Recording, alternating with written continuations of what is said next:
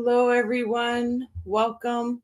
As you can see, I have Crimes Untangled with me tonight. Just going to start and welcome everybody that's here.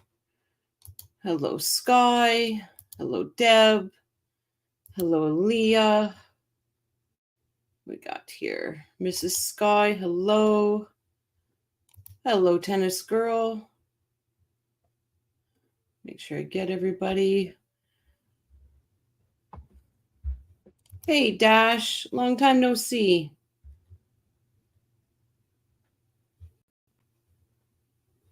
Hello, Irene. Hey, Chris. Long time no see.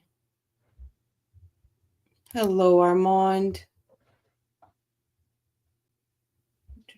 Okay, so before I get started, little housekeeping. I would like to ask everyone, please go over to Roberta Glass at some point, show your support, just send her a "we love you" or whatever comment on her channel. She went through a hard, rough thing today where her channel's being threatened to be taken down. So all I'm asking is that we all show her our support, that we appreciate what she does. She's a lovely person. She's got a wonderful channel, and she's being attacked now, and it's not right. So I'm taking the time to ask everyone, please show your support to Roberta Glass. We all know this is justice for Dan. The community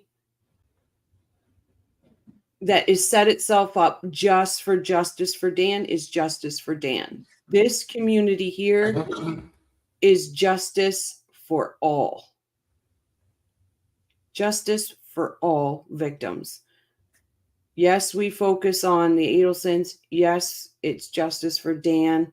But as you can see with the ticker that I run, it's justice for all victims. That being said, we all still have the right to stand up for ourselves. And when I see what happened to Roberta Glass today, I feel it's only right to stand up for Roberta and ask everybody to show her the kindness that she deserves going through this. Hello, B Rabbit. How are you? Hello, Hugh, my friend. What's going on with Roberta? Is that her name? Roberta's channel is being threatened to be taken down because one creator has struck her quite a few times. I believe it's something like she has 5 days to fight it, or her channel will be gone. It's very unfortunate what this person has done to her, and they really just need to look in a mirror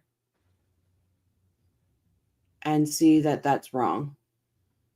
I'm not even going to hide who it is. It's TSP. It's very wrong. It's shameful, and I had more respect for TSP. I did not see him being like that, but I guess he is. So that being said, Sarah Boone, thank you so much, Tennis Girl. Everyone, please, just go over in her comment board, whatever, and just let her know you respect her. You're there with her. Anything we can do to help her, I'm asking for everybody to do just something. Just even lift her spirits for a minute or two. The society page. Elizabeth, hello. Yeah, he is unhinged right now. He is unhinged. It's just sad to see people do this, because these are people that are saying justice.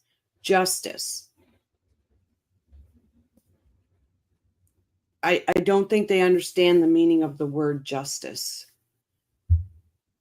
So that being said, now we're going to jump into Sarah Boone. I'm going to be straight up and honest with you guys. I shut this crap down. I shut it down today. I thought the opening statements were so freaking boring. I was like, oh my God, that could be just because There was so much hype. We've lived watching Sarah over and over and over, and it was so boring. Now, I watched SDS tonight. Thank you, COE, for doing what you do while Joe's on site.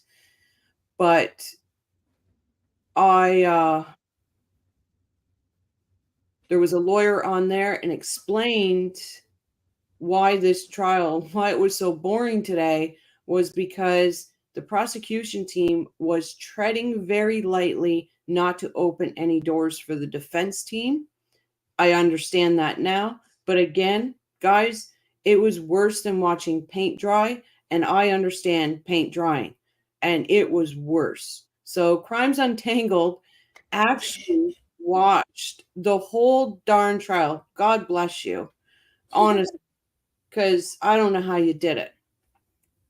And it had its highs and lows. Yeah. Mostly lows. Ugh. But I got through it. Tonight we're going to review the witnesses because, dear God, if I have to go through those opening statements one more time, I am going to find a balcony and jump off it myself because they were horrible. Horrible. And I just saw JJ. Hey, JJ. Yeah, so boring. They were. Hey, why? Welcome. It was boring. I agree. Yeah, they were. Tennis Girl, yes, boring. Openings, totally agree. They were horrible. I don't agree with many of Roberta's takes, but I like her. She's professional, has good intentions, and a great voice. And you know what? Roberta and I have sometimes very opposite views, but I still respect her and what she does, and she's brilliant. So I've even put her link in the description, guys. Just let's please show her some kindness because she's due some kindness after today, that's for sure. Thankfully, a quick slam dunk trial. I hope so because this was disgusting. Armand, merch idea. I understand paint drying, right? JJ, I have been paid to watch paint dry on movie sets. This was worse. JJ, it was horrible. Tennis Girl, it was boring AF because that prosecutor read a transcript and has that bone-chilling audio. Oh. And thank God at some point, Law and Crime realized that their boom wasn't turned on. How many more trials do they got to do before they can get it right in the first place? I also was bored with at least one section of boring testimony from some of it. Yeah, Hugh, it was bad. It was boring, but I wanted to hear everything. Irene, God bless you, because I don't know how you did it. It's lacking passion. And I think that was what I think. Yeah. It was, for me, when the prosecution was up there asking the questions, stuff like that, he was so monotone and so just blah, blah, blah, blah, that it didn't feel like he was doing it for a purpose. He was just there because he had to be there. It was really not much emotion to it. Yeah. Just give me 1 second. Sky Troop, I know you're asking me a question on text. All you do is go into the studio, you go into edit, and then you hit customization. Hi all. Hi, Mary. Irene, Roberta is very smart. She's a very smart woman. Totally, Irene. Even when I don't agree with her, at least I can see she has a well thought out position. Yep. They did go through the witnesses very quickly. I think they just want to get Sarah on the stand and be done with this trial. And I agree. I think when she's on the stand, they are going to tear her apart.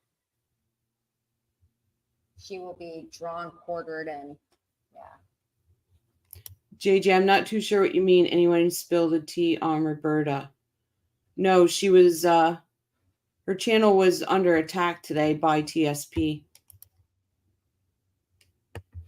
But, so that being said, I'm going to go into here and I'm just going to go to help Roberta, basically you can go on there, just show her support, send her a message, just give her love. I'm sure she's feeling down right now. Yeah. And honestly, if there's any way I can help her through this channel, I will definitely do it, because there's no need to. She's got so much work into her channel. She's got so much talent. To have her channel come down because people are just nasty human beings is unreal. Nasty. Yeah, B Rabbit, Roberta. Everybody's taking, like, trying to stake a claim into certain cases, as you and me have talked about before. You know, the OGs and stuff of the case. It's just gotten nasty. Yep. No need to do this. We know where it's all coming. Absolutely, JJ. We do. Leah, the society page. Okay, so what I've done, I'm going to share the screen. I've got it keyed up to witnesses. Let me just get it on here. And we will listen to a witness, discuss. If you want to discuss a witness, we will do that. Honestly, I cannot go through those opening statements again. I just cannot do it. I like my sanity too much, and I just can't. So that, I think I hit everything that I wanted to hit when we started. Wise says, if TSP no longer wanted his content on Roberta's channel, he should have handled it privately, not report for the copyright violations. Absolutely, exactly. He should have. And that's the same thing that was being lectured to us today on Patty's channel. And I think the lecture was misguided. I think it should have been lectured to other people, not on Patty's channel. And we feel sorry for her state, but others should not be enabling her. It is not helpful. I think that's what you're saying. Cool. Thank you at Crimson Coffee. I didn't watch any of it. It was on Burn Pile. I was over on Burn Pile with you because I couldn't do it. Had some great witnesses. Brandon for the win. Deb says, I miss Brian on the stand. All right, we'll jump right into it. And I'm sorry if anybody is upset with me for speaking my mind and saying what needed to be said. But when somebody threatens to take somebody's channel down, everybody should rally around that person and help protect them. And that's what I'm doing. Jump into Sarah. She looks so lovely today. Well, she's one of the Barker beauties.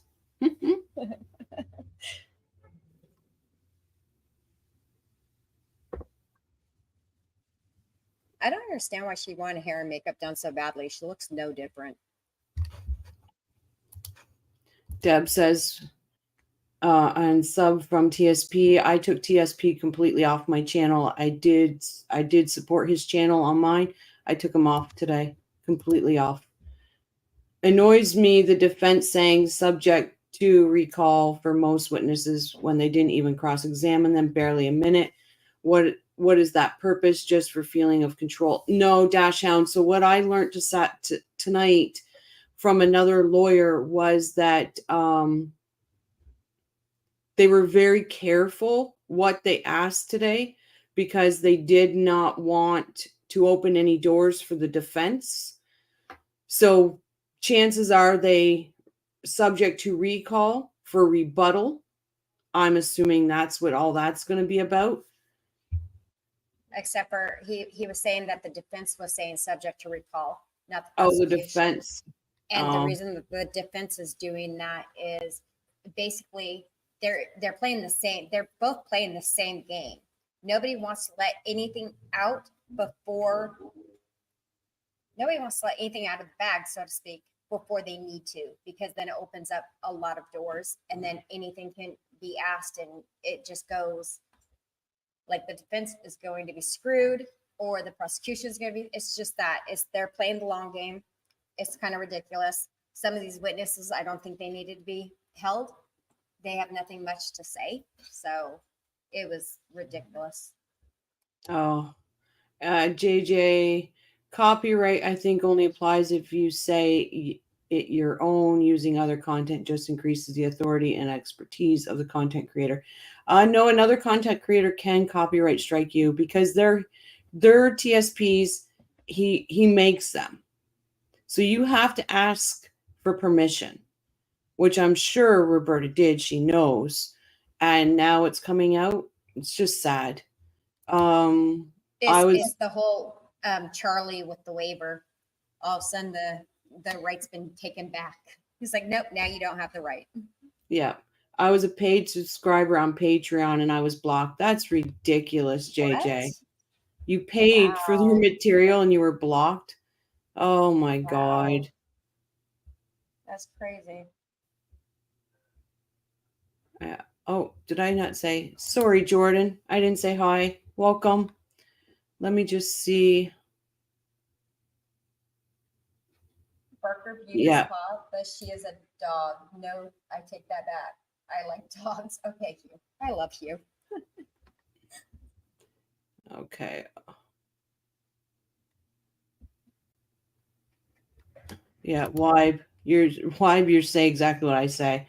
JJ, I can't believe that they have lost their bloody minds. They absolutely have. All right, we're going to get back to Sarah.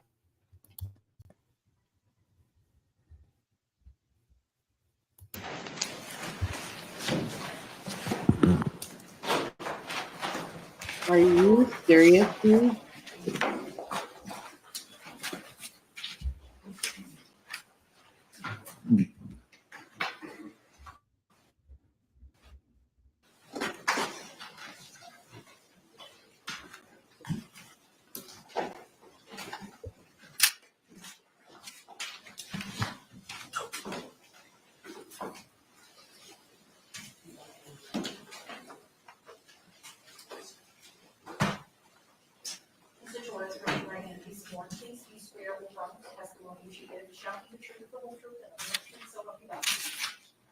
Sir, good morning. You could be seated. And once seated, if you'd state and spell your name for the record for us, please. Juan Torres, Juantorres. Thank you, sir. You may inquire, Mr. Cacciatore. Good morning, sir. Good morning. Can you tell us how it is that you know George Torres? He's my older brother. And how many siblings do you have?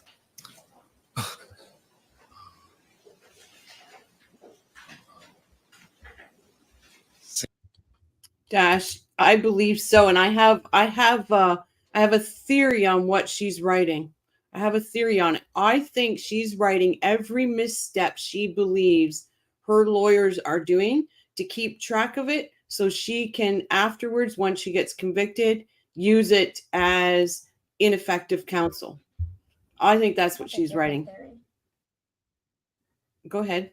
I think that she's doing what we did as high school girls, and on her page, she's just doodling away, repeating herself, not intentional, not intentional, not intentional. I loved him, not intentional. Oh, maybe. At Crime and Coffee Crew, I'm probably wrong on something like a video, but I'll do my research. I'm not sure what you're talking about, JJ.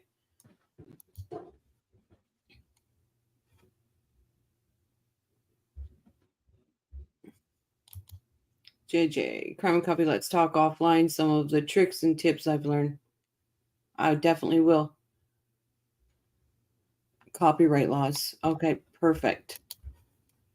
I was nervous. To come on my desktop today. I wasn't sure if I was getting anybody slamming me today.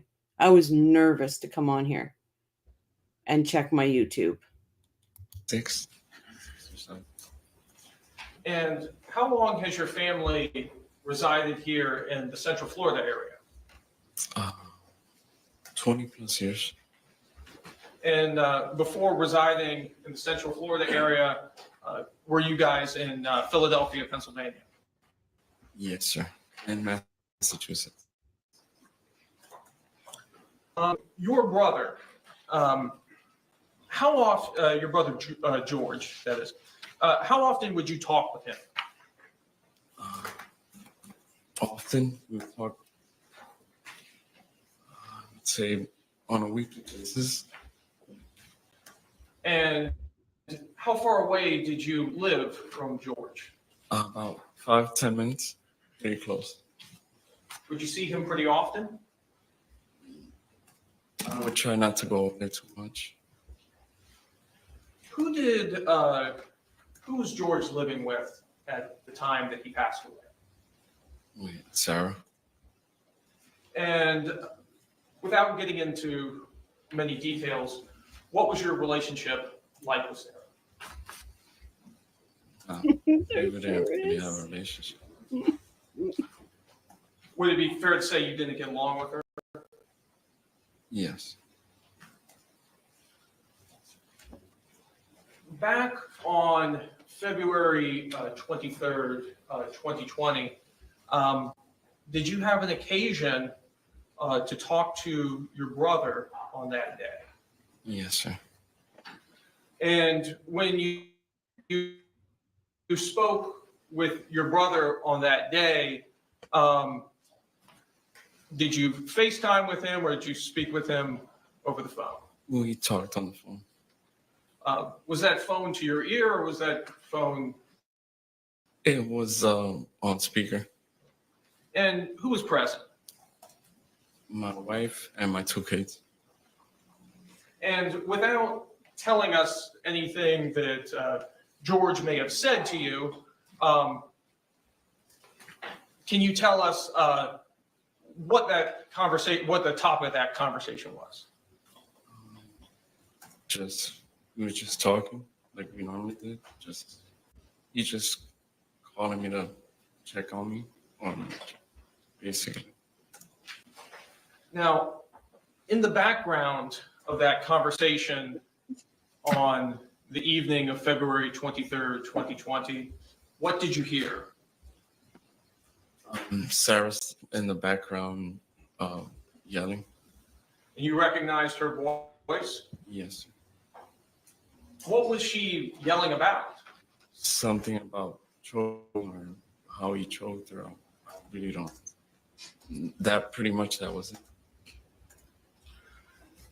About how long was this conversation that you had?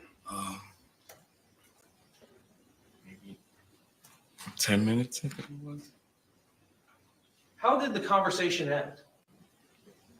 Because she was yelling in the background, so that was it. Did she sound upset? She sounded upset. She was yelling. Did you talk to your brother after that conversation? No, that was the last conversation I had.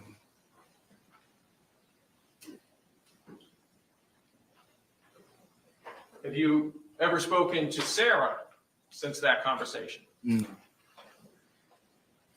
I have no further questions. Any cross-examination?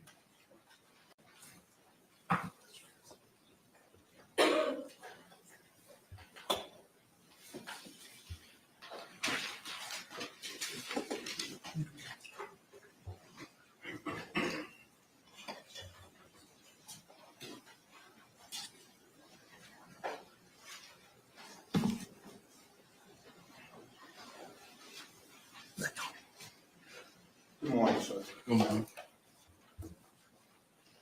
In the beginning, when you started, it was hard for me to hear, but I know you were talking about other siblings, other family members that you had here. Could you repeat that for me, please? Here in Orlando, I have one sister and 3 brothers. Sister and 3 brothers? Yes, sir. Okay. Now, did your brother George Torres, did he ever stay with you at any time? No. Would he ever live with you or any of, I mean, not you, but any of your other siblings? No.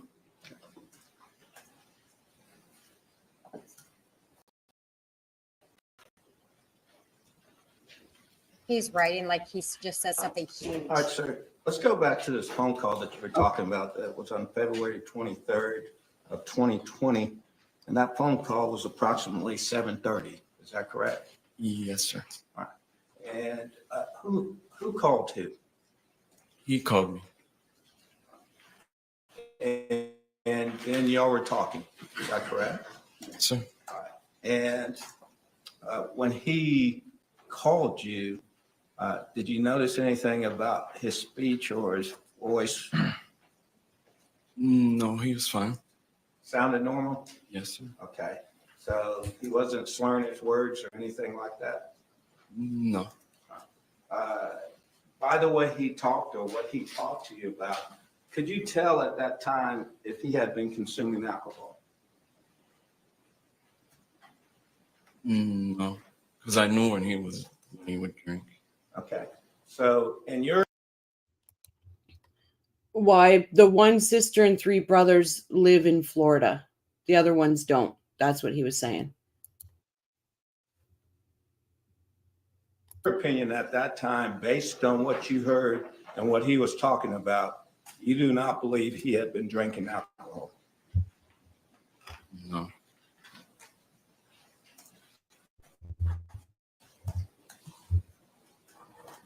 Now, You're welcome. you said you heard Sarah. Yes, sir. Is that correct? What's going on? Isn't that amazing, B Rabbit? Jibs is up to 104 subs, everyone. That Jibs is has me beat. absolutely amazing. Absolutely amazing. Crimes, you need to be putting your link in the chat. I'm so excited for Jibs. I'm so very excited.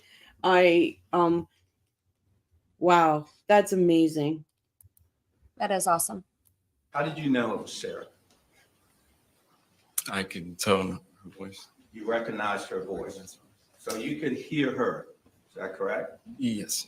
All right. And you've heard Sarah speak before that time. Is that correct? Yes. And you've heard her speak on the phone before that time. Is that correct? Yes.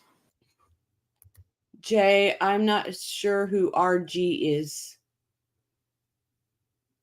Roberta Glass. Oh, Roberta Glass. Somebody will put the link in, and I believe Roberta Glass has it on her channel. I agree. Enjoy Jib's parody skit. He or she is very talented. Yes, Jibs is very talented. And you said that Sarah was yelling. Is that correct, sir? Yes. And she was yelling about, he's choking me. Or tell him about choking me. Yes. Okay.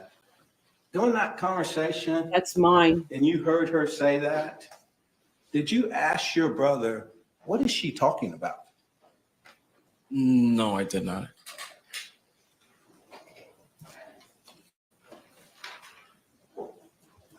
Did that statement at that time, did that statement surprise you?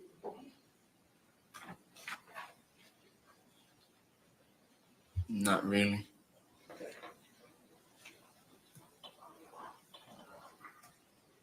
You've heard it before? No.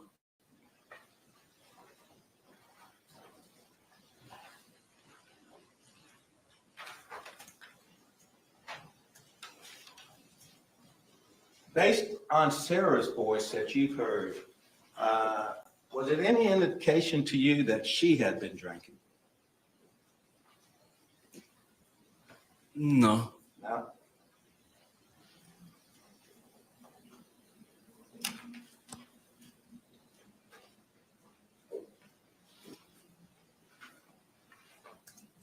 Sir, at some point, your brother said he had to go. Is that correct?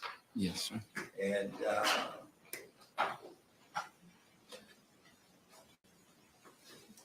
did he hang up on the conversation?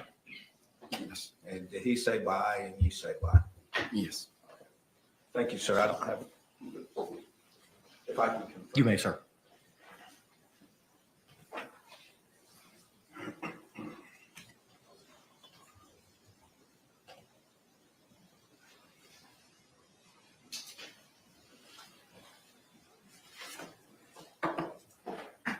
Absolutely, Irene.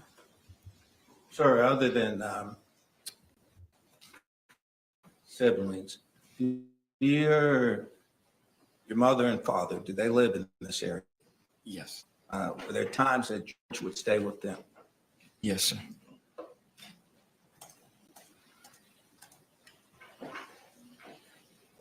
Thank you, Tessa Girl. Thank you, sir. No further questions. Any redirect examination? No, Your Honor. Can this witness be released? Yes, Your Honor. Defense? Actually, we'll keep him subject to recall, Your Honor. Okay. I would agree with that. All right, sir. You're released subject to recall by either party. Thank you.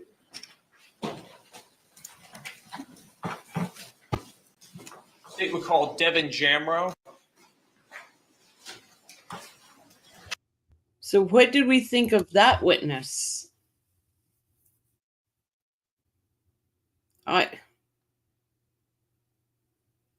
To me it just looks like the state is going through them like this just to get to Sarah, just to get their case in chief out and get to Sarah and get this over. Short but simple, right? Why, Armand? Didn't help the state. I don't think there was anything about it that was either hurting the state or helping. It's just, to me, it looks like the state's trying to get through this very, very quick. Y says short but simple. Yeah.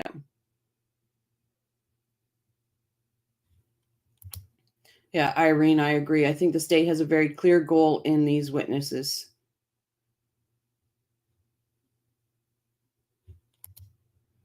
I have no confidence state will bring it. They are disappointing me so far. Yeah. And that's what that one lawyer said everybody, he understood what everybody's comments were and stuff like that. He said that it was basically the whole fact that they're really being cautious not to open any doors for the defense. Hello, Louise, my friend. The mention of choking by George's brother was disturbing. Yeah. I think it was disturbing that they didn't go further on that. But again, that's going to open more of a door for domestic violence, right? So they're just treading water right now. That's what it's looking like to me. Having to see in person your brother callous murderer must be tough. I agree, B-Rabbit. And knowing in that freaking box right there is the suitcase. And knowing that, oh, taking the wind out of the defense strategy right out of the gate.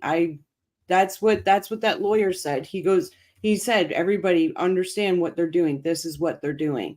I was disappointed when I first saw this witness, and I'm like, I'm done. I'm done. Is the state wanting to convict or just get through the trial to get it over with? Oh, they're wanting to convict, Deb, but they feel that they're basically their case is going to be when they can the rebuttal of all of her witnesses. They're just making sure they don't open a door for her defense so she can bring stuff in that they don't want brought in. Horrid for the brother to walk right by the killer. I agree, why? I 100% agree with that. Let's go on to the next witness.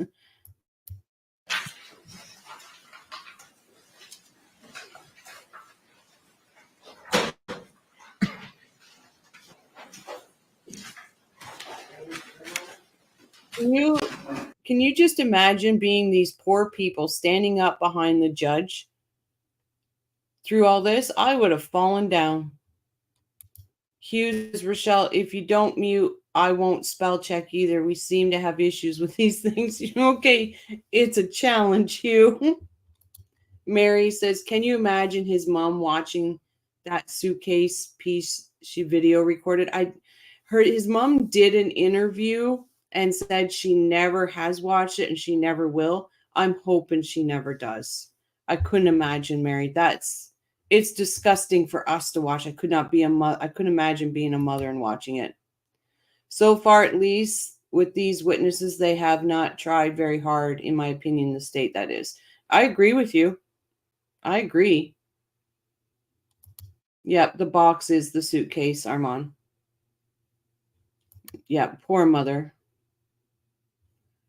Oh, thank you, Tennis Girl. Roberta Glass, email robertaglass23@gmail.com. Even if you can send an email, guys, something just showing her your support, telling her how much you appreciate her, whatever it is, anything greatly appreciated. She needs to know that we're all standing behind her. Good for her. That would be too much. Yep. Absolutely, she tortured that man. I'm not going to say it wasn't a very toxic relationship between the two of them, because we can't say that. But I can say that bitch right there is the aggressor, not him. Not him. George was not the aggressor at all. She will be. She is. Somebody's just threatening to take her channel down. That's all. Well, that's all, but that would be pretty small suitcase to fit in the box. So you know what I wish they would do? And I don't know. My American friends can tell me. What I wish they would do is get one of those human dummies that they have. And in front of that jury, take that dummy, take that suitcase, and show them, give them a visual of how that man was in that suitcase. Take one of those, what are they called? Ballistic dummies or something? Firearms. Basically what they would have to do is they would have to get a mannequin, we'll just call it a mannequin style, the same size, the same weight as Jorge was. And they could do it. That would be allowed if they're thinking about that. That would be allowed. I mean, there's been other things that they've done in courtrooms that are not even more, but that are actually graphic. And this wouldn't be graphic. This would just be showing how he was fitting inside that suitcase while she had it zipped up. And oh, this lady's crazy. Yep. I honestly think the state needs to do that as a visual. They could do as that. a visual. I can guarantee you that the defense would try to object to it, but chances are that the judge would be like, why? The suitcase is part of evidence. We need to be able to show, and there's a video showing that he was in the suitcase. Therefore, it's only right to be able to show how a man of that size would have fit into a suitcase that size. Irene says the young man behind the judge are Kranick's mock trial course at Barry University, FYI. I don't know how they stood all that long. I really don't. Mary, good, smart idea. I think it would be a great visual for the juror to see. Put Sarah in the suit. I agree. Do you think 3 letters site was taken down by Tube? Nope. She took it down herself.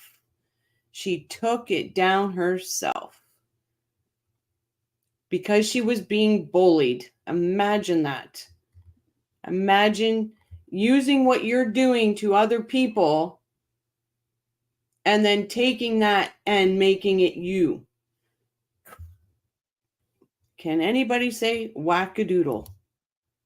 Sarah has a suitcase issue. She filmed putting her son in a suitcase prior to George's demise, also involving a suitcase. No, Hugh, that was Summer vacation, right?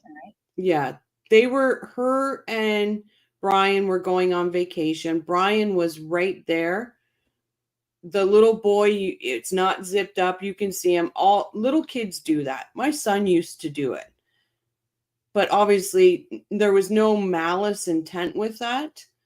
So I know a lot of people have been saying that online and stuff, but it was not malice. Brian was there when it happened. And there's pictures of it. Like, it was just, they were going on a family vacation. Deb says, like I said, they're just not trying very hard. My guess is that they will gloss over the suitcase video also to not upset Sarah. I'm disappointed and a little ticked that the lack of I don't think they'll gloss over it, Deb. I think they're ready to get to there. My opinion is they really, really just want the defense to start so they A, can get it over, but B, they're not allowing the defense to get in BS stuff that they have, that they want in. Louise, it sounds like there was also garbage in that suitcase. I was dozing off at the time. There was a tie and something else in the suitcase. Because she had Irene, claimed it that, is. she had claimed that they were using that suitcase to fill up with like old clothes and stuff like that they were going to drop off to like say Goodwill, because that suitcase was also kind of broken, so they were just going to drop the whole thing off at Goodwill or one of those kind of places. Yeah. JJ at Crime and Coffee. She also said PP exposed her stepdaughter and 3 letters was always showing and taking about. Yeah. PP didn't do that. Patty's Playhouse didn't do that. KCL did that. And now she's trying to find somebody that's mad about it. Add a syringe. Yeah. B, I suggest going to step further and getting a male of the same height and weight as George and have him get in the suitcase for the jury to see. Right? Either way, B Rabbit, it's a visual that when they go back to, decide what's going to happen with this bitch, it's a visual they're not going to get out of their head. I really wish that the state would do that. I don't think that they would bring in a real person to do it, because if his family is sitting in that courtroom, that would be even more devastating to watch than to watch like a dummy or a mannequin or something of that type be put in there. A real human compared to a mannequin or something. It's going to be more traumatizing to see a human being put in that suitcase. So, but at the same, even do that. At the same time, though, the state has the ability, like they did with Ruth Markel, and say, hey, this is coming up. We'll give you a sign so you can leave the courtroom at that time. Oh, Mary says, this is a very disturbing case, but she will 100% be convicted. Let's hope. I think those videos will have her convicted. A tie and paperwork and a syringe were in the suitcase. Jesus, Murphy and Joseph. Who leaves an empty syringe in a suitcase for donation? I know. It's just, why was it there in the first place? A woman that zips her boyfriend up in a suitcase? Yep, her husband must have been mad at something. Mad or something. Did they get the suitcase in the jury room during deliberations? I believe so. It's evidence. They'll see it. They'll have it in the jury room. When it's time for deliberations, they'll have it in there. Sky says it was who knows? There have been other trials to where they've used the evidence and they sat there trying to figure out like how would this have worked, and they've worked like manipulated the evidence kind of to see if they could replicate the situation. So who knows? Maybe they go back in the deliberation room and they try to have somebody get into it. I would doubt they're allowed to do that with that. I would highly doubt it, just in case there's no conviction or something and they got to, or whatever, or they've got to say there's a mistrial, they got to retry. There's DNA evidence there. I don't know. They won't retest any of this now, especially now that it's in the courtroom and everything else. They're not going to retest it. There's too many things that have now that would be disruptive to the original testing that they did. So that would be different. That is. So they won't be retesting any of this evidence. And they've done it. And like I said, other jurors have had the ability to touch and look at weapons even. They're able to do that. So we'll see. Oh. But it'd be I'm- interesting to see if they're like, hey, you're about that size. Why don't you get in this suitcase and let's see? There's no way in hell I would do that. Right. No way in hell. That's where a man died. No way in hell. Sky Troop says at Irene, it was full of Valium prescribed to George for alcohol treatment. Hugh says when you donate, you should give something worth having, not some old suitcase. I agree with you. Exactly.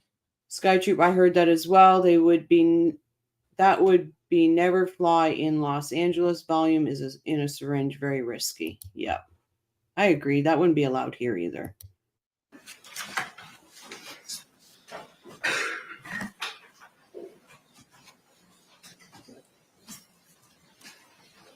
So if Boone is trying to blend it with the furniture, I think he is too.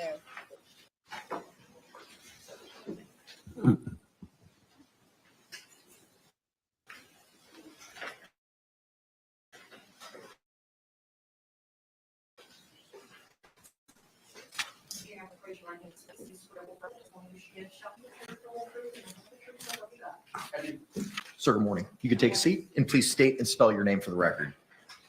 My name is Devin Jamro. That's Devinjamro. Thank you. You may inquire, sir. Right. Sir, who do you work for? I work for public service. And what is your position with supermarkets? I am the assistant store manager. And at what location? Currently the Castleberry location.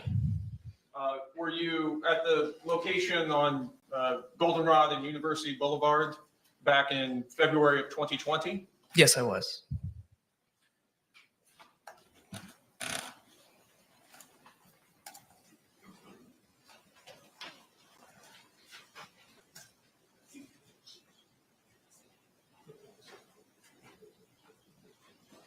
Oh, come on. Your Honor, may I approach the witness which has been previously marked for identification as States D and been shown to defense? D's and Delta. Irene says, can Crimes Untangled turn her volume up respectfully, Crest, if possible? Yeah, because now you're really low. 1 minute you're screaming at us, now you're really low. Okay. Well, I had to turn it down because I didn't want to seem like I was screaming at everybody. I can gladly go back. Now to you went to the extreme on the other end. I'm trying to make everybody happy. Delta? D as in Delta. Yes, you may. Is this better? Ask the chat. I am asking, is the volume better now? Sir, I'm showing you it's been marked for identification as States D. Could you use Go up a these little more. scissors and open this and look at the Irene contents says of this good now. package? Okay, perfect. to Okay, yourself? you're getting thumbs up now. Yay. All right.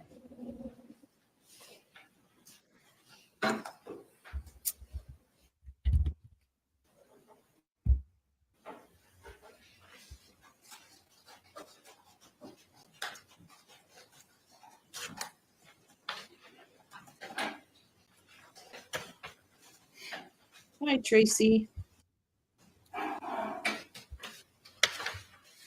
Hi, Mac.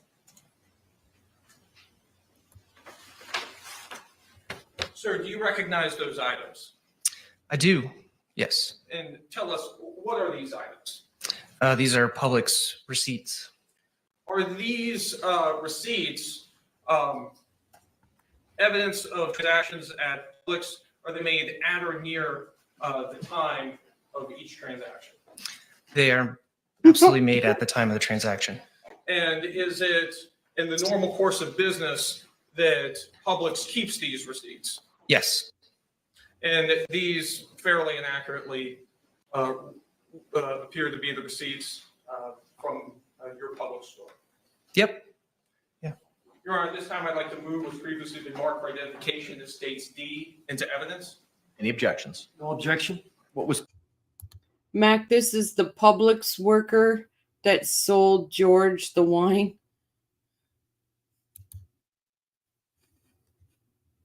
pre-marked as States D will be received into evidence without objection as States 1.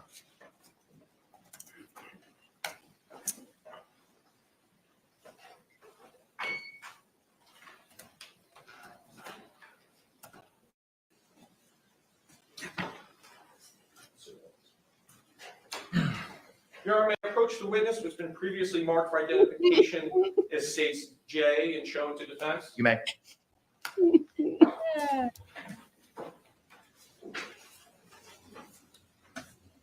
Sir, I'm showing you it's been marked for identification as states J. Can you take a look at that disc? That's why he switched stores. No, that's ABC liquor. That's ABC liquor, but yeah, we should can they get him back on the stand and ask if Bullet Bourbon is sold next to Bullet Rye, because it's nuts. It's two different liquors. They're in two different aisles. Well, Just not saying, two different guys. aisles, but they're definitely in two different sections. Well, yeah. That's funny. We call We're them going to aisles. confuse the jurors now. Yeah, Mr. Publix rocking a fresh fade.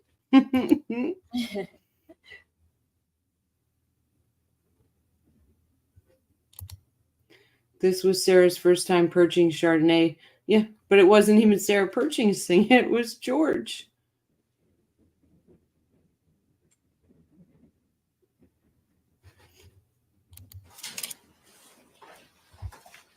Yes, Do you see your initials on that disc?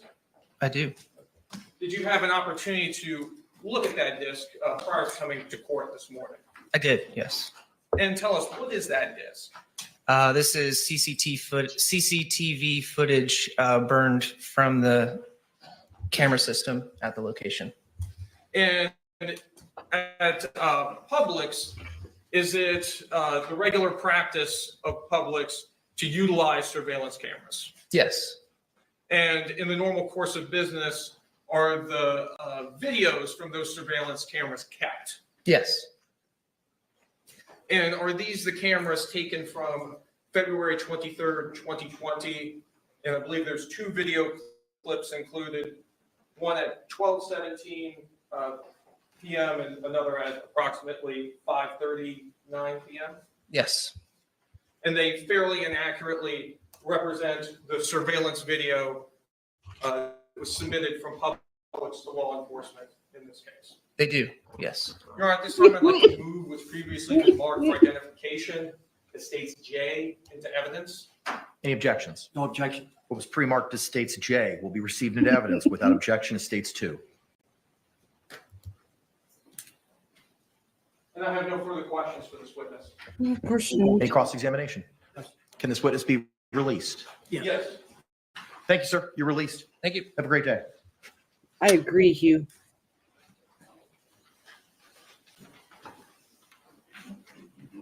State, you may call your next witness. No, she's not COE. She's not COE. She has her own channel. It's Crimes Untangled. She's also a subscriber for this channel. But Irene, no, she's not COE. I'm a moderator. Right, Armand? I was just working. Why do I have to be pulled into this? Yep. Hugh says, hi, Jamie. Hi, Hugh. He was Take the pulled call, in Joan Williams. only to bring in the evidence of the store CCTV.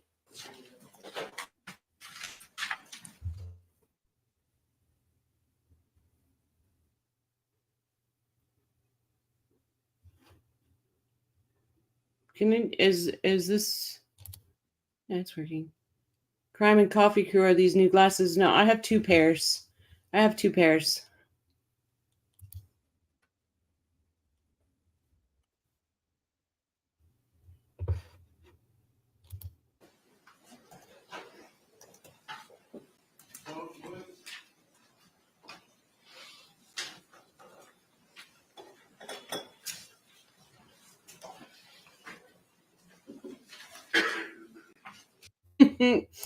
B Rabbit says, I admire the confidence of the prosecutor wearing a light colored suit, knowing it'll be watched by potential millions. Yep.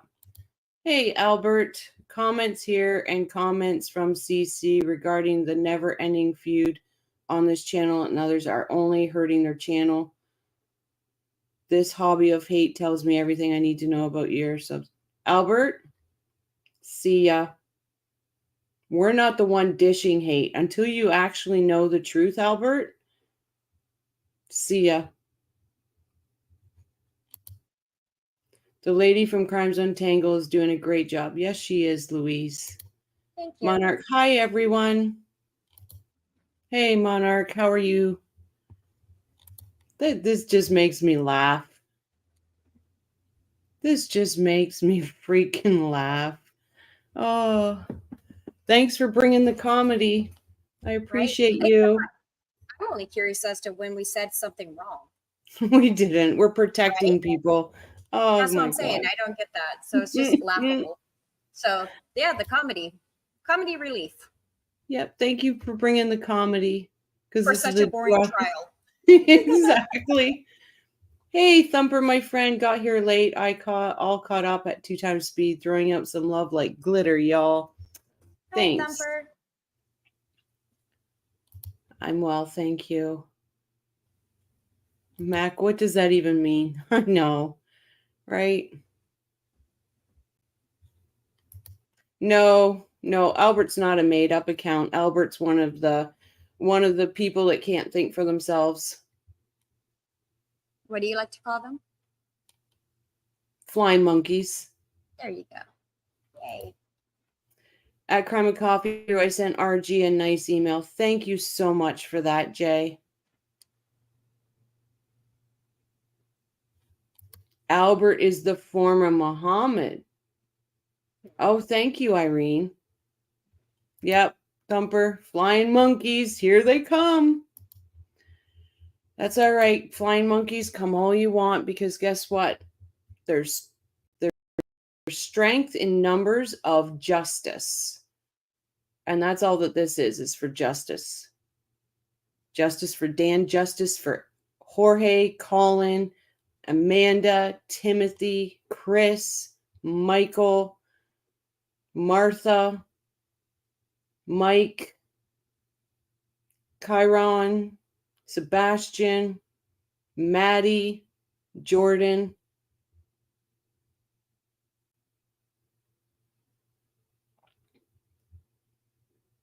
We don't just say justice, we speak it. We don't use it as a tagline. We don't use it to buddy up to and be a victim chaser. We don't do it.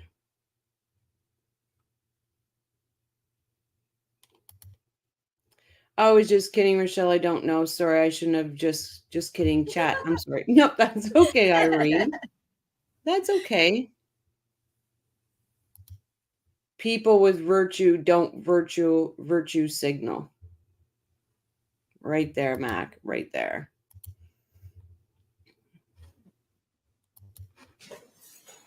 Just ignore them, guys.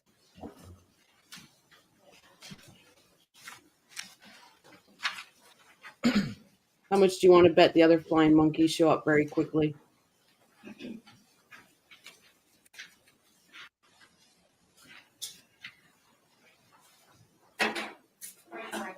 I love all the glitter thrown around.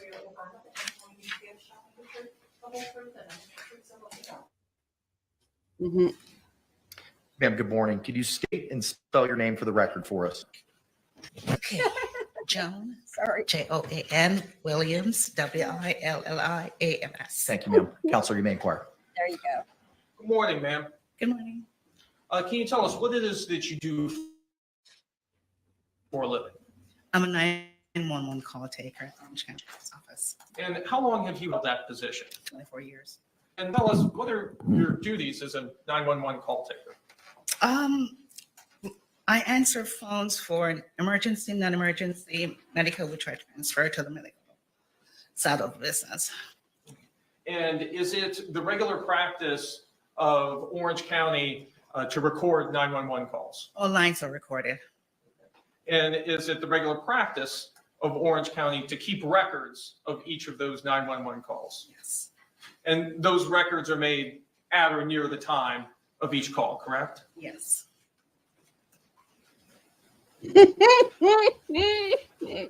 Honor, may I approach?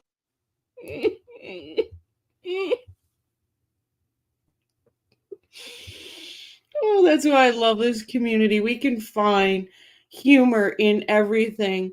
Thumper, incoming monkey warnings. Everyone duck.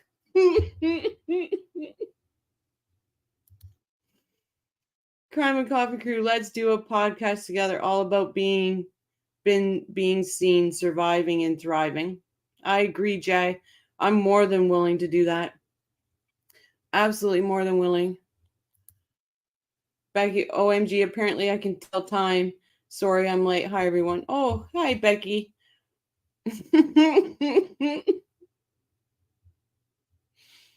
Oh, my God. That's brilliant. Brilliant, Thumper. Jay, Don, not sure what you're meaning by that comment and tagging me. Have I done something you didn't like? Apologize. No, B-Rabbit. Jay was just saying we should do a podcast about survivors, and talk about how we survived our situations and how we're thriving in our situations. Oh,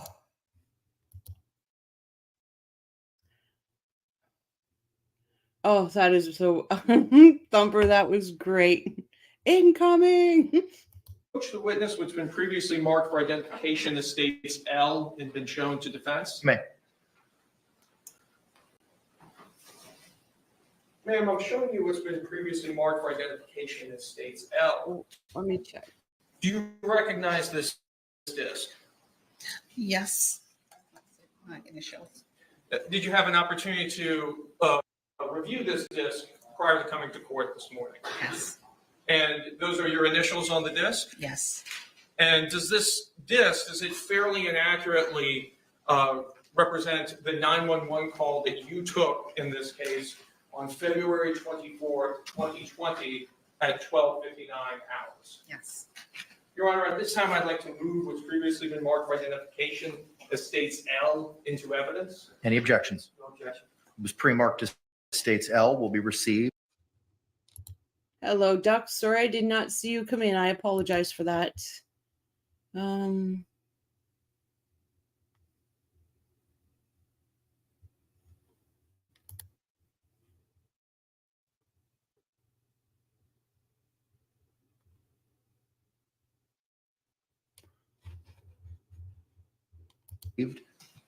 With no objection as states 3. Your Honor, I have no further questions. Any cross-examination? No, sir. Can this witness be released? Yes, Your Honor. Thank you, ma'am. Can the parties approach momentarily? Mac. Oh.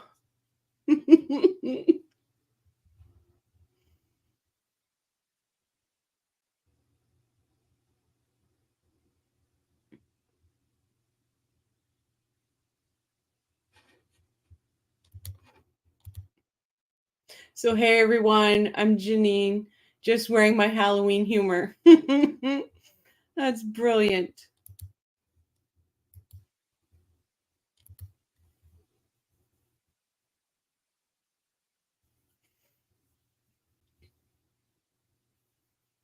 You know, the funny thing is about these trolls, they all say they're all about Dan Markel, but for some reason, even when you're doing a trial that has nothing to do with Dan, they still come in. Does that not show how bullies, what type of bullies they are? I think it shows how bored they are.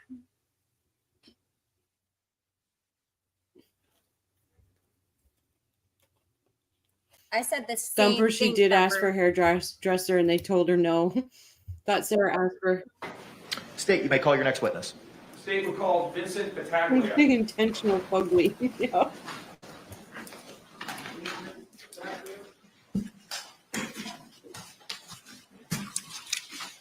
She's using toothpaste as hair gel.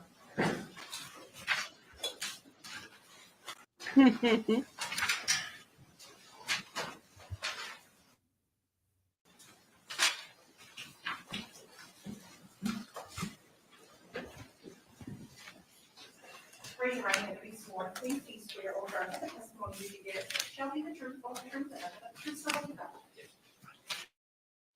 Sir, you may be seated. After you're seated, if you can state and spell your name for the record for us. Vincent Buglia, Vincent Battaglia. Thank you. Sir, you may inquire. Good morning, sir. Morning. Can you tell us what it is you do for a living?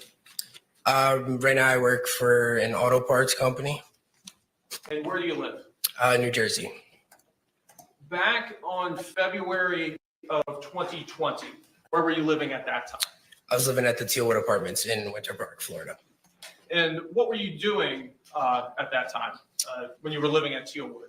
I was enrolled in Full Sail University. I was in school. When you were living at Tealwood, did you have any roommates? I agree. Yeah, I had one roommate, Brandon. Yeah, that was it. Them. That's Brandon Moes. Yes. Did you have neighbors? Yeah.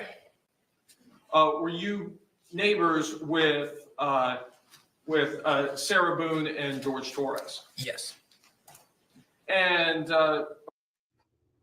Dumper says at Crime and Coffee, this young guy is the one who I sent you his full police interview. Oh, okay. I'm just double check, make sure I got that. I will pull that up.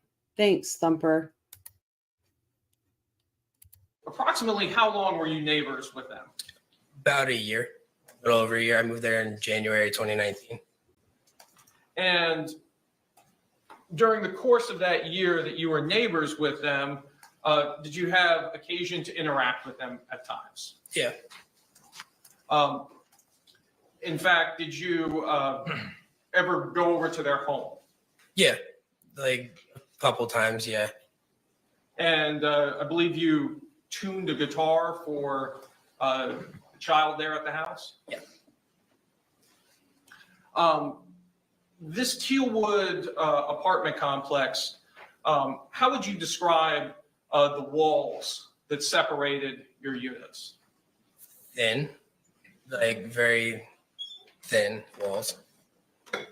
And with those walls being so thin, would you ever have occasion to hear arguing and yelling coming from Sarah Boone and Jorge Torres' apartment? Yeah.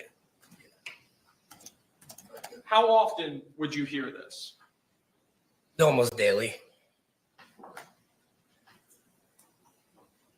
Did Sarah Boone ever approach you about the things that you heard coming from their apartment? Yes. And where were you when she approached you? I was smoking a cigarette on my back patio. And approximately what time It was was this? pretty late. I can't remember the exact time, but it was definitely anywhere between like midnight to 2 a.m., like right around there. And do you remember how much before the date when the police called that this occurred? A few months, like probably 4 to 5 months before that. So 4 or 5 months before February of 2020. Yeah. And when she approached you on this late evening / early morning on that day, what did she tell you? Pretty much just kind of like if I do hear anything like through the walls or whatever is out back, just kind of keep my mouth shut. Like don't really speak about it or anything like that or say anything to anyone. And I just was like, okay. Did she make any motions with her hands? Yeah, like just kind of like, finger over the lips, like kind of shh, like keep it hush, like that kind of thing. So she told you not to report anything you may have heard about arguments or yelling or fighting, anything going on over there. Yeah. Who goes to their neighbor is Do like, you recall hey, the evening, I'm doing something evil to my boyfriend next door. February Please don't tell on me. 23rd, 2020? I do, yeah. And what about that evening sticks out to you? that sticks out to me from that night was literally just there was a very, very loud noise that I heard that was loud and powerful enough to shake my bedroom wall. And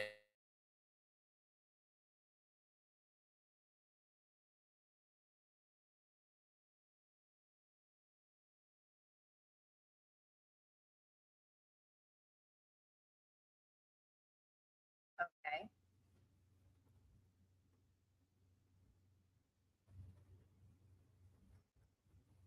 What in the world happened?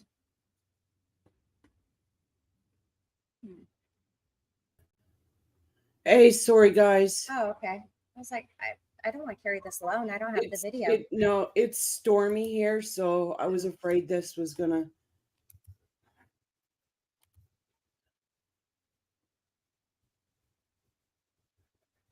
No, I didn't mute.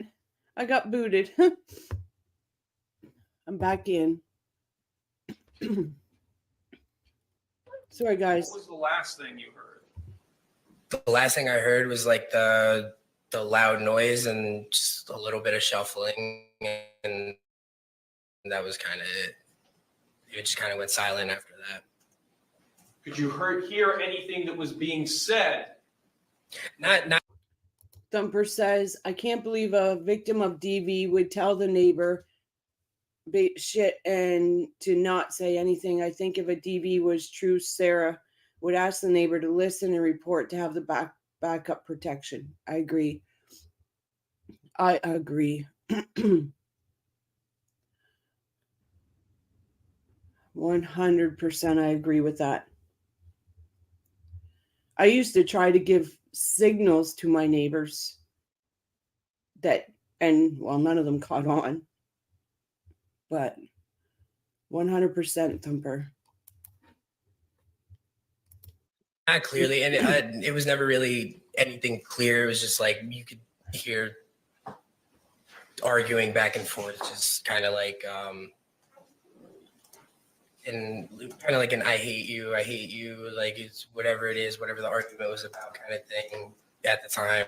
That's really all it was, but it was never really clear enough to hear like the full argument. And honestly, I never really paid attention too much to it. If I heard it, I kind of stepped into my living room to be further away from it.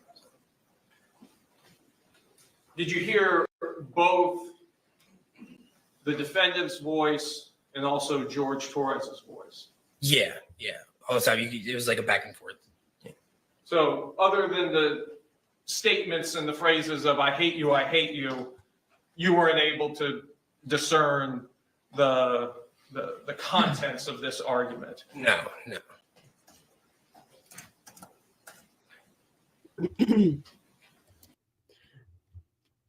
JJ says, Crime and Coffee crew, I want to warn people of signs to look out for. Have a plan, always have mad money. 100% agree. Sorry guys, my voice is a little shaky. I might have to hey there, I hope you're doing well, friend. Max, she contradicts herself, and so does Owens. Is it intentional self-defense or was it an accident? Yeah, none of it makes sense. Okay, was wondering, keep doing it. Don't want you to be in bad situation. I think it was more for Owens and her. It's more, let's throw everything at the wall and see what sticks. I agree. I think that's exactly what they're trying to do. And I'm just going to get rid of this. Oh, they won't take the DB? Okay, well then it was not intentional. Oh no, I'm good. I'm going to have to. I'm good, guys. I am taking some medication that's really hard on me. And right now it's really affecting me tonight for some reason. So bear with me. We'll get through it. We gotcha. But I apologize that my voice just kind of went and I started really coughing there and I hit the mute really quickly. So hopefully I didn't come across. All right, let's get back to this. What was the last sound you heard? The last sound that I heard was like the loud banging noise that it was like a very odd sounding noise that I've never heard before this day, but it very much sounded like it was. Jay, I really wish it was a cold. I really wish it was. Like where my bed was positioned, it was kind of towards the back of the apartment, and it almost sounded like it was coming towards me, but like on the side of me, you know. Then it was just like a loud rumbling noise, like that literally sounded like it was kind of far away from me, and then it like ended up like almost next to me. And like I said, the walls are thin, so like it's very easy to hear like through the walls, and not even just sideways. Like I hear my upstairs neighbor, like all around, very thin walls. Now, was your bedroom, where was it located in your apartment? The back of the apartment. So it was like, there's like a little kick out next to my patio, and that's like, that was my bedroom back there, like along the grass back there. On the first floor? On the first floor, yeah. Yeah. I have no further questions. Any cross-examination? Mr. Cagley, good morning. That's my opinion, Mac. That she rolled him all over the place. I think she pushed him. I think the suitcase was upstairs and she threw it down the stairs. I think that's what the loud banging was. Morning. Now, you said that you lived there next to Sarah Boone and George Torres for about a year. Yes, sir. Are you aware that the police were called to their residence Like, while you were there for the year? Are you aware of any incident in which the police were called to their residence? I had never seen anybody there, but I had had other neighbors in the complex tell me that it has been on multiple occasions. So that's why. Just instead of what somebody else told you. Yeah. Just what you would observe. Did you ever, the year that you were there living next to them? Yeah. Were you ever good. aware that the police were called to their residence? No, the times that I was home, I never saw any police at the apartment there. And did you work odd hours or you went? Yeah, and with my schooling and stuff too, I used to have class at like 1 o'clock in the morning. So all the time I was at random moments, like just not home throughout the day and night and stuff like that. So yeah. Do you have an opinion as to whether or not, based on your interaction with Sarah Boone? I'm going to object. Let me finish the question first, please. Do you know from your experience with Sarah Boone and your experience with George Torres that they drank alcohol? Yeah. Hang on. I'll withdraw to that question. Okay, thank you. Yes. Are you aware that they both consumed alcohol to excess? Yes. Thank you. Hold on. Yes, sir, of course.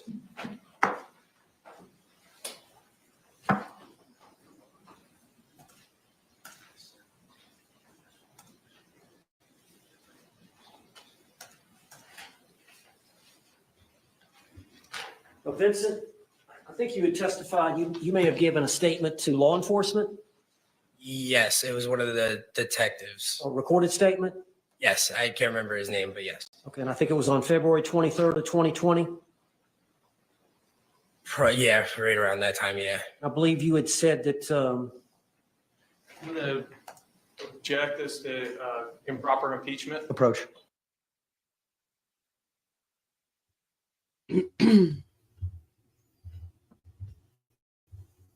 Sarah's writing her memoirs.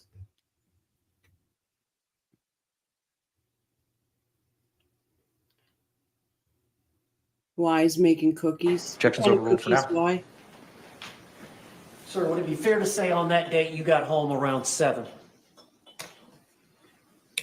p.m.? 7 p.m. Yes. Which day was this? Sunday, February 23rd, 2020.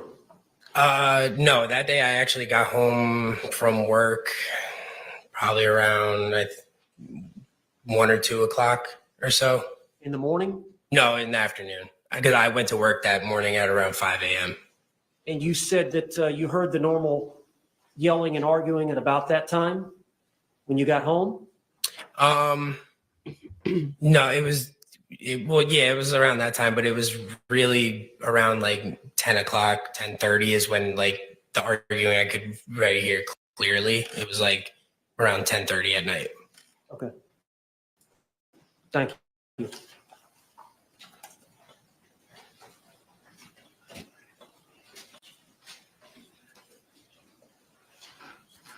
Sounds lovely.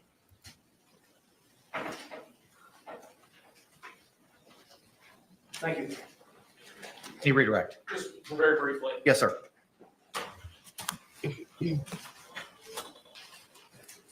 So on cross-examination, you were asked about the arguing you heard, and I believe your testimony was that it was pretty intense around 10:30. Yeah. Approximately what time was it that you heard this loud crashing thump sound that you described? Little after that. Overruled. It was a little after that arguing and stuff. It was probably around 11:15, probably 30, 45 minutes after like the arguing I could hear started. No other questions? Can this witness be released? Yes, Your Honor. Not subject to recall. We would like him subject to recall. We've got his number. Okay. Your Honor, may we approach? Yes.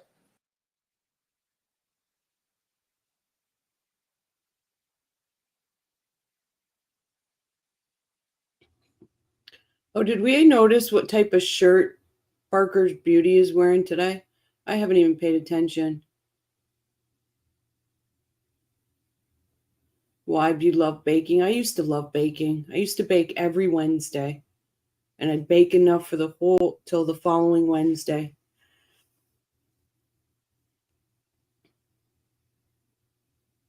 She finally messaged me, Rochelle. No baby yet. No baby, no grandbaby yet? No, she's 5 centimeters. All right, sir. You are released, not subject to recall. Have a great day. Thank you. Yep, JJ. The state would call Brandon Moes.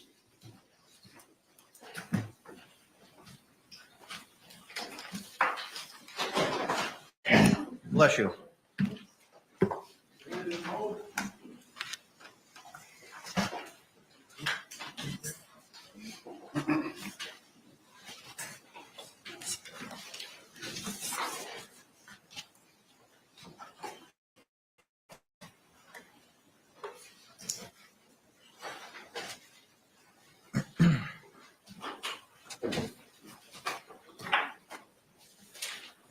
Raise your right hand, please. Please swear or affirm that the testimony you give shall be the truth, the whole truth, and nothing but the truth, so help you God.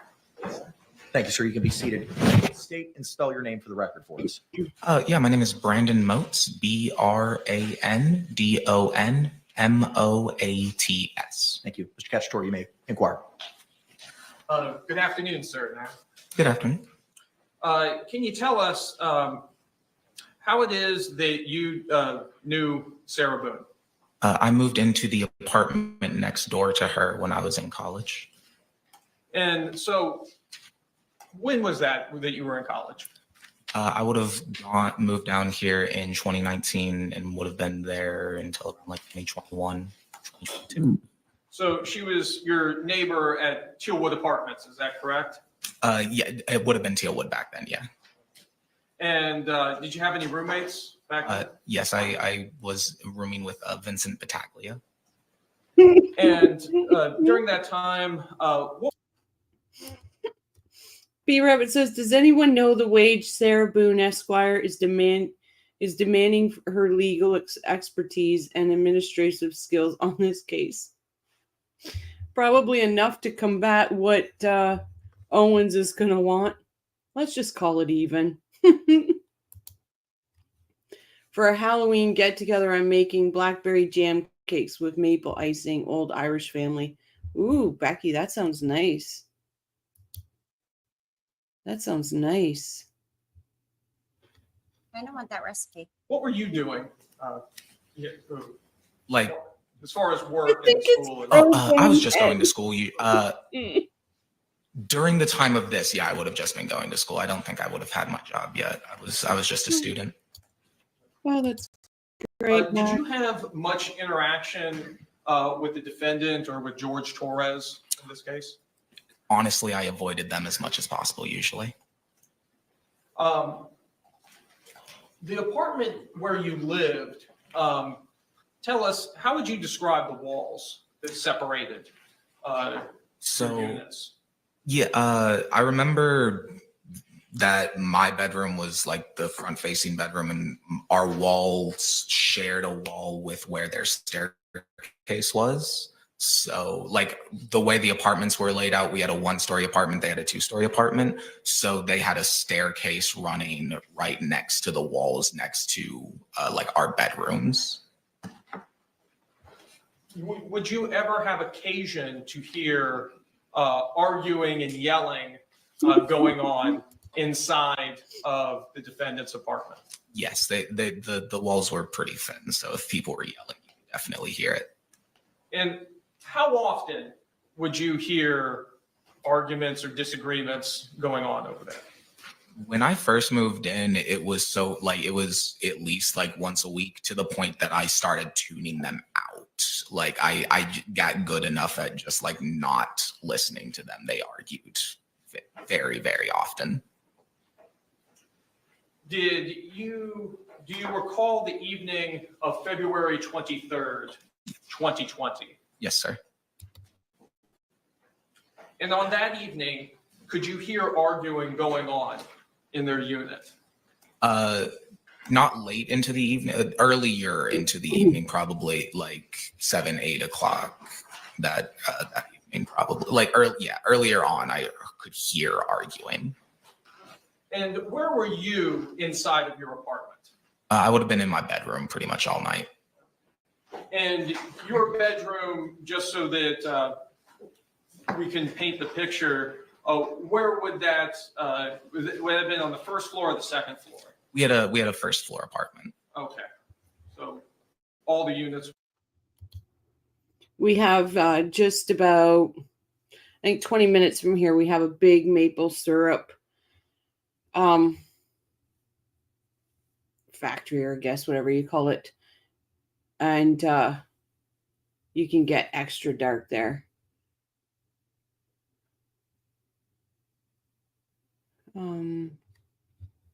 Elizabeth, I need to keep fruitistically alive, help out and use it daily.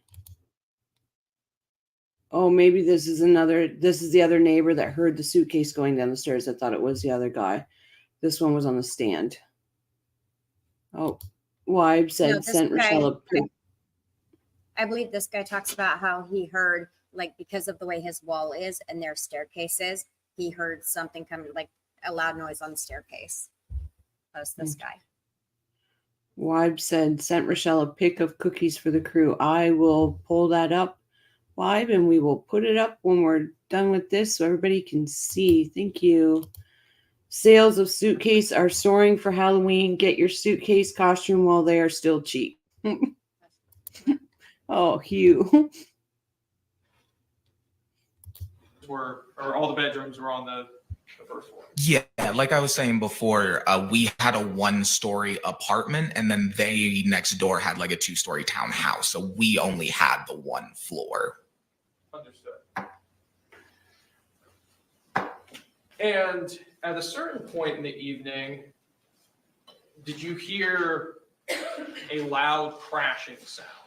Yeah, probably around 10:30, 11 o'clock that evening. And can you describe that sound for us in more detail?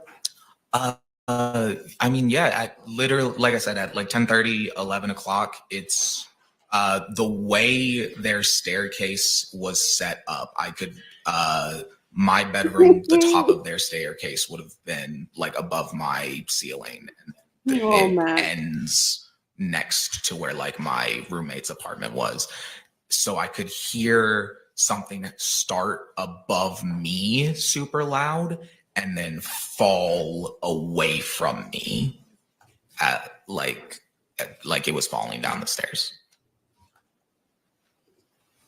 Did this affect the walls that were between your 2 apartments? Oh yeah, me and my roommate. I remember me and my roommate talking the next day about like we could literally like it shook both of our rooms. Wow. Did you ever have occasion to talk with the defendant about what happened? I never saw her after that. She would have. Yeah, I never saw her after that happened. No further questions. Any cross-examination?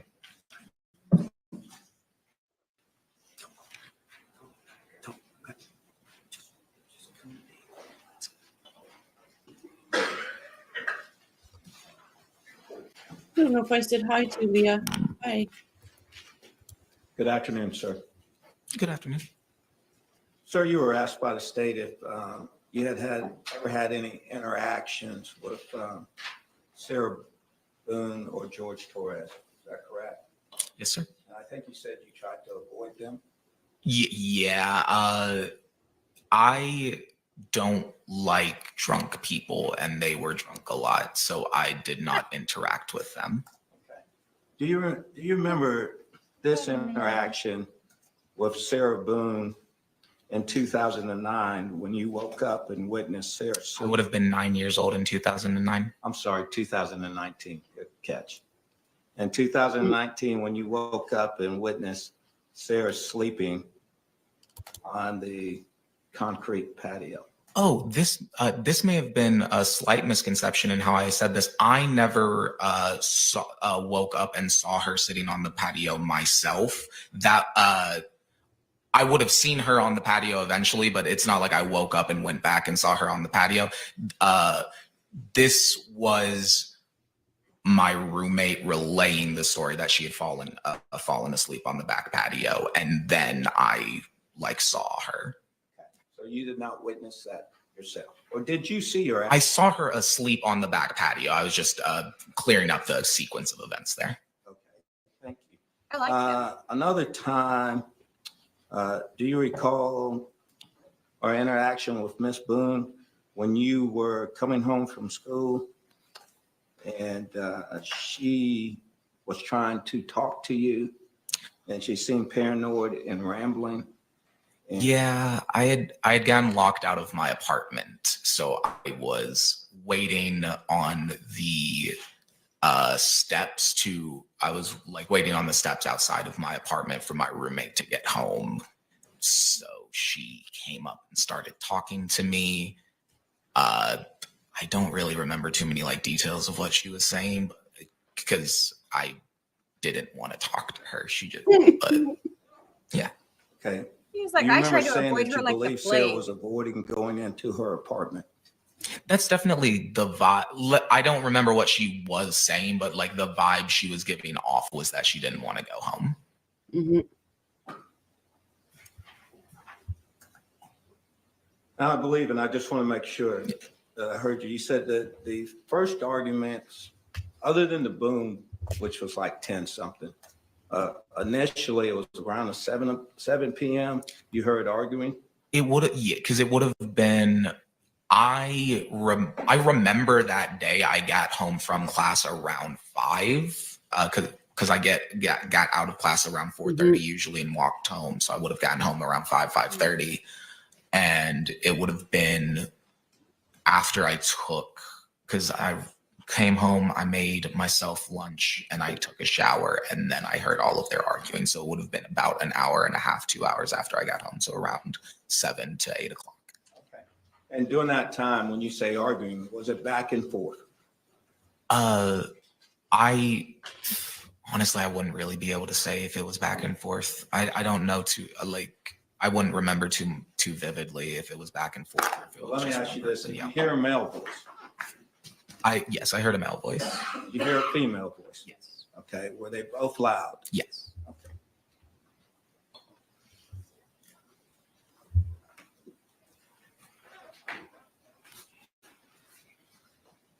If I can confirm, Judge. Yes, sir, of course.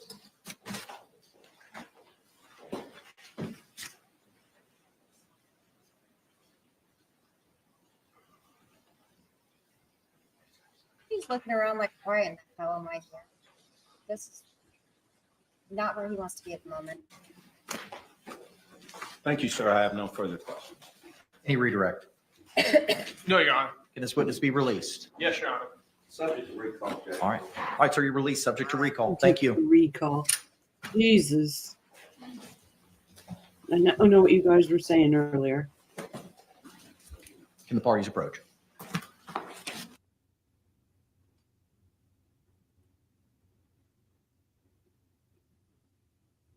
Sarah's like, I should be up there.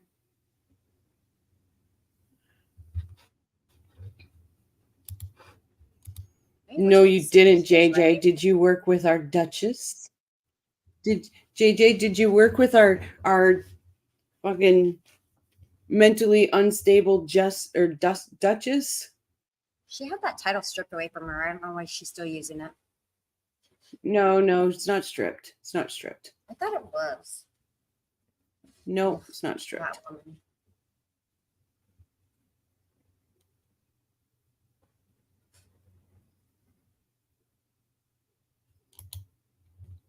Ugh.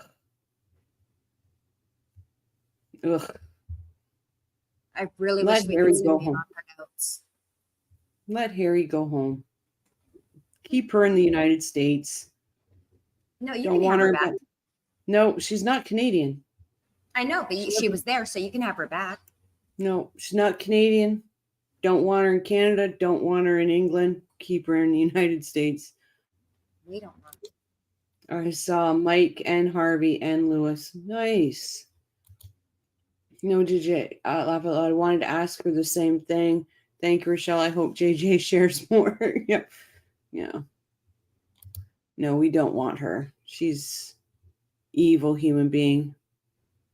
Yeah, we don't need to pay for her. Nope. Wow. No, we don't. I just want to see her notes. She might sell them.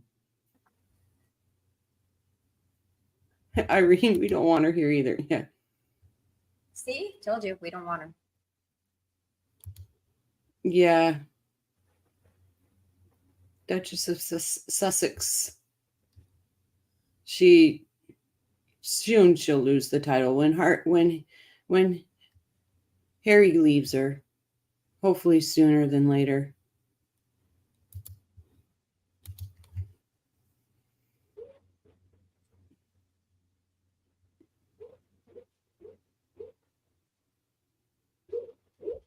She's not part of my royal family, that's for sure.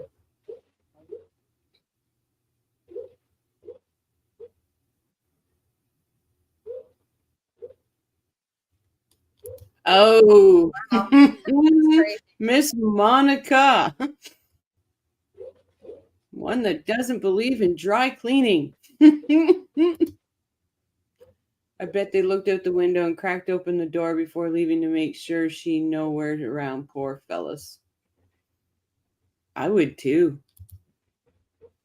The lady who says she had no idea who Harry was, right. As Meanwhile, there's she's got pictures of her sitting. Yep. Exactly. out front of the Buckingham Palace. Come on. Yep. I saw Meghan's dad on Big Brother Celebrity. Oh, nice. Tennis, yes, that's what I've been thinking. Mac, they could always move to her house in Compton. Good place for her.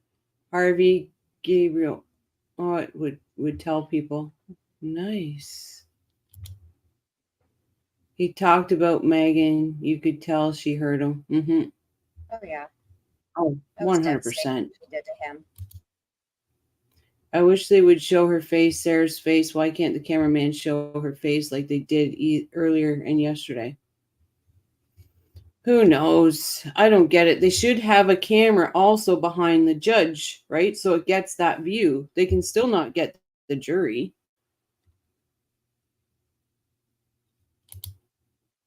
That infuriated me, JJ. You're Canadian. Members of our I'm jury, Canadian. thank you That so much for your time, your infuriated me. attention, and your participation in this very important process. It is 12. Irene, you're 10 minutes from Compton. Well, Irene don't want her there then. It's too close.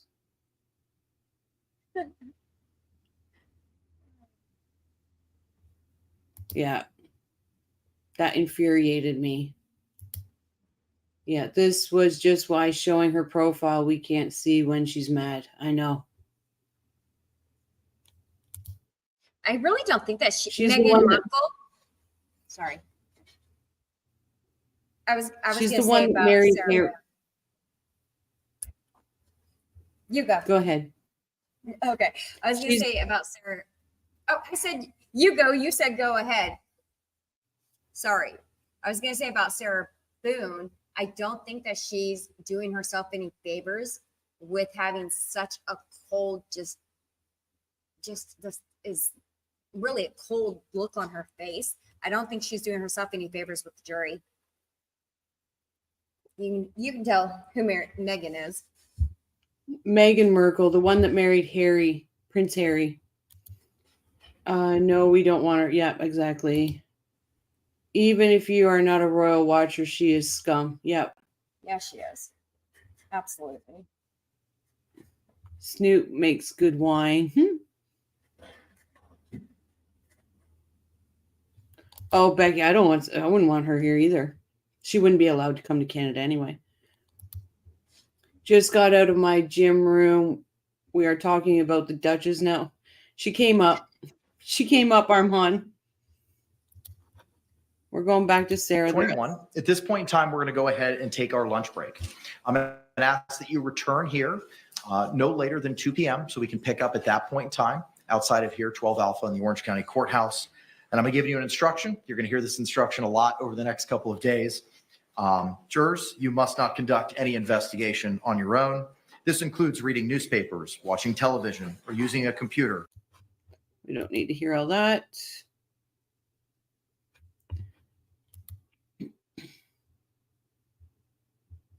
Sarah should have taken the plea deal, go for treatment, and get a small amount of alimony because there are costs associated to prison living. Yep. I don't think she should be entitled to alimony. Leah says she's a very toxic, evil, very comparable to Wendy and Boone. Yep. All right, we skipped the lunch break because there's no sense of...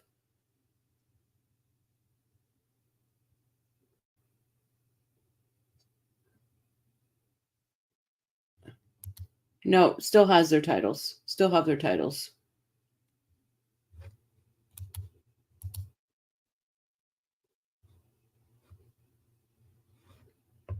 Ha ha ha.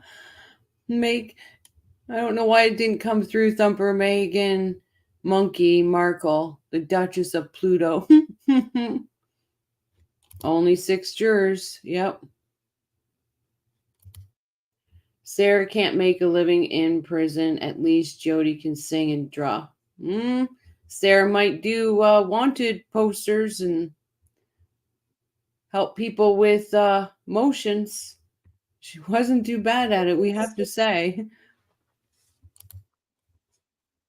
She could make a side hustle that way. She teach people how to write a letter to a judge. Mm-hmm.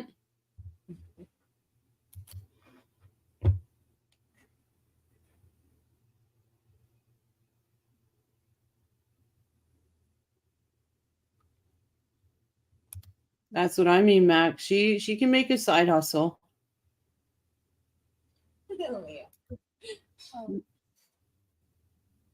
Motion queen. Yep, Deb. Jailhouse lawyer. Like, honestly, she didn't do, like, we gotta say, calligraphy class. Yep. She didn't do a bad job. Like, for somebody that, she didn't do a bad job.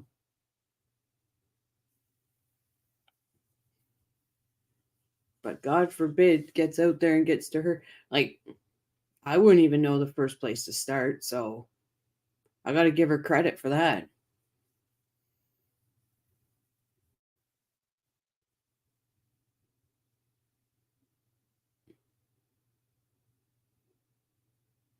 Deb, you're right. She won more motions than Owens did. He couldn't even get her snacks. I bet you she would have got snacks.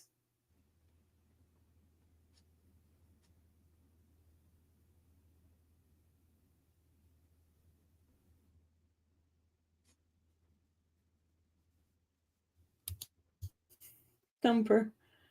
I bet Sarah makes some rockin' toilet wine. She's like, oh my gosh. Hand up to her cheek, giggling. She's disgusting. Sorry. She's just gross. I'm not talking about her physical appearance. I'm saying as a person, she's gross. Mm-hmm. Can someone tell me how Sarah's feeling? Is she mad? Is she happy? Is she sad? Is she hungry? Column A, column B, column C, and column D. Yes on all of them. She has mood swings.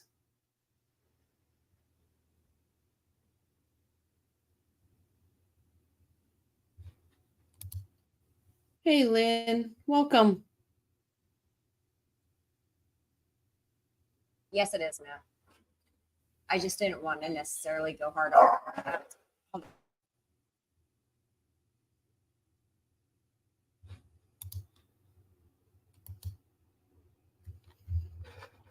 Let's see. Let's get past this. Dave Kester on behalf of the state. William J. for the state. Defense. James Owens for Sarah Boone. Connie Henderson for Sarah Boone. Kevin Beck against Sarah Boone. Ms. Boone is seated at counsel's table wearing the same black suit and pink blouse from this morning.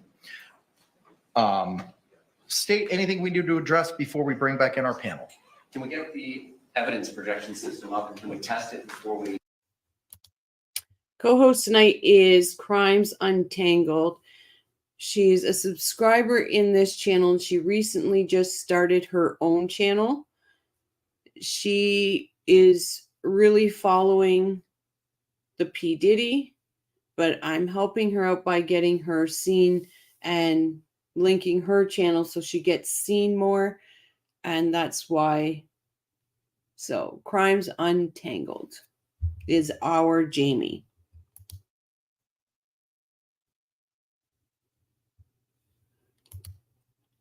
Probably telling Owens that one of the neighbor's witnesses is an illegal. Probably. Wouldn't put it past him. He's a slimy person. I don't know him personally.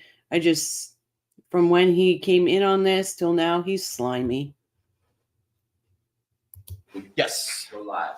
Yes, sir.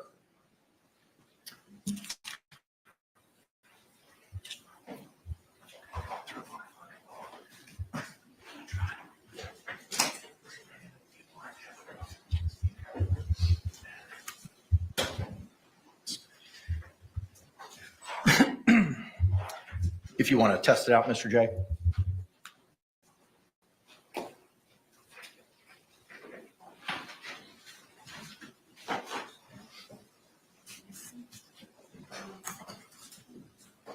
Turn around, Barbie. We want to see if you listen to us.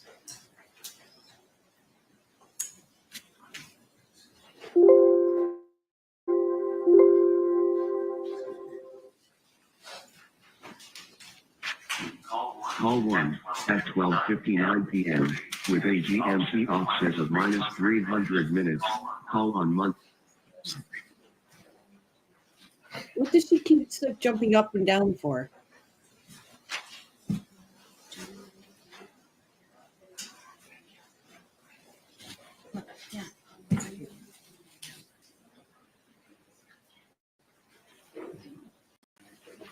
Look at this, guys. Look at this.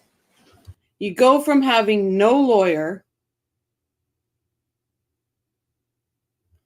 to having a first chair, a second chair. You've got support here and 3 supports. Tell me there's not something fishy there.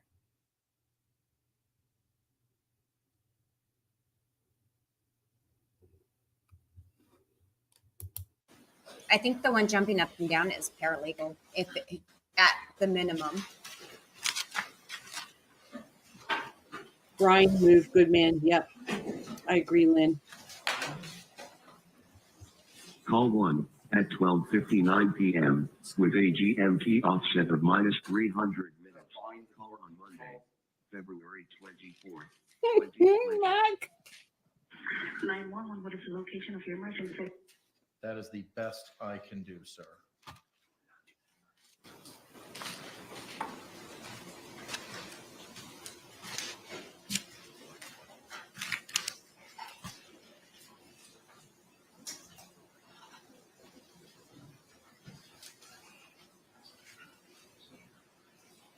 Thank you, everyone.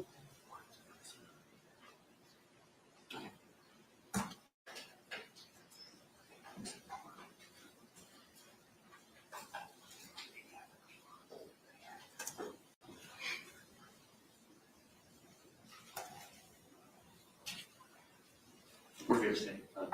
Okay, all right. Anything else, State, we need to address? Not this time, Your Honor. Defense? No, sir. Okay, all right. Mhm. Just in the spirit of full disclosure, there are some persons behind me to my right and my left. I run the mock trial program at Barry University School of Law here in town, and these are some of my students as a member of that program, so they're here just simply to observe. So pay no mind or attention to them. With that, are we ready to bring in our jury? Yes, Your Honor. Yes. All right, let's stand and bring in our panel.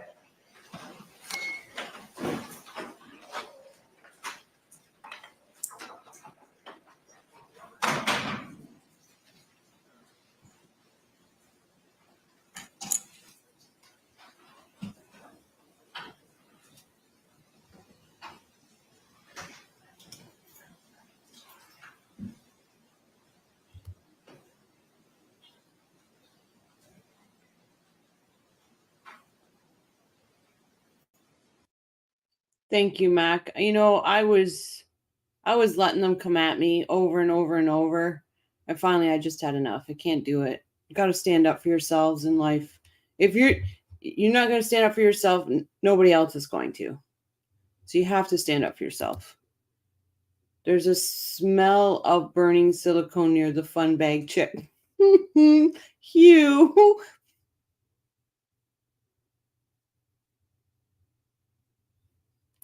Leah says, pay no attention to what? The judge talked so fast I didn't catch what he said. So, Leah, he said, pay no attention to the people standing behind him because he teaches mock trial at university, and they're just his students behind him.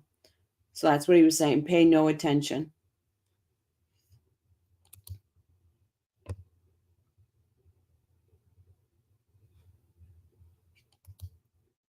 I just want to see if she listened to us yesterday because, man, she was flaunting what she got. Anytime, Leah, sorry.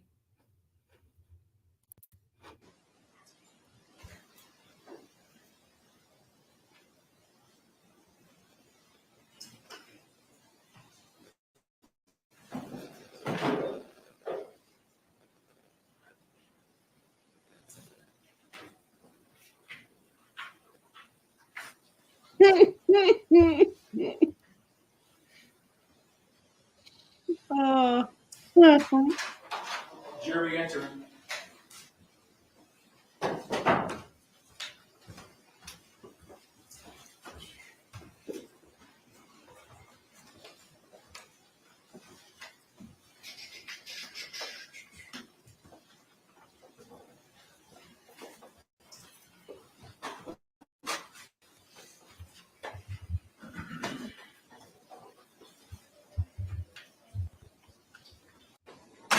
State, do you recognize our jury? Yes, Your Honor. Defense, do you recognize our jury? Yes. All right, y'all can be seated. Thank you. Members of the jury, good afternoon. I hope you enjoyed your lunch. If you could, again, by a show of hands, confirm that you complied with the court's instructions that we gave prior to the break. Record reflect all jurors' hands have been raised. With that, the state is going to continue with their evidence presentation this afternoon. State, you may call your next witness. State call Brian Boone.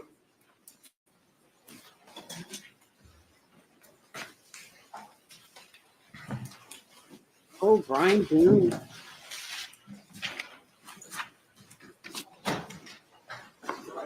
See, I'd love to see her face on this one, because I bet you she's giving him dirty looks.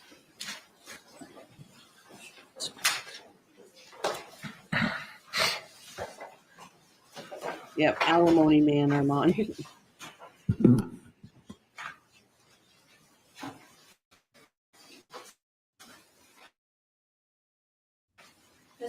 raise your right hand, please. Please, do you swear or affirm the testimony you give shall be the truth, the whole truth, and nothing but the truth, so help you God? Sir, good afternoon. You could be seated. After seated, if you could please state and spell your name for the record for us. Brian Boone, Brian Boone. Thank you, sir. You may inquire. Good afternoon, sir. Good afternoon. Can you tell us how it is that you know the defendant? I dated her for quite a while, and then we eventually got married. When you say you dated her for quite a while, how long are we talking? I met her in the late 90s, and I believe it was around 2005 when we got married. Did you have any children as a result of your marriage with the defendant? Yes, we had one son. And how old is that son? He is currently getting ready to turn 14. Did your marriage with the defendant last? And no, it did not. And approximately... Hey, welcome back. La Mesa. Trying to remember how to say it properly. La Mesa. The state has been severely restricted to what they can ask Brian. Info about their marriage is mostly unavailable. Yeah, because it will open doors, right? Oh, chat's going. Research results: the paralegal's hair dye color is L'Oreal Ultra Cool Ash Blonde 10 UN. Thumper. Hey, Barb. He doesn't remember the year they married. Must have PT. I would too, wouldn't you?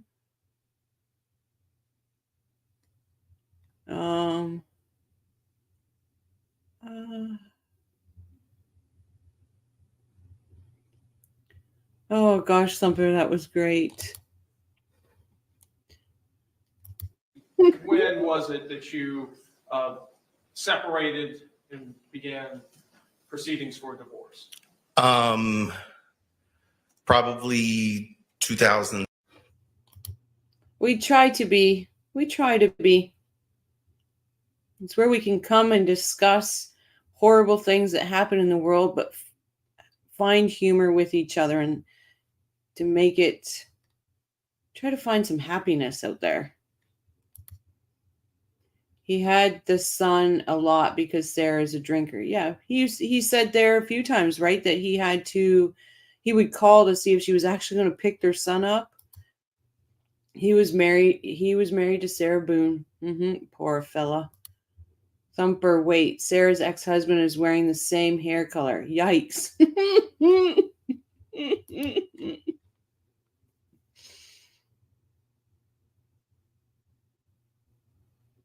Oh gosh. 17? Guys. I'm thinking maybe. And at that time, when was your divorce actually finalized? Maybe it was 2006. I think the divorce was 2017. I believe. And after your divorce, what was your custody arrangement with your son that you had in common with the defendant? She was supposed to have him on Mondays and Tuesdays. I would have him Wednesday, Thursdays, and then we'd alternate Friday through Sundays every other week. So 1 week you would have 5 days with your son, and another week she would have 5 days with him. Correct. And was this still the same custody arrangement in February of 2020? Yes. And in February of 2020, do you recall the events that occurred, I guess, first on the late evening of February 23rd, 2020? On that evening? Yes. Well, apparently Sarah called me at one point during the night. Do you recall about what time she called you? I think it was 11 something. when you answered the phone, how did Sarah sound on the phone? She sounded like she had been drinking, was pretty drunk. Were you able to understand what the defendant was saying? Somewhat, but she woke me up. I had work the next day. I was asleep when she called. She's done this before, calling me late at night, and generally I kind of just try to ignore it, so I wasn't really paying attention. Who was she living with at the time? Jorge Torres. I agree, Irene. When she called you late that evening, could you hear George in the background at all? Not that I remember, no. Hi, Christine. I agree. I hope this kid has a backbone and doesn't get bullied because of who his mom is. And I think that's why his dad moved him away. Hopefully, you know, school kids won't really know who his mom is. Irene, yes, I agree. I feel terrible to see George smeared. It's disgusting. Yeah. Yeah, I'm asking that Becky, because I seen the clip of him being interviewed by those cops. I don't understand why the judge would suppress that. That's very important information.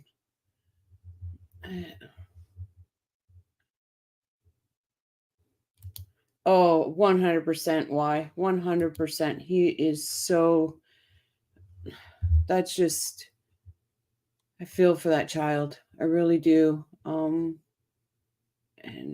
he says, asking Becky. Let me just see what Becky said.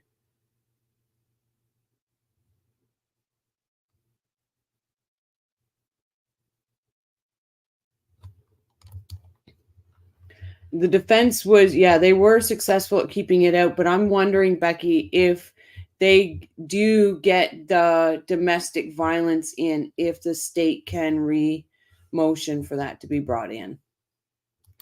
I could be wrong, but I'm just wondering. Yeah, I agree. The jury does need to hear that, Leah.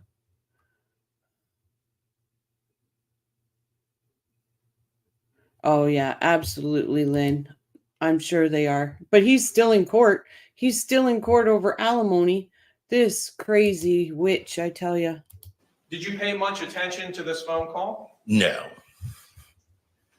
Now, the following morning, on February 24th, 2020, did you begin to call the defendant? Yes, I did. And approximately what time did you begin to call the defendant? I think it was like 11 o'clock or something. And why was it that you were calling her? Well, it was going to be Monday. I had him on Sunday and dropped him off at school, and I was calling to trying to find out if she was going to be actually picking him up that day. Why would you have a question about whether or not she was picking him up? She wasn't generally very good about actually getting him on the day she was supposed to. So it was not uncommon for you to have to remind her to pick him up or to make sure that she was going to pick him up? Well, I mean, remind or just find out if she was going to, or if she was just going to give him over to me as what happened. Basically, what he's saying is that he couldn't trust her to be a decent parent. What time on February? People can't hear you when you're talking over, so just say sorry. hey, and I'll mute it. I was saying basically he's saying that she wasn't he didn't know she was going to be a decent mom that day because she couldn't even remember to pick up her damn kid. This woman was not suited. She shouldn't have been a mom in the first place. But I'm saying this is so sad that this guy is sitting here being drugged into this, and I don't want to say he hated her because I don't know how he feels about her, but it's pretty obvious that when he says there, he doesn't remember when they got married. He definitely remembers around the time they got divorced because he couldn't wait to get away from her. This poor guy doesn't need to be drugged through this. I feel bad for him. Sorry. Well, he answered the phone call. He went to her aid. He did. Oh. I just still feel kind of bad for him. Yeah, sounds like this guy has had to be very strong and be both mom and dad for many years. Sounds like he never knew if she'd renege on her parenting time, because most times she would pass him off. Yep, I agree. Wise says, I think she is also pissed that her face isn't being filmed. That's what she is here for. Good chance that one.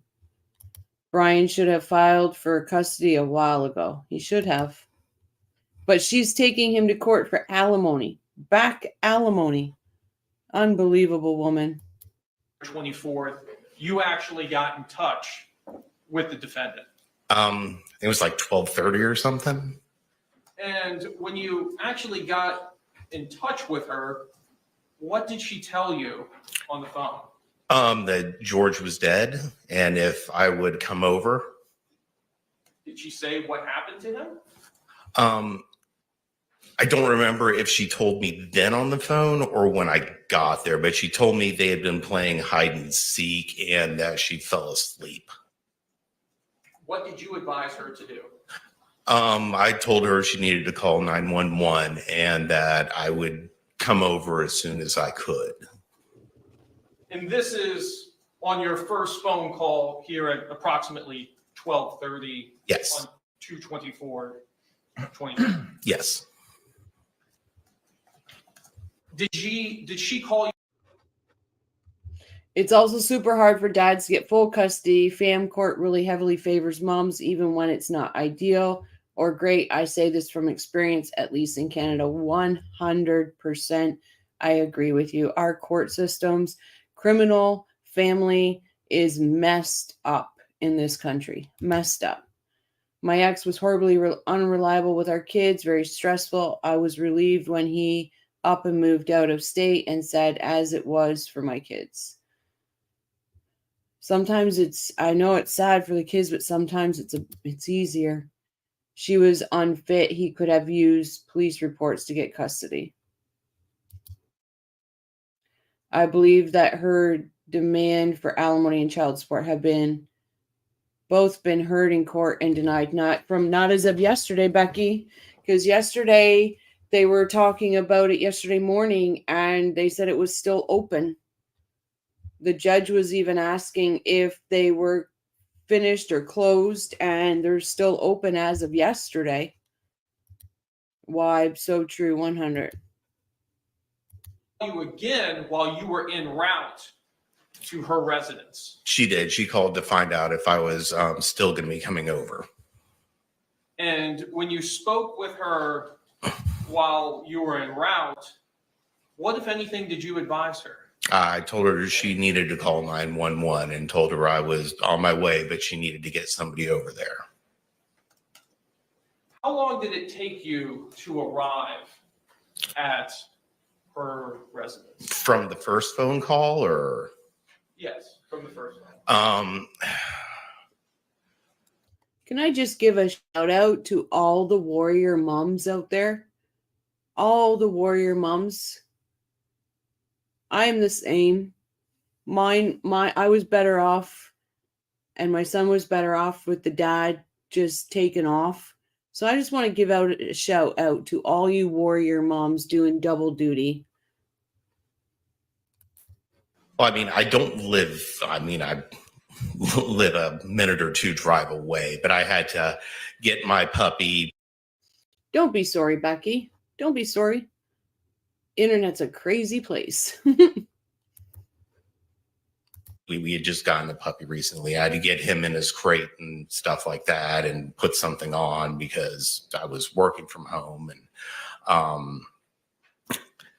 total time, maybe 10 minutes. When you arrived at her apartment, tell us what she told you when you arrived.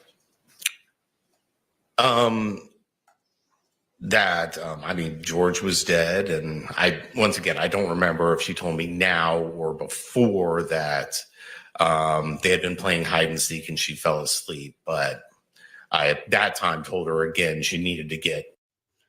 Can I correct myself, guys? Because there also, and I am ashamed that I just did this, there is also warrior dads out there. So to all warrior moms and dads, thank you for what you do for your children. I just needed to correct myself. That was absolutely wrong of me. Absolutely. The ones that are brave enough to go on their own, because there is warrior dads out there too. Alimony is meant to keep the ex-wife and children living in the same lifestyle while raising the kids as the father has. That doesn't seem possible when your mom's in jail. I agree, Lynn. It's disgusting. She's trying to keep her kiosk money. My daughters call him by first name as 21-year-olds. They see him from time to time out of pity. My daughter says he's in his 70s and alone. That sucks for them, right? Truly does. But same with my son's dad. And my son's the only boy to carry on his name. 911 called to get somebody over there. Had she called 911 at this point? No, she had not. So you've advised her now 3 times to call 911. Yes. LaMesa says, I'm married to a warrior dad. We spent our entire relationship fighting for his parental rights while paying her endlessly. Love those kids. They are worth all the frustration. And thank you. Thank you too, LaMesa, because stepmoms and stepdads, it's one of the hardest jobs out there. And to take on children that aren't yours and love them like they are is a huge blessing, because like my stepdaughter will say that she's not my blood, but she's equally as important because I chose her, and that she finds that special. So thank you too, LaMesa. My dad became a widower at 27 with 2 small children. Not easy. Your dad's a warrior dad, Lynn. Mine took his life sad, but life is normal now. Oh, I am so sorry, Christine. I'm so sorry you and your children went through that. I am so sorry. I raised my daughter on my own. I never spoke bad of her dad. Eventually decided he was nothing more than a sperm donor and tells people I'm her mama and her daddy. Yep. I understand exactly where you're coming from on that, Becky. I'm widowed, but my kids have grown up. Still a warrior mom. Just because our kids grow up doesn't stop us from being moms and dads. Right? It just doesn't.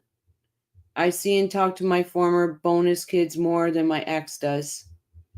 You're a warrior stepmom. That's right. The jury will also find this emotional testimony. We all have a story, and they are kids. Exactly why. 100%. JJ says this is a wonderful group. Yeah, I don't understand why people come in and say we're haters, because I never see anyone in here hating. Never. JJ says cheering with ice water. Thumper. Sarah's Lawyers has the Battered Woman Syndrome book on desk. Book quote, the basis for battered woman defense. It continues to be used as a defense to explain premeditated assault or murder. That's, oh my goodness. My son-in-law is a warrior dad. His ex used to have him beat up and would perform. Oh, John, oh no. Oh no. Your son-in-law is a warrior in many different. God bless him. I heard your restaurant in TO was awesome. Do you know what? That's what all of us that are so close should go to La Mesa's restaurant and meet up. We should do that. I have Mexican Coca-Cola tonight. Oh, now you're just teasing. Irene. The best thing we can all do for kids and bonus stepkids is remind them all the time that the difficult parent's choice are not their fault and aren't a reflection of them. Absolutely. Absolutely. Children are the gift that keeps on giving. My daughter's now 47. I'm almost 75. Absolutely, they are. 100%. Christine, we just have a sense of humor. Not all who enter are so blessed. I agree, Christine. I think Yep. they're coming just to pick on you. I think so. They're just trying to get under my skin, guys. That's it. Let's do that, guys. Everyone that's close to Toronto, let's do a meetup at La Mesa's restaurant. Oh no. Oh, Luis, I would love that, but we closed permanently June 2023. Hubby and I needed a break. We've spent so many years in the industry. Post-pandemic burnout is real. It truly was. We should still get together and meet up.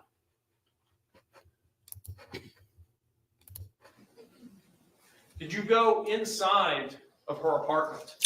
I walked in the front door into the little tiled area, like entranceway thing. What, if anything, did you observe when you made it to that point? Looking into the living room, I could see like the end of his feet and maybe a little bit of some legs that were kind of coming out around the backside of the kitchen area.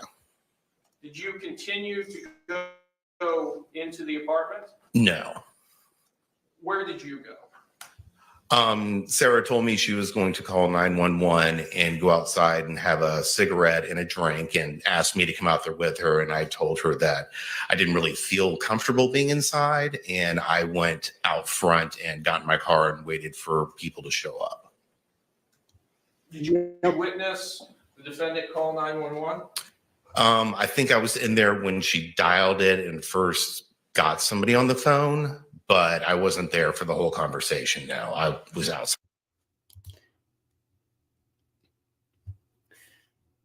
Becky Ireland says, wait a minute, I'm in Ohio, but I'd like to come during the summer months. Please post the address. We will do something in the summer. That's a great idea.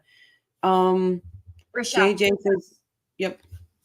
Isn't it funny how when, and I believe you'll see it in a minute here, but when the cops got there, she's sitting there, they're asking her questions. She's sitting there swearing. She was doing CPR on him the whole time. Even while she was on the phone with 911, she was still doing CPR on him, but yet she was going out for a smoke and a drink and didn't even call the cops until he got there. So if you listen to that, her 911 call, and you have headphones on, it sounds like she's outside and it sounds like she's tapping on her leg or something. It doesn't sound like she's giving CPR. And she's disgusting.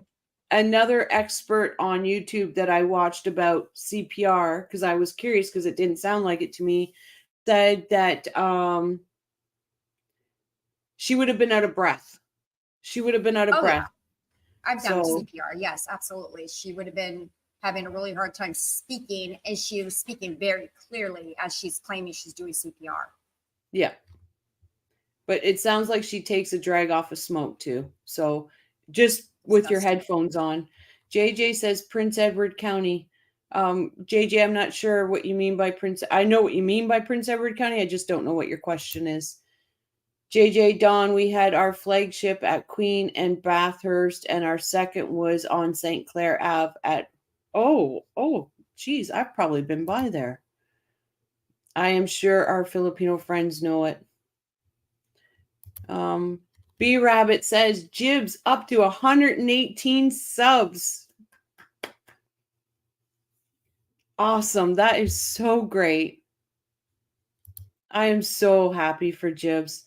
How does one do CPR while on a cell phone? Yep. Yeah, we had a great run, but I'm definitely glad to have normal non-industry hours, life after so long, immense in it. And it's a busy industry. A restaurant industry is not easy. Yes, I am near Prince Edward County. She's talking right into the phone, completely full sentence is not possible in my opinion. Yep, Irene, it's not. And like I said, that the expert that I was watching had said, you're out of breath. And it just, yeah, yay, Jibs, way to go.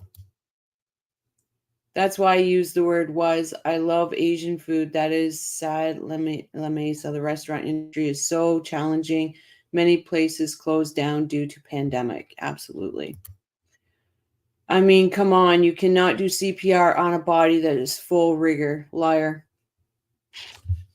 Exactly. And like I said, guys, if you have your headphones on while you listen to that 911 call, you can literally hear her take a drag off a cigarette. Hey, Young. Welcome back. I saw you today. Glad you're back. Side. Did you stay there at the scene while police arrived? Yes, I was there. I was part of it. I knew I'd have to talk to somebody, so Did you talk with law enforcement? I did. Your Honor, I have no further questions at this time. Thank you. Any cross-examination? Judge, we want to reserve our questions for when we call in our case. Okay. All right, sir. You're subject to recall. Oh, Okay. Thank you. Thank you. They're gonna wait to cross-examine him to after Looney Boone testifies.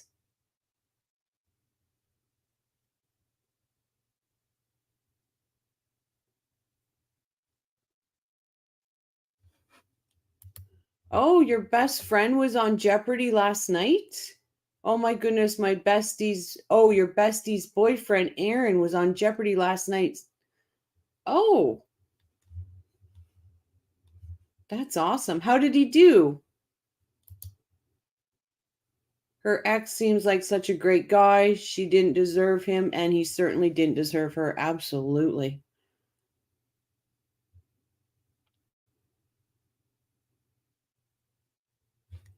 Absolutely. Just as long as he remains under subpoena. My understanding is subject to recall. So somebody will contact me about when I'm back? Yes, sir. All right, thank you. Thank you, sir. He doesn't even give her one look. Would you? State, No. you may call your next witness. I might do this. Yes.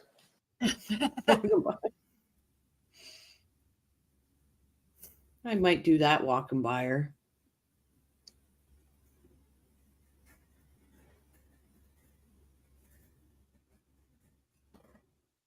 Her poor kid.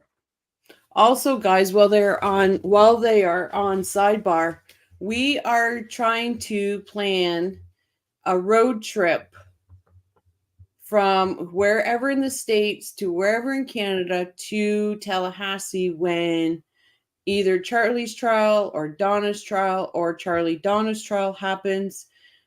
We have a Florida road trip set up on Discord. If you are interested in maybe doing that as the coffee crew, please, we're going to rent a big house. Members of the jury, we'd appreciate your patience. We're going to rent a big house.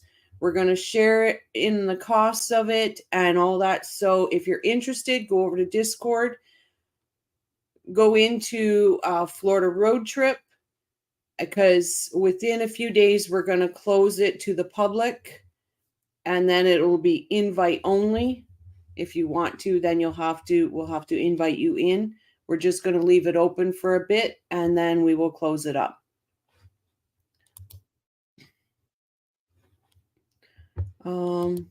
Hey, ran out of there. Steam and smoke came off his shoes. All right, Irene.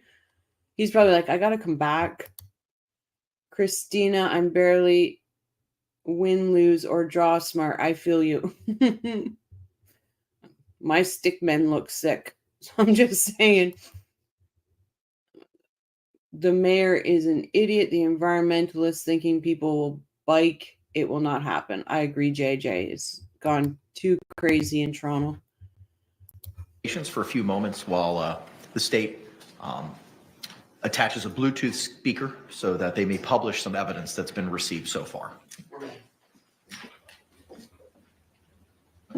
Mr. J, whenever you're ready, sir. Permission to publish 3. You may do so. I'm going to take a screenshot of that book. Oh, he really does have that on there. I wasn't looking earlier when you said it. That's hilarious.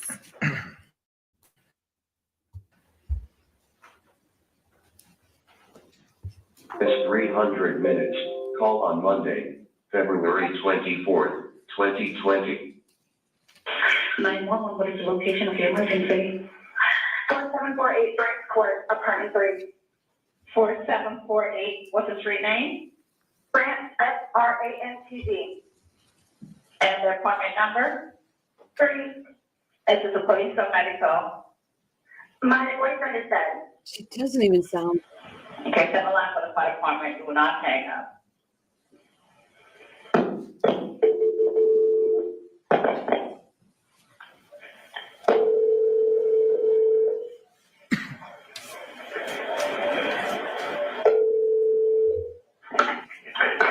Location ready. That's good. No, we don't wait. 4748 Brent Lane, apartment 3, Brent Court. Brent Court. Yes. Okay, is this near Mackenzie Drive? I don't know where that is. Okay, fair. It's Gilwood Park Apartment. Okay, 4748 France, correct? Correct. All right, correct. Now tell me exactly what happened there. My boyfriend and I were playing last night, and I put him in the case when we were playing. And Becky says, I'd love to, Rochelle, but I've already bought my tickets to CrimeCon Denver 2025 and paid for my hotel room. Still have to pay for airfare. Are either of you going? I'm going to look it up, Becky. I'm going to look that up. I think she's trying to convey that she feels very important, but I get the vibe of deeply insecure teenager or an early 20-something emotionally stunted and unable to face real life. I agree. I would almost say even younger than 20.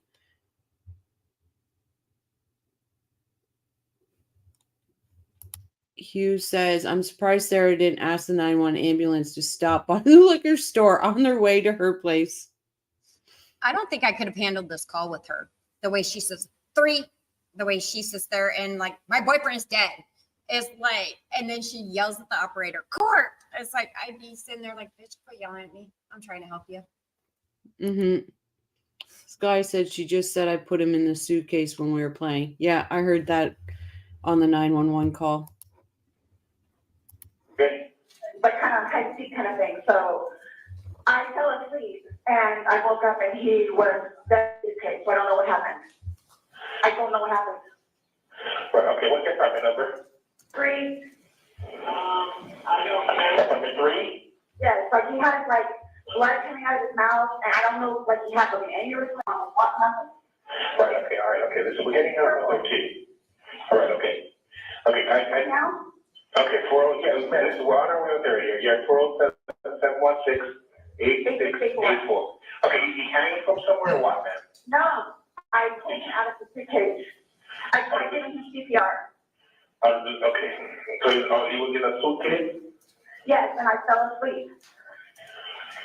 Okay, how old is he working, ma'am? 42-year-old man. All right. Okay, we're setting up on the sheriff's station out there? Yes, ma'am. Yeah, okay. All right, listen to me. Okay, that you need to confirm this. No, right, I just need to confirm this. Is he awake at all? Is he conscious at all? No, he's purple. Is he breathing? No. All right. I need you to get him on the floor, flat on his back, okay? I did. I tried giving him CPR. All right. I tried giving him CPR. Yeah, okay, well, Nothing happened. He's purple. okay, listen, he did the fair share of the bill. I need you to get it for me, okay? What is it? Is he available? No. All right, are you right by him now? I'm sorry? Are you right by him now? Yes. Okay, okay, ma'am, Ma'am, this is, so this is you cold and stiff? Yes. Okay. Well, it's not necessarily cold, but it's stiff. Right, okay. All right, listen to me. Listen to me. I want you to lay it flat and back for me on the floor. I did. Removing the pillows, okay. Yes, I did. All right, okay. Wait. Stiff and purple. Right, okay, listen. Okay, man, that's fine. We're still going to put your compression to him, okay? All right? If you lift your hand on his breastbone, right in center of his chest, right between the nipples. Yes. Put your hand up on that hand. Ready, I'm telling you. Just like that, I can tell. Okay. Please, okay, your girdle. Okay, listen to me. All right, I want you to place the heel of your hand. Okay, right between his chest, right between his breastbones. Yes. Put your other hand up on that hand. Yes. We want to pump his chest to be hard and fast. Going to lift twice per second. Again, again. Okay, no, just keep on pumping. That's all you need to do for me. Keep on pumping his chest for me. I don't need you to stop and talk or anything. I just want you to count out loud for me, okay? 1, 2, 3, 4, 5, 6, 7, 8, 9, 10, 11, 12, 13, 14, 15. This is nice to me. Okay, man, just keep on pumping his chest. That's all you need to do for me, okay? Yes. Come on, please, hurry up. Okay, ma'am, they're driving here as fast as they can. Okay, don't stop to say hurry up. Just keep on pumping and counting. I'm still doing it while I'm pumping you, okay? Okay. Still doing it. All right, just keep pumping his chest. Count out, I'll take a count with you. 1, 2, 3, 4, 5, 6, 7, 8, 9, 10, 11, 12, 13, 14, 15, 16, 17, 18, 19, 20, 21, 22, 23, 24, 25, 26, 27, 28, 29, 30, 31, 32. Please hurry. Okay, man, they're getting here as fast as they can, okay? He's stiff and he's purple. Okay, keep pumping his chest for me. I'm still doing it, okay? Still doing it. Just don't make me concept. Right, okay, that's fine. You did a good job. Just keep on doing it for me. That's all right. They're getting there as fast as they can, along with the sheriff's office also, okay? Please. Keep on pumping, man. 1, 2, 3, 4. 1, 2, 3, 4. 1, 2, 3, 4. Keep on pumping for me, man. I'm doing it, okay? Put your place on your feet. Hello, Barbara. Welcome. Thank you for subscribing. Greatly appreciate you. This phone call just is disgusting to me. It truly is. All right, I understand. All right, just keep on pumping for me, okay? Okay. Please hurry. Right, okay. Horrible. This is horrific. What happened? Like, what happened? Okay, man, keep on pumping the chest. Wait a minute, we have a suitcase. That's They're what happened. in the parking lot. They should be up there shortly, okay?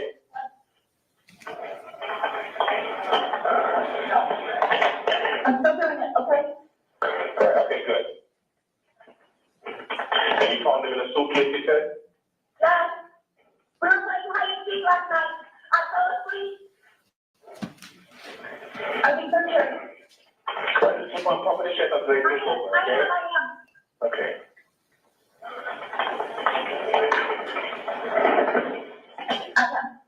Okay.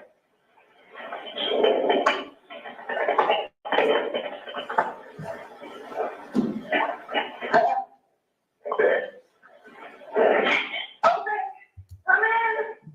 Yep. There's not coming out. Let that take over for you, okay? When was the last time anybody saw him? The last night. No. We were playing hide and seek. He was in the kitchen. Okay. Unfortunately, he's been down too long. We're trying to keep it going. Hello, ma'am. And so we're there, obviously. Alright. No, not that.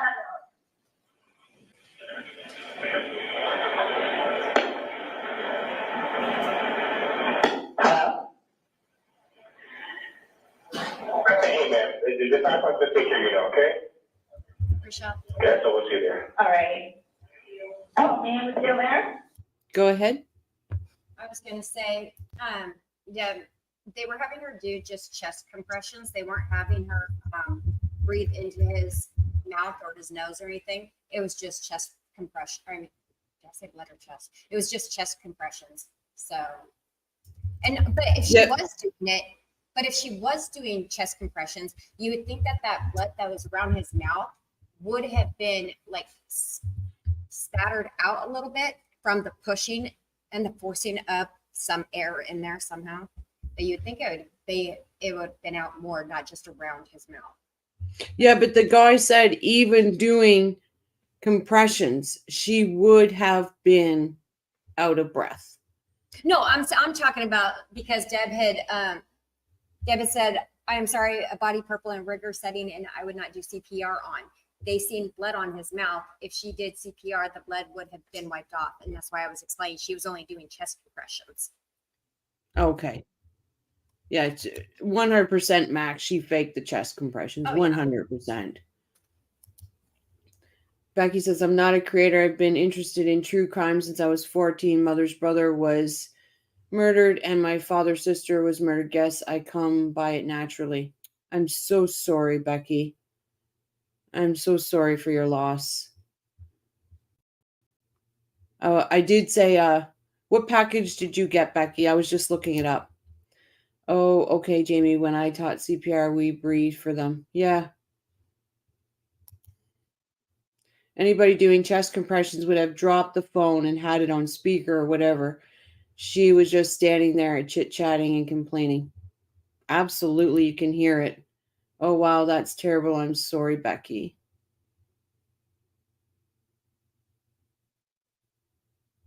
It's just, and she's not. See, I wish we could see her face. I'm wondering how good of a view the jury has of her face. We should ask Joel because he's there. He would be able to tell us.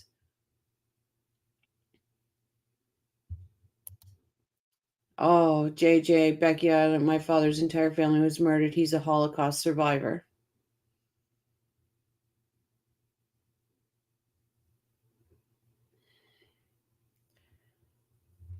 Some of our nasty history that we have. My heart goes out to your father, JJ, and you. My granny was a true crime follower and was a court watcher weekly. She share all the details with me. Probably not appropriate, but that's where I got it from originally. Gotta love our grannies. Gotta love them. Becky, so much love to you. That's so much trauma for one family to have to take on and live with. Becky, if you give me their names, I'll put them in the ticker. I didn't buy a package. I bought 2 tickets, one for me, one for my daughter. Bought them the first day they went on sale. Booked hotel same time.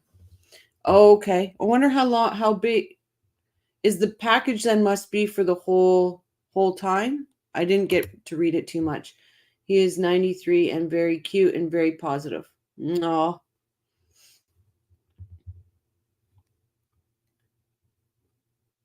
Lives in Toronto too, JJ?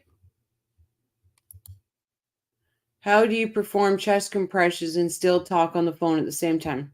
Armand? Exactly. That's why I understand Joel. Yep.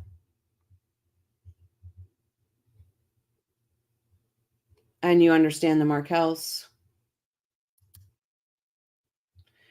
I didn't know that, Hugh Hefner. That changes never made sense since circulating oxygenated blood does not get O2 to brain and heart. I'm so sorry for all who have been impacted by crimes of any kind, What doesn't kill you makes you stronger. You become a warrior. Once you can become your warrior,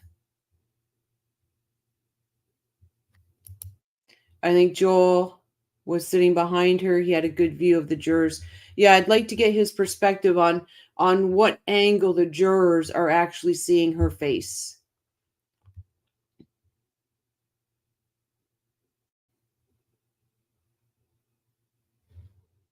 Yeah, Carmen, Joel.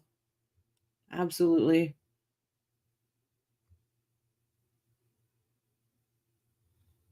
I know. I can't even. And the garbage that was in those emails. Oh my goodness. Deb, they instructed us hands only because some oxygen is still in the bloodstream. They would rather not allow a clot also. The book is for domestic violence syndrome. Right there. It's insane. I have friends with parents like the Adelsons and friends like Wendy. Greed. That is sad. Have you talked to your dad about the Adelson case, JJ?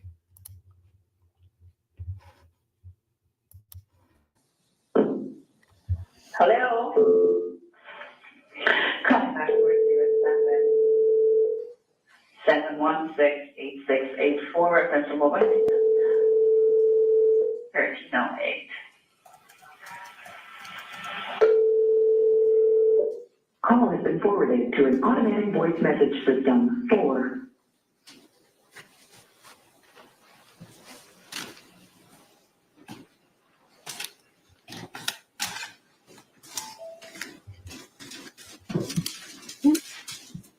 You've got a crowd of nuts with you.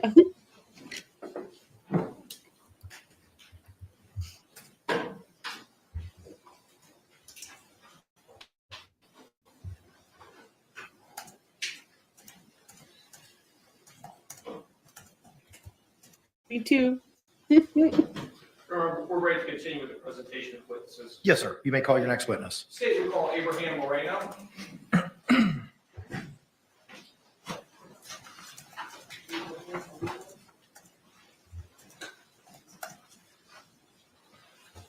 I've been called a circus freak, so why not? Mr.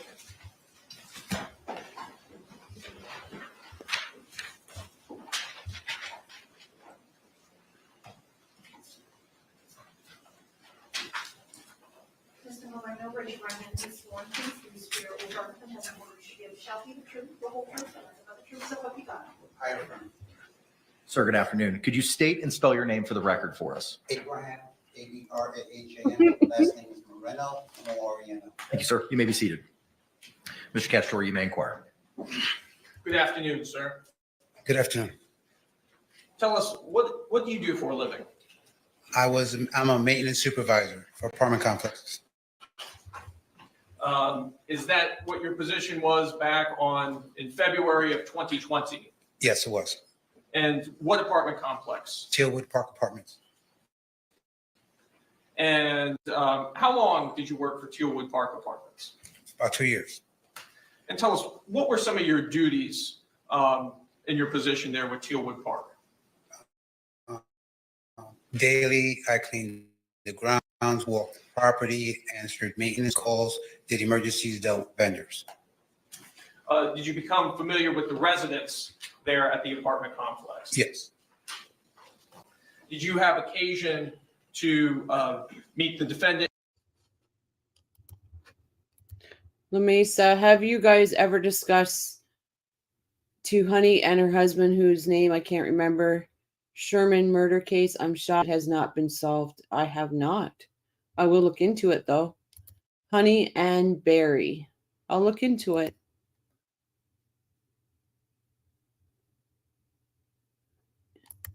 JJ says Honey's kids hated her. I'll look into that. In this case, and also a Jorge Torres. Yes. Let me turn your attention to February 24th of 2020. Do you recall that date? Yes, And on that date, did you have occasion to come in contact with the defendant in this case? yes, I did. And tell us, what was the circumstances in which you came into contact with her on February 24th, 2020? I was called by the manager and the assistant manager to come to her unit. I believe she was already sitting outside at that time. And when she was sitting outside of her unit, what, if anything, did you observe about her and about the unit? The police was there. Her ex-husband was present. She was sitting outside, and that's when she decided she wanted to talk to me and the managers. And what did she tell you? That she's confused. She's not exactly sure what happened. She pointed out that she recalls that they were playing a game of hide and seek. There was an instance where you were going to teach him a lesson, and then she just doesn't recall anything else until the next morning. Did she say she fell asleep? Yes, she did. Did she say things got out of hand? I don't really recall that part, but I do recall her stating that they were playing their game and that George went into a suitcase, and I didn't ask any questions. I just let her talk for herself. How long was this conversation? For about 4 or 5 minutes. Your Honor, I have no further questions at this time. Any cross-examination? Yes, sir. You may inquire, sir.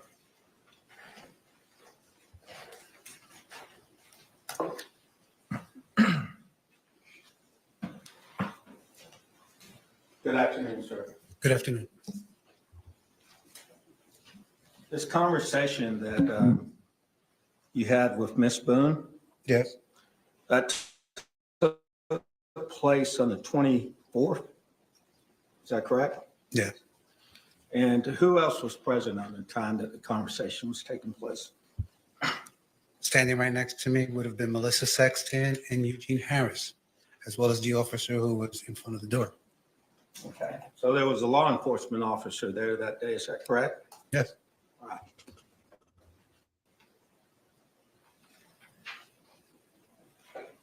Now, on the 24th is when you said that Miss Boone made this statement to you. Is that correct? Yes. They were playing hide and seek? Yes. And what else did she say happened? She had told me they were playing hide and seek. They had drank. She was trying to teach him a lesson, and that was that. She went upstairs. She went to sleep. She woke up. She doesn't know what happened. Okay.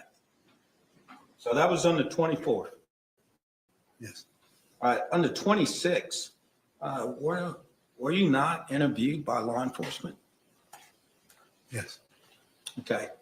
I may have my days wrong, but it all happened on the same day. All right, the 24th, do you remember 2 days later that a Detective Scott Lowen conducted an interview with you at 4704 Lucier Court, Winter Park, Florida? You remember that interview? Yes. So that was 2 days later, is that correct? I would assume so. Yes. All right, so when he interviewed you 2 days later, did you tell him about this statement that Miss Boone made to you that you just told this jury in court? I did mention it to him. You did mention it to him? I mentioned to them that we did have a conversation. Did you tell him the content of the conversation? I may not have told him the whole content, but I did tell him we had a conversation. All right, well, what did you tell him? What content did you tell him on the 26th?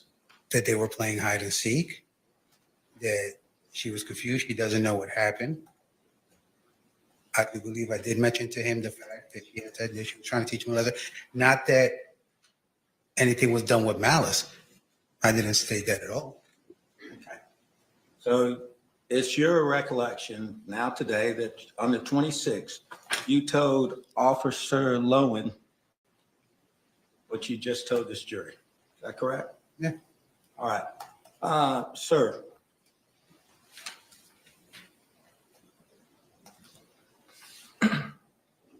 In preparing for this case, did you have a meeting with the Assistant State Attorney on September 23rd of 2024?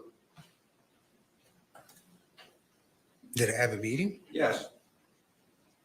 A brief chit chat over the phone. A brief chit chat, it was over the phone? Yes, sir. All right. At that point in time over the phone, did you tell him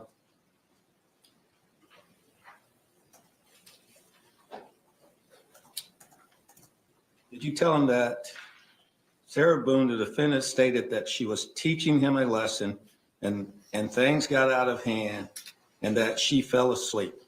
Yes. That's what he Is that just what you said. told him? Yes. Okay. And that was in 2024 of September the 23rd of this year, 2024. Yes. Is that correct? Yes. Are you telling us that back on February the 26th of 2020, you told Officer Lowen at that time the same thing? As I recall, yes.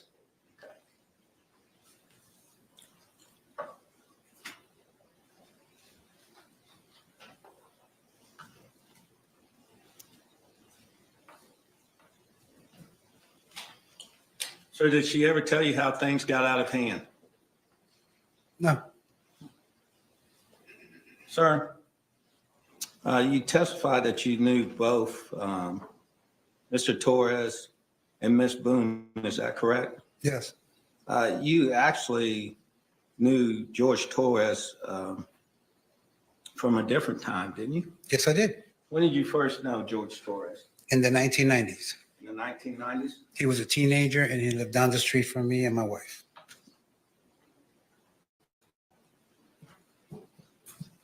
So you had had a previous relationship with Mr. Torres? No, not at all. Not at all. You just knew him from then? Yes, as I stated, he was a teenager and I was an adult. Okay. During this time, though, that you became reacquainted with him, did y'all establish a friendship at that time here in Orlando? I wouldn't say a friendship, but an acquaintance, yes. Okay.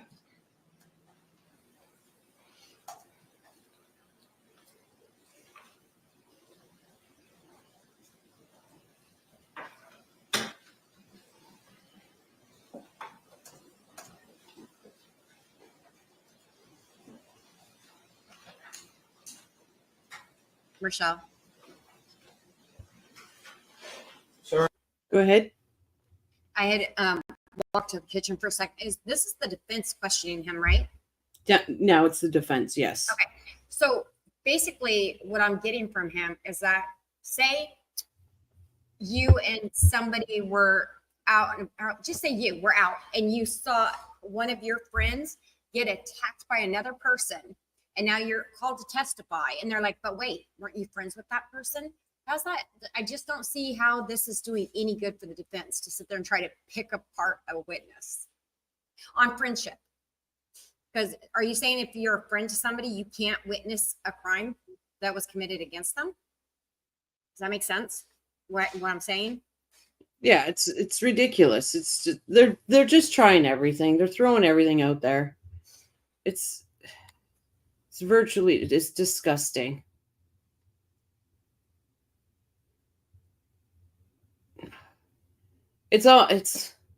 Oh, you saw somebody rob something from the store, they were your friend? Like, does that make you a robber? Does that make you a murderer? Does that make you? No, it doesn't. It makes you a big person for standing up to your friend. Wow, Becky, sorry about that. Becky says, my aunt was killed by Sicilian mafia, of which her husband was a member because they were afraid she talked too much. Her name was Edna Montalin. I'm going to put Edna's name in there.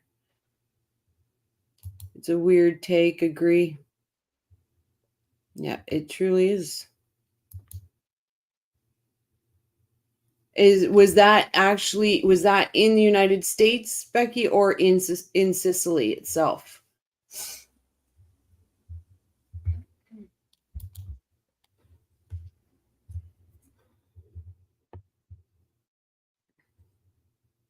On Monday, February the 24th, that would have been the day that you were with Miss Sexton and Gene Harris. Yes, Out in front of the apartment. correct. Did you talk to law enforcement that day? No. You did not talk to them that day? I don't recall talking to him that day, no. Okay. Thank you, sir. I don't have any, if I can confer. You can, sir. Thank you, sir. I don't have any further questions. Any redirect examination? Just brief. All right, thank you. Back in the 90s, when you had previously known Jorge Torres in this case, where were you living at that time? I lived across the street. I lived on one block. He lived the next block over down in the middle. In what city? Philadelphia, Pennsylvania. And when did you move from Philadelphia, Pennsylvania? 2018, I believe. So in the intervening. Tennis girl Patty posted that Jibs vid on Twitter. Where is Jibs? He too big for us now. My uncle tried to ask, but I told my mom and she immediately had him arrested. He was eventually by guys with a pool stick. Karma. Yes, they lived in Southern Ohio. I'm so sorry. I'm so sorry, Becky, you even had to go through that.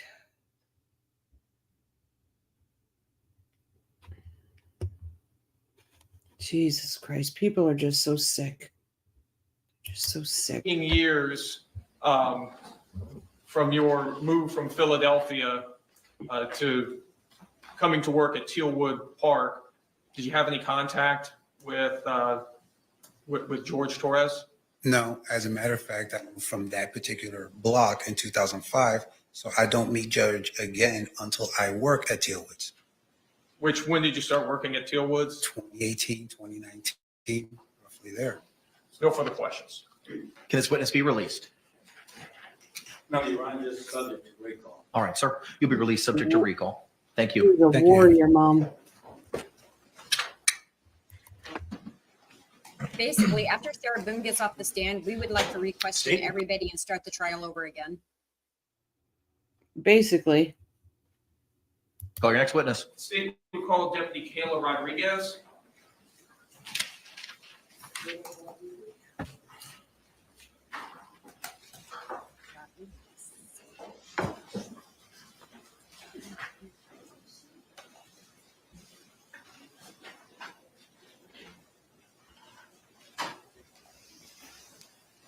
I like her. Raise your right hand if you swear to swear affirm the testimony you give shall be the truth, the whole truth, and nothing but the truth, so help you God. Yes. Good afternoon, ma'am. You could be seated. Please state your name and spell it for the record if you could for us. Kayla Rodriguez. Kayla, Kayla, Rodriguez, Rodriguez. Thank you. Sketch Torre, you may inquire. Good afternoon, ma'am. Hi. Can you tell us did you work for?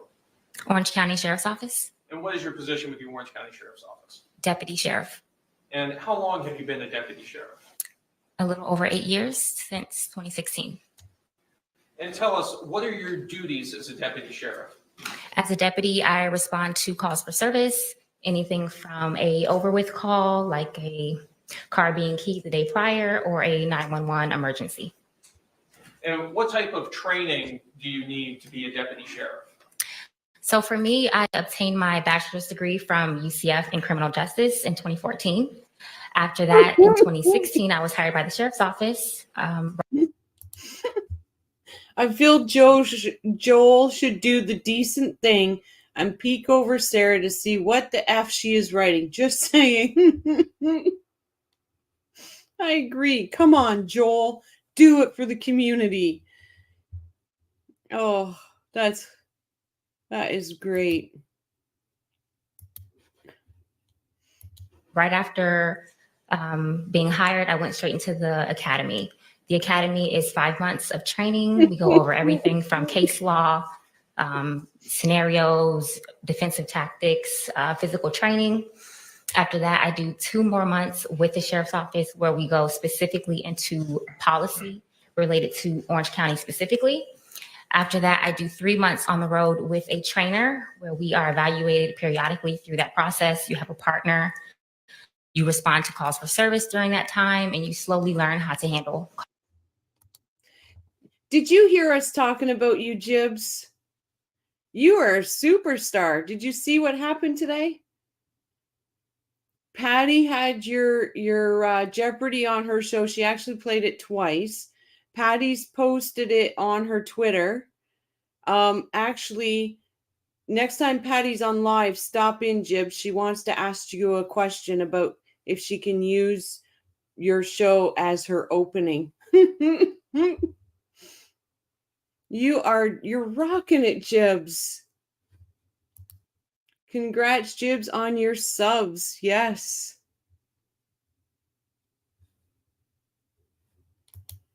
Thumper, Jibs and Jabs, we've been looking for you.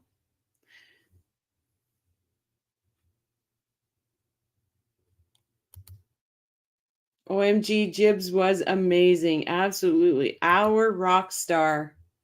Absolutely, Jibs.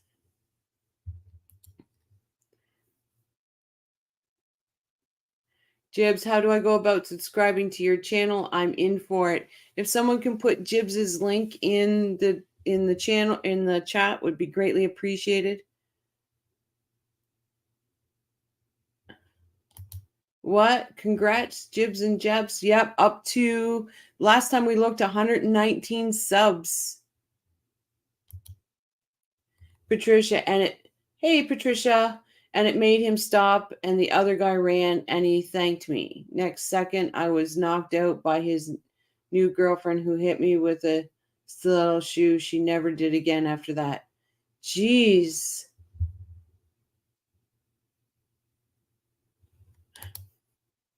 Be right back. Packing my car. Want to miss Rochelle. Thanks, Steph. Thank you so much.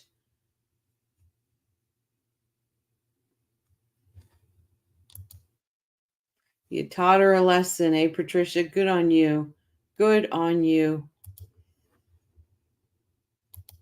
Jibs is our rock star. There's a comment before that, Patricia. Sorry, did I miss you coming in? I apologize. Oh, I guess I really did.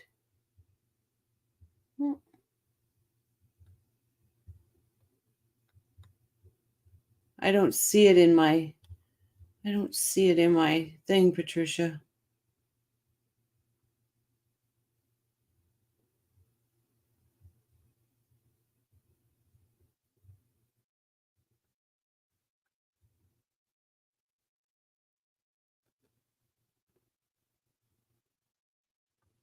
I'm gonna look for it in YouTube, Patricia, because I don't see it in StreamYard.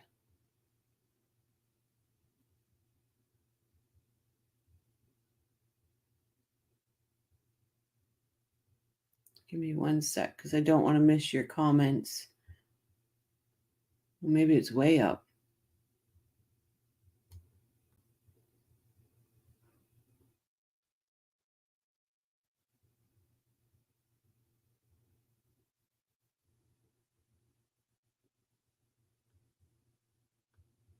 It's weird. It's not showing on my end.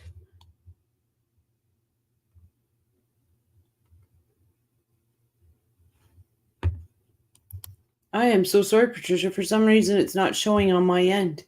Maybe that's why I missed you.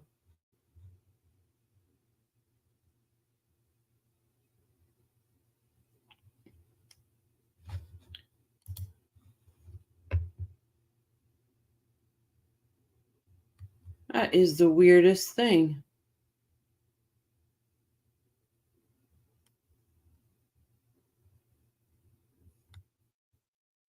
I don't see it either. Yeah, it's not coming through, Patricia. I'm so sorry, Patricia. I can't seem to see it. I'm looking. I don't see it either. And I am sure whatever you said was good because it always is.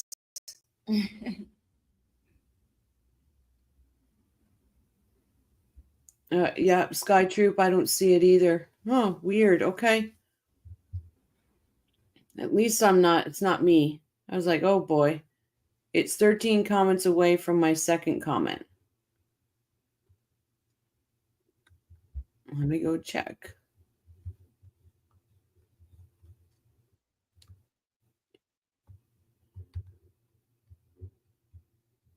Yeah, the 13th comment for me is Thumper. Gotta admire a beautiful woman rocking an Ellie uniform. No, it's not coming through. I don't see it on my end. Hugh, you see it. I'll write it again. Perfect. Perfect. We don't want to miss it.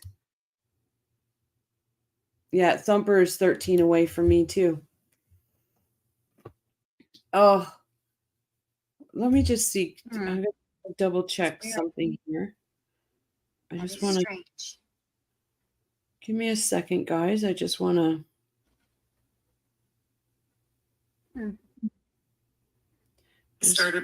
I just want to check. Jibs and Jabs is at 121 subs. Deb, you don't see it either? Okay. That is absolutely amazing. And guess what, Coffee Crew? We are 90 away from 3,000.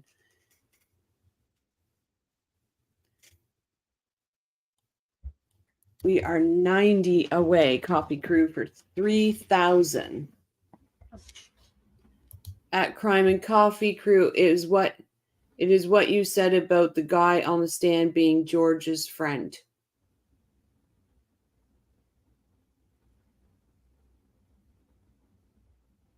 I don't think George has had a friend up there yet.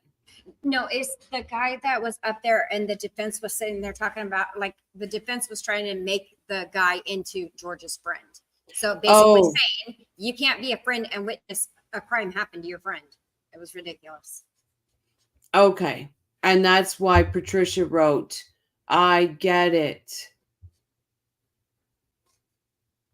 Okay. Okay, because that's what you said. I was like, I was like, did I say that?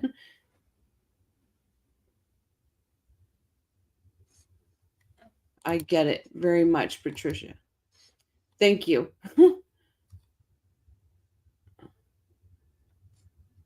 But yes, Becky, it is much easier to connect to Jibs using the link than trying to connect via YouTube. It's only because the algorithm hasn't caught on to Jibs yet, but it definitely will soon. Definitely will soon.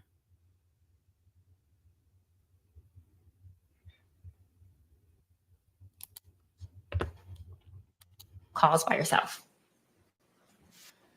Do you also undergo continuing training as a condition of your employment? Yes. Tell us, were you working on February 24th, 2020? Yes. And tell us, what area of the county were you working in? Orange County, unincorporated Orange County. And did you receive a call in regards to this case? Yes. And what was that call? What information did you have at the time you received the call?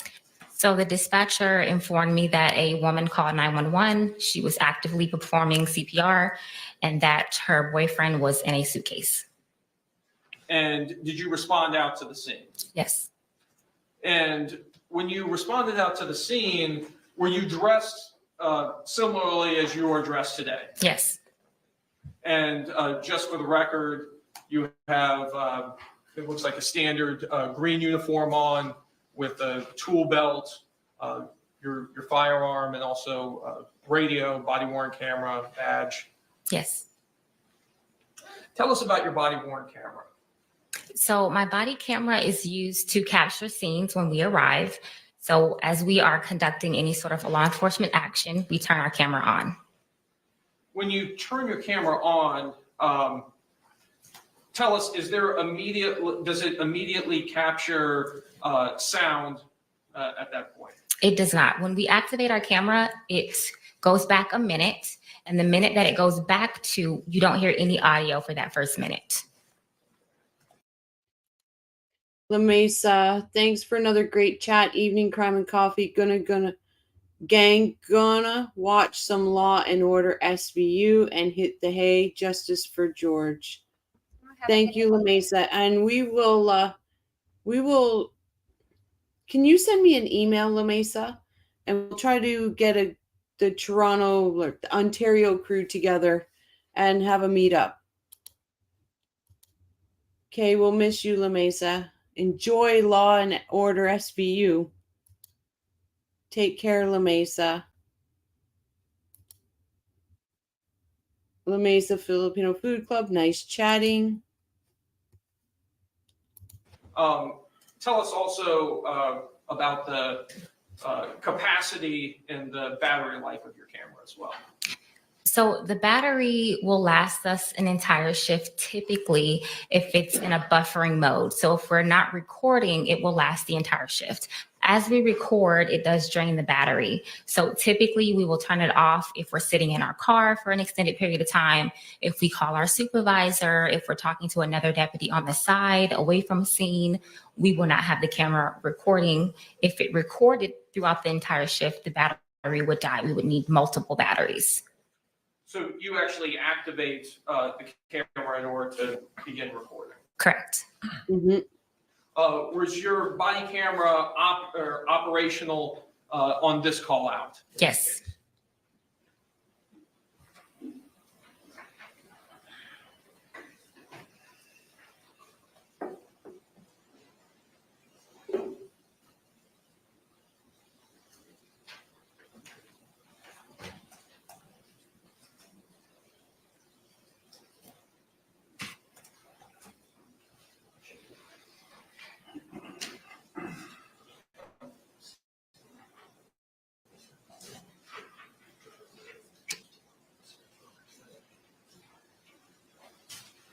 Your Honor, may I approach the witness which has been previously marked for identification as states H, I, and G that have been shown to defense? You may.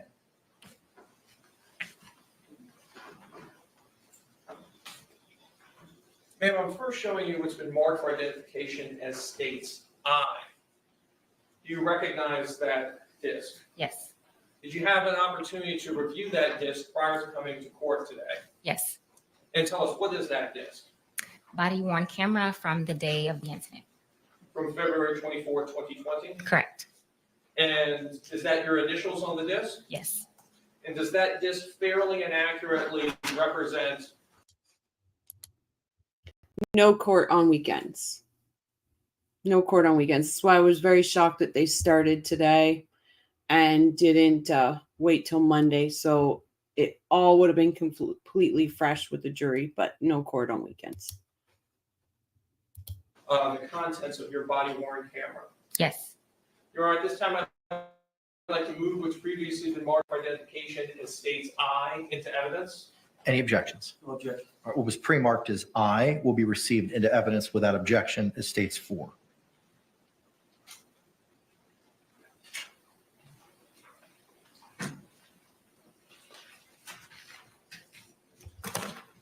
Ma'am, next. You're very welcome, Leah. We ask questions in here no matter what. I'm showing you what's been marked for identification as states H. You take a look at that disc. Tell us, what is that disc? Body worn camera from the day of the incident. From February 24th, 2020? Yes. And did you have an opportunity to review that disc prior to coming to court today? Yes. And is that your initials on the disc? Yes. And does that disc fairly and accurately represent the contents of that portion of your body-worn camera from that day? Yes. Your Honor, at this time, I'd like to move what's been marked for identification as states H into evidence. No objection to any of those coming in. All right, what was pre-marked as states H will be received without objection as states 5.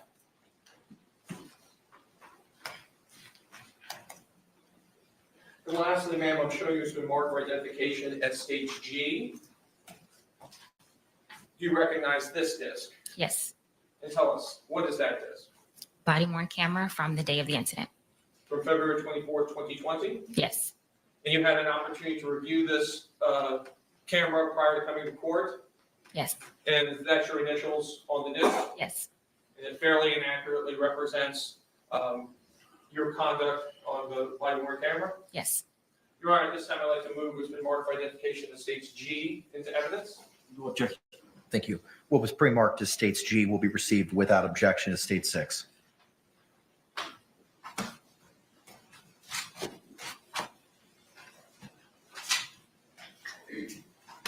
In your Honor, request permission to publish states 4. You may. Your Honor, may we dim the lights and use the overhead projector? Yes.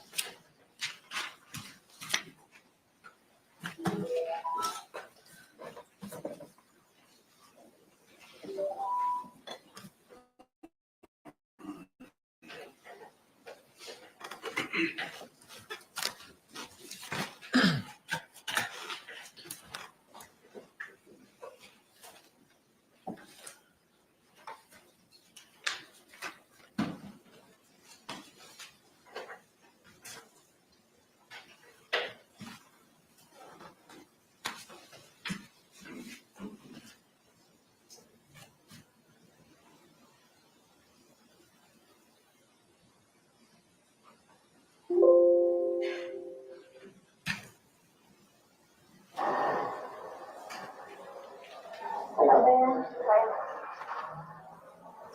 You live here? Yes. Okay, I'll talk to you guys, get some information. The property manager, I don't know if I should go tell him really quick, or we'll take care of that. Where's he at? You want that in? Oh, don't worry about that. We'll take care of that for you, okay?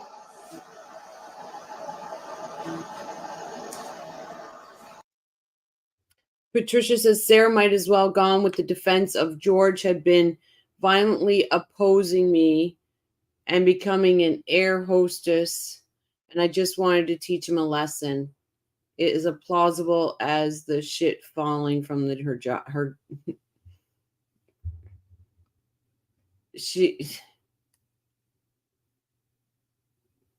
I don't even know how you talk your. I get it. And yeah, she should have, instead of saying, it was we've been having such good days. You know, he apologized to me after his classes saying, did I do that? Was that how I was to you?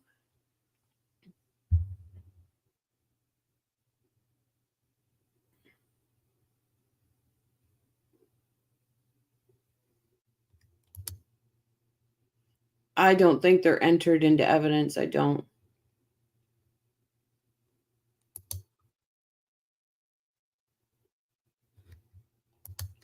But her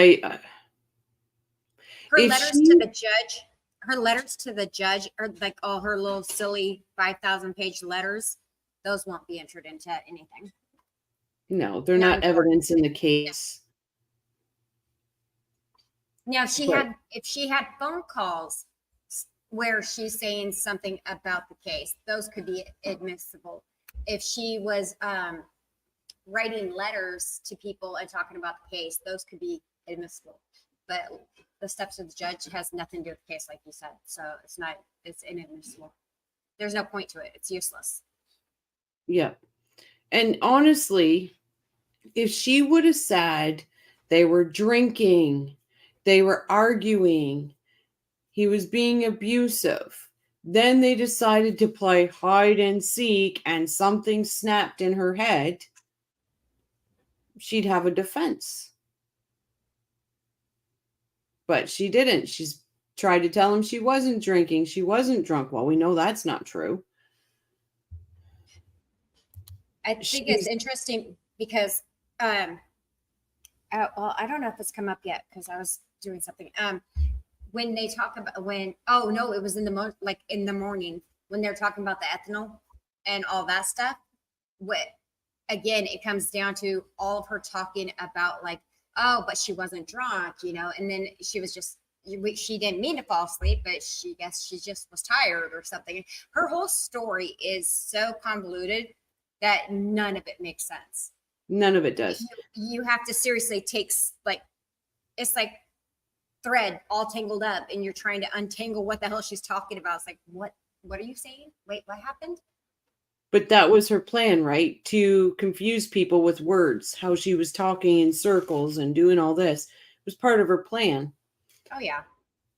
Patricia says she's actively ruining good days for everybody. True. Hello, Kosher, my friend. Hey, guys, I'm alive. Still have COVID after 15 days. Oh. But making it, I'm incoherently following this case, and it's been interesting. Does anyone else notice how fast they're moving witnesses through? Yep, COVID. COVID. Yes, Kosher. I'm sorry. Geez. I hope you're soon out of the weeds in that COVID. Wow. The I have a theory they're trying to get to the defense's case to get Sarah on the stand, and most of their case will play it out as they attack her and her witnesses. But it also works for them because the defense has everybody on recall, meaning they're just going to redo the trial once she's done. Yeah. We're going to start all over again with witness one. Yep. Once the jury views those videos, it's all over for Sarah. There's no excuse for what she did. I agree, Becky. Exactly. Yeah, I agree. That's like game over. I'm so sorry, Kosher. It just came out. I am so sorry. It's the cuh sound. You're like COVID Kosher. Yep. Hey, Carrie Sue, please go to Guilty Words. She did a video on Sarah's interrogation, basically saying everything is about her. Oh, it was. Everything was about her in there. Thank you for coming in. And yes, Guilty Words is a great channel, guys. Guilty Words is a great channel.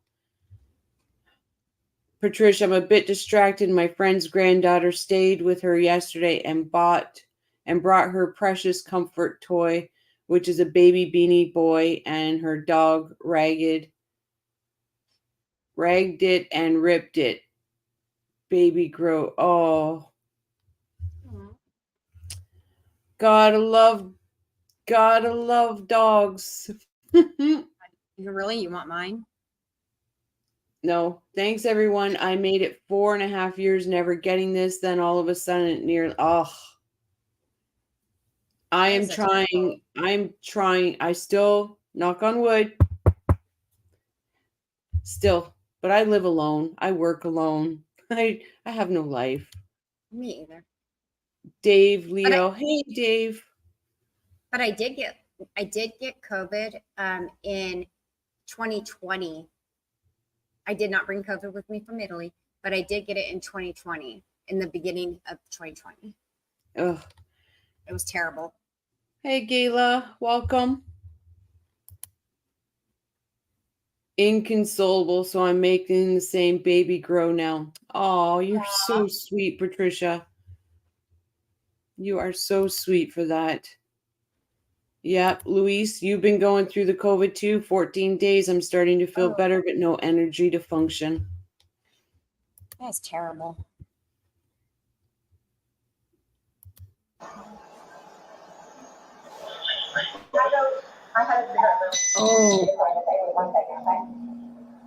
Oh my goodness, Kosher. Okay, well, pick up my dog park on the counter. Okay. 9 days.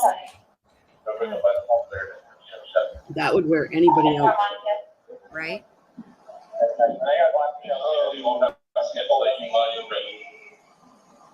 At the time.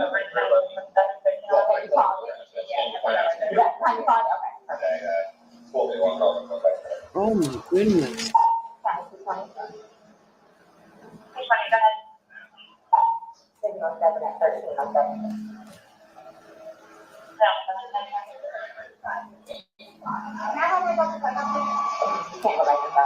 What's going on? What's he need? Boyfriend? Yes, because for like 3.5 years. What happened? We drank last night and had a can you pass this to the around to the FBI stuff? They need to sign that, sure. No. You should then have to, this might be a real thing. But each of them has to fill their name. Normally, I just put everybody. Yeah, you call it. What's going on? I think that Dave, she's they're been not sequestered. Sorry, go ahead. Dave, they are not sequestered. Go ahead. I was saying, I think that she spent the entire night rehearsing how she was going to explain this, because notice that when she started to tell the story, and then it almost feels like in her brain she was like, wait, that's not the beginning of it. Let me restart this. It's like she spent the entire night rehearsing this. She had a script ready. She just needs to follow it. Yeah.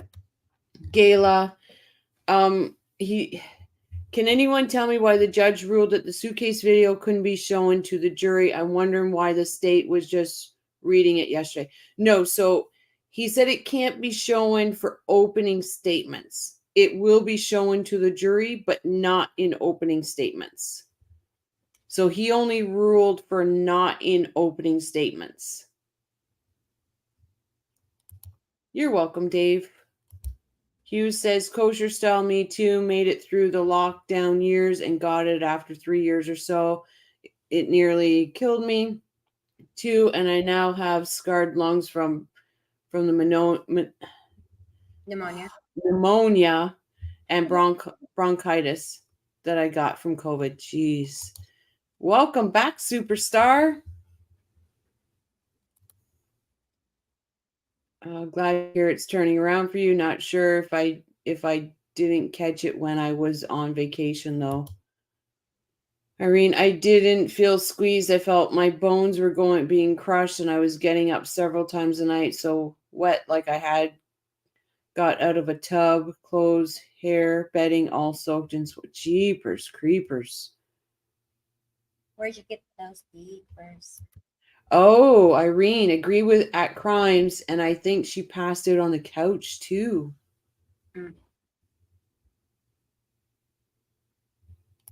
Yeah, I could see that. I could completely see that, because in some ways I don't know if she was going to even let him out of that suitcase. So wouldn't she want to stay close to him to make sure he's not making headway with getting that zipper open? Yep. Please like and sub. So close to 3K. Yes, we are. Gayla. Oh, thank you. You're welcome, Gayla. Thank you for the question. At Crime and Coffee, I've just finished this, and my friend is driving her to get it now. Oh, that is so sweet. I'm going to email you a pic of it. Thank you. Jibs, don't be sorry you're at work.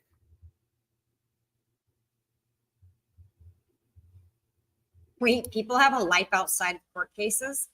Yeah, I'm on a time waiting. Sounds like fun, Jibs.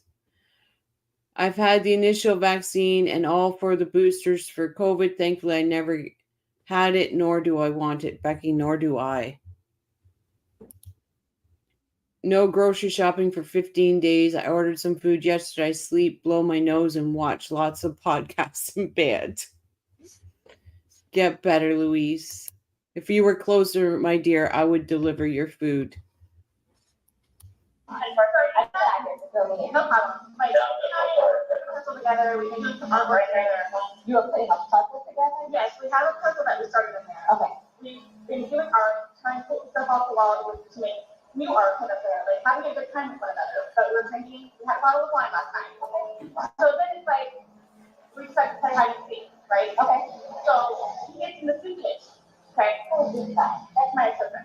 My former husband. Hi. You live with the guy? No. I told him over here. Okay. I didn't know what to do. Okay.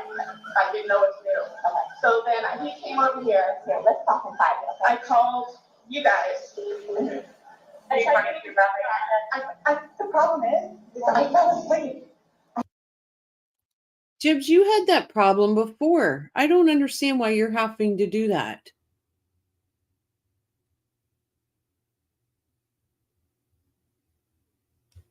Jeez. Wait, having to wait to post what?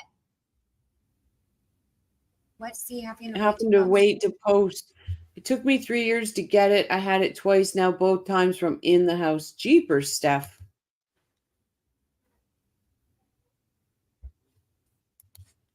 Dave says, can the jury convict her on a lesser charge, or is it second degree? And I know, I think it's second degree, and then I think it goes down. Correct me if I'm wrong, guys, but I thought it went down to Manslaughter? manslaughter. I think those were the two options that she's going to have, or innocent. Which, my God, that jury better run and hide if they were to do that. Run and hide. I fell asleep. When you do CPR. This morning, when I found it, before you called, yeah, I'm off right now. I tried. I was awake, but I actually got out of the bed at like 12:30ish, whatever. So I came downstairs and I was like, oh, he's in the suitcase still. Before that's when I found him, and I took him out. I tried doing CPR, and then I called him, and then I called him back. Did you be here before the fire department got here? Who? The husband? Or the ex-husband? Okay. Where's he at? Right on the street. Okay. So you were praying, and who did come up? I did, but then I fell asleep. Okay. Okay. I wasn't there. I'm just trying to figure out what happened. Like having aneurysm or a heart attack or what? Medical condition. And not that I know of. Not that I know of. Not that I know of. No. All we had was a bottle of wine. Go ahead. By any chance, do you see one tear? Oh God, no! She's like- You don't see a tear in her eyes ever. At all, right? It's not just me. I'm not just being cold and looking at her like I don't see one tear. She's acting like she's so upset. All like I said, acting. But you couldn't squeeze out one tear for this. I mean, even Wendy squeezed out some tears. Yeah, but her upset is coming across as angry. It's not even coming across as being upset. She's sitting there yelling at the cop. It's like the cop's there, and Miss Rodriguez, she's sitting there, just trying to get the story, and Sarah's yelling at her. I'm like, oh my goodness, this is anger. You're right, it's anger. It's not even panic. It's not sadness. It's not like, oh my God, I just lost the love of my life, as she calls him. It's just anger. Yeah. No, Deb, you're right. I don't think I've ever seen her cry. No. And like I said, even her tone is not somebody that's upset. It's somebody that's angry. Steph says she's 100% zero affected by it, just annoyed that everyone doesn't see it her way. Narc much, right? Because it's everybody else's fault that they can't see it her way. Right, JJ? Not even crying from frustration. Yeah.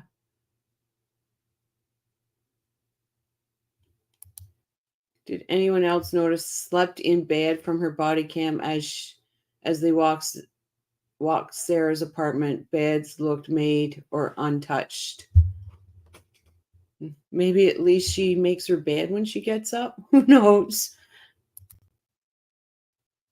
It's mind-blowing that she called Brian before 911. I mean, and what TF? And he still had to call. He still had to tell her to call when he got there.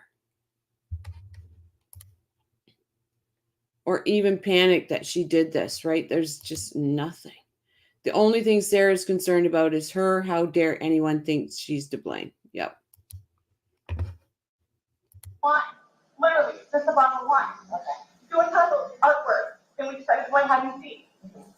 That's all that happened. Okay. So I don't know what in there. Like, I don't know what happened. So how long were you doing CPR on him prior to falling out? Can't even say CPR. Yes. Okay. And then I told him while I was did you start probably, what, fall apart? Here, let me fill this at the end, okay? Please, ma'am, I got the pepper. I am still cutting out right now. Ma'am, and you can't talk to him until we get done with this, okay? Just don't leave, okay, Brian? Thank you, ma'am. Appreciate it. Thank you. I know. Do me a favor. Stand over there by that part. Give me 1 second. There's a dog in there? Yeah. You want to help clear the back bedrooms real quick? Just make sure there's nobody else in here. Is he here by himself? Nope. He's here with the girlfriend, and that's the girlfriend's ex-husband. He's going to see you. It'll explain how to go. This is what she said. She's been doing CPR on him all morning before calling us. Yep. So I'll go ahead and start making phone calls. Okay, what do I do with with this dog. I don't want him to mess with him. Come here. Oh, Jesus Christ. Oh, perfect. Okay. I never noticed that.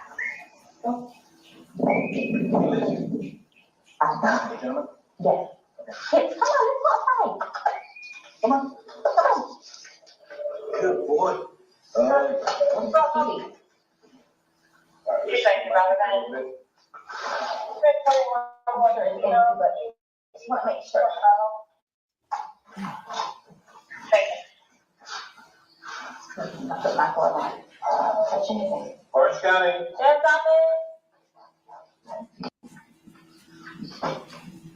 That bed looks good.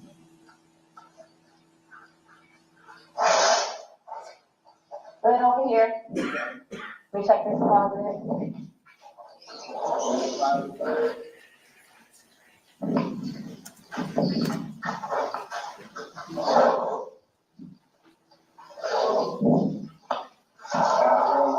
That's the son's bedroom. So garage.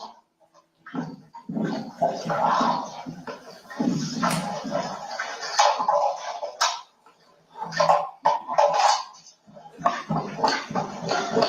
I guess we're gonna have to set up a crime scene now. Oh, man. JJ says, Crime and Coffee Crew, I find all of the women who unalive their mate, former mate, claim DV and cannot show emotion. Innocent people all grieve the same way. 100%. 100% on that.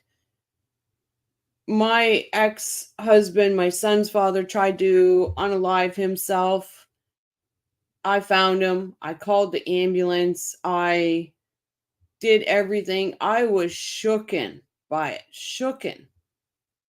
He did it while he was on daddy duty with my son while I was at work. And when I got home, my 3-year-old was running around outside. Couldn't find him anywhere. Then I found him. I was shook. This is insane. That's why I say there's no way. These women, the way Wendy acted, the way she's acting, it's just not normal. I was shaking.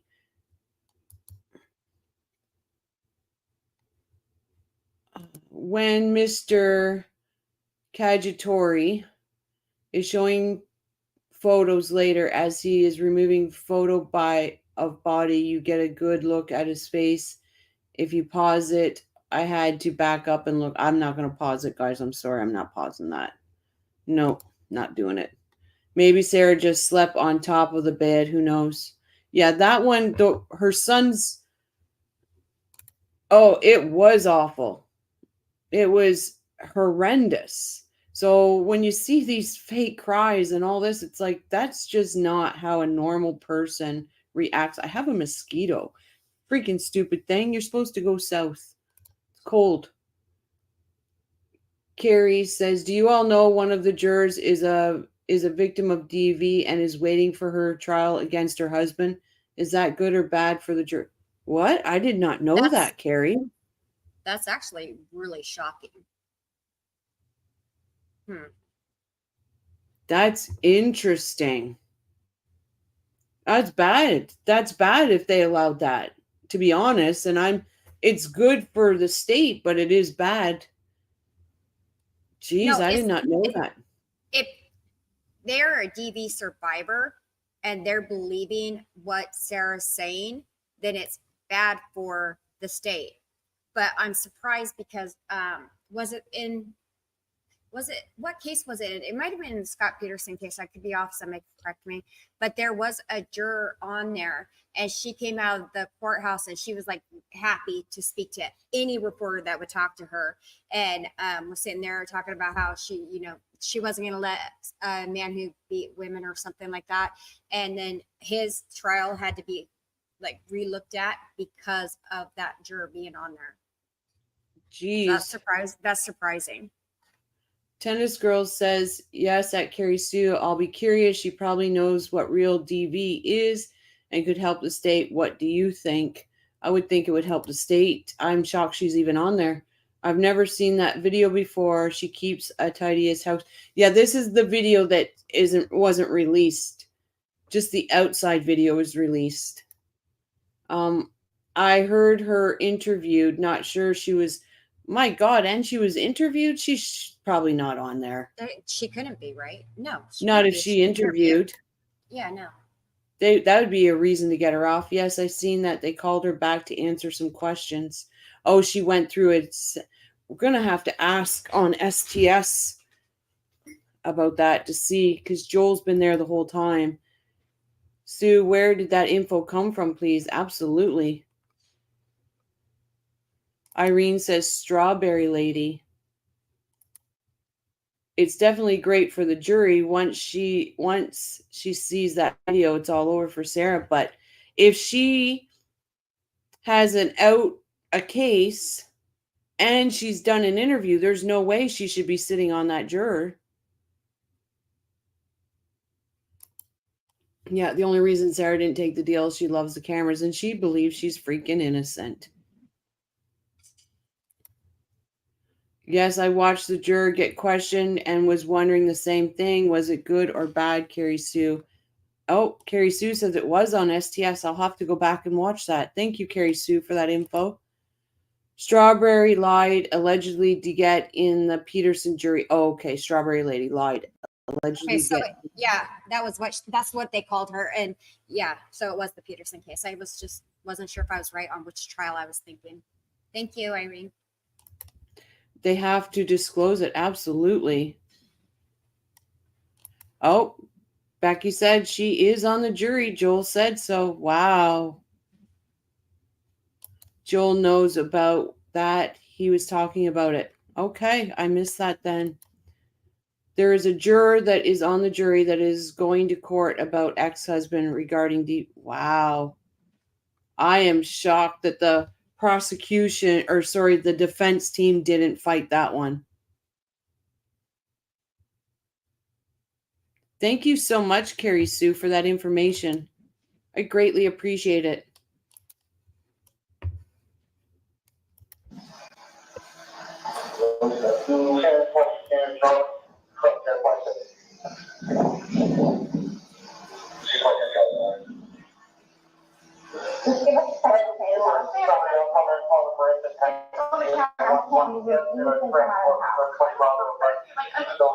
Let's get you down, because I don't want you passing out. This is probably a lot for you to deal with, right?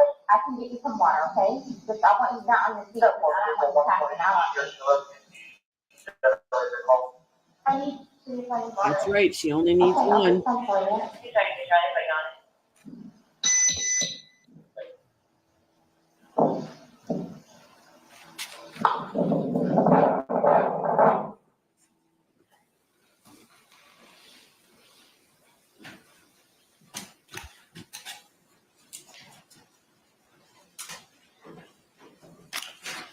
Your Honor, request permission to publish States 5. You may proceed.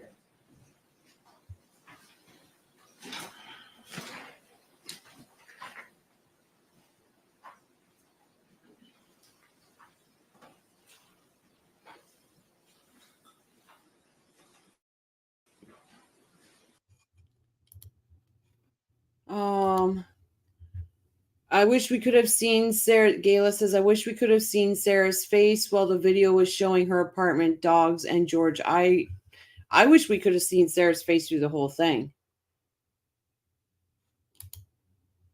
Maybe defense Sarah thought a lady having gone through DV would be symptomatic to her. Oh, maybe. But I would think, I don't know. That's crazy.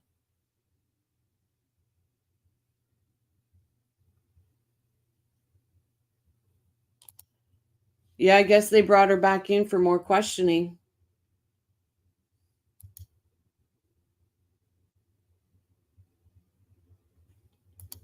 JJ, that's how I feel. I had a protection order on my ex. I have never thought of taking him out. I just wanted him gone, not deleted. I agree. Same thing.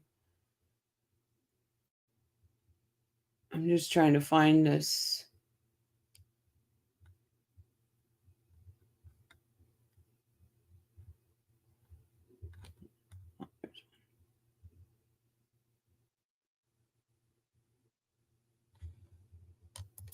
JJ said, Crime and Coffee Crew, people reacted always in different ways.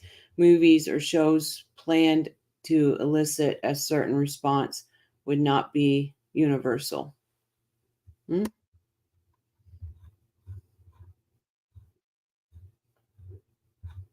Oh, okay, let me catch up here.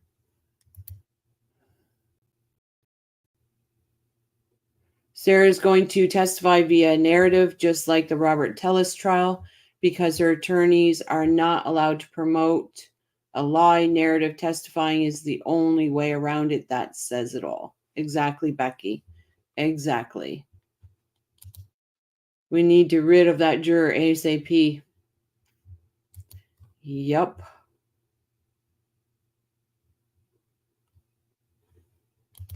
That also could be Tennis Girl. You're right, kind of. I don't know what Patricia Byrne. She probably knows what real DV is, and SB ain't real DV. She might see it that way too. That's a hard one. I was looking at what Tennis Girl had written, and because when we were talking about earlier today, and I was saying, no, there's no way that they're going to let somebody with DV history in that jury pool. They could work for the state because, women who, or men too, sorry, women or men who have been in a DV relationship, you know what you're looking at, you know how a person reacts, it's just a mindset that a victim of that has. And there's just, so it's going to be played out once they see that suitcase video.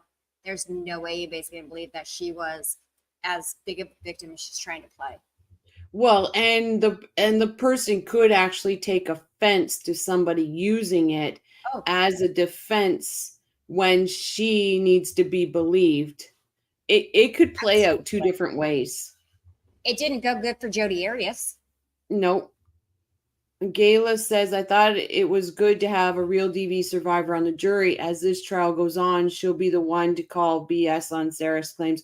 And that's what I just said, right? It could go two different ways. JJ says, however, my sister believed Amber Heard. I didn't. I've been through DV. I didn't believe Amber Heard 1 second. 1 second. I was up very early to watch Boone trial, so we are going to call it a night. We will see you all next one. Night, guys. Night. Neither side struck her from the jury, so both think she might help. We'll see. Yep. We will see.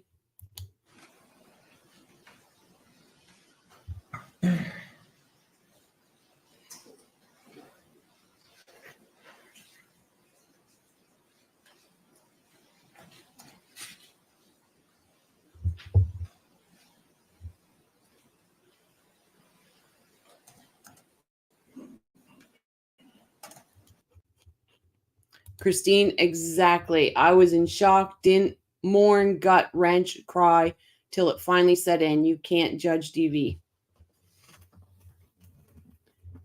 No, but you can definitely sniff out somebody that's using it as a fake defense, or somebody that wants to just wear a badge that nobody that's actually been through SA or DV want it.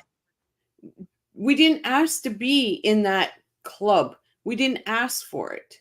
But then you've got people out there that are constantly using it or trying to wear it as a badge of honor. It's disgusting to me. It truly is disgusting. At JJ, Johnny Depp gives me ick, not a fan, and I never believed Amber Heard. I think she was the arrogant aggressor and Depp was a sad drunk. There you go. I love Johnny Depp. I fell in love with him. Remember Nightmare on Elm Street? I fell in love with Johnny Depp. Mm-hmm. And if they can see the police interrogation video where Sarah builds herself up as George's savior, Saint Sarah, or Lady of the Samsonite. We are seeing a tiny window in her life. She's definitely a nutter, but no verdict on DV yet. I, as a DV victim, as an SA victim,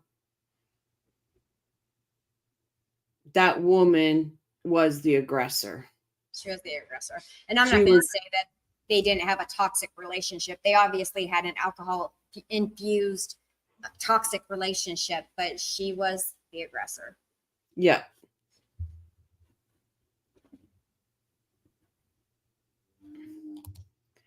I don't about trial yet. My mind may change. And absolutely, Christine. And everybody, absolutely, everybody has their own opinion. I'm just saying, coming from both angles of DV and SA, that woman was the aggressor. You can still tell that SB is not a victim of DV. She's always wants to be in control. That too. She does. Crime and Coffee Crew, we don't even talk about it openly and compare notes. When we watch a show, it also helps us validate if our experience is real. That's right. We don't go out, and it's not something that you just go out and just broadcast. On here, like I was telling Crimes the other day, you know some of my story. Crimes knows some of my story. There's no way I would put my whole story out there because nobody deserves to have that image. I don't want the image. Why would I want somebody else to have the image? Yeah, the most I really will, I guess, because I don't want anybody to look at me like that. So the only things that I'll really say is that I've been through bad relationships, but I'm not going to sit there and go into details about it. One, I don't want to relive it. I already do that when I go to sleep. But two, I just don't need anybody else to look at me and know everything I've gone through. And then you feel like they're looking at you differently at that point. So I just don't need it. Yeah. Gayla says in the interrogation, her ego, her opinion of herself shows she didn't have a beaten down spirit. Right? Absolutely.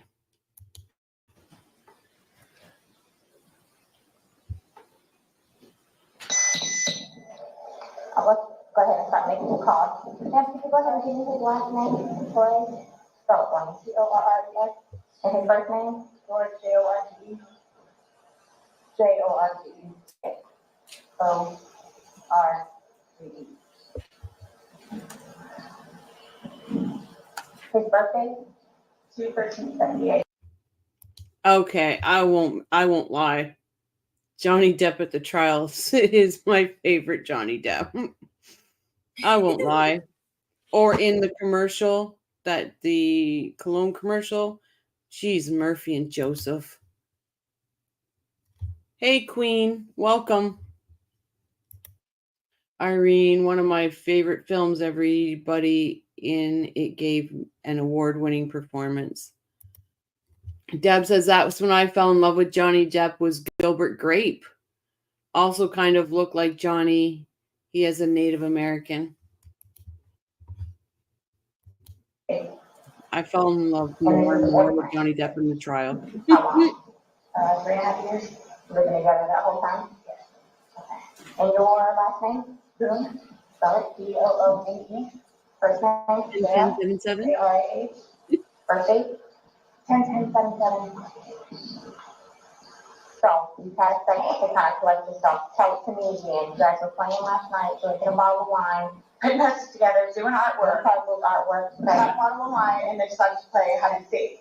So what time was that? Do you remember? I mean, I know that I was in bed probably by like what, 12:30.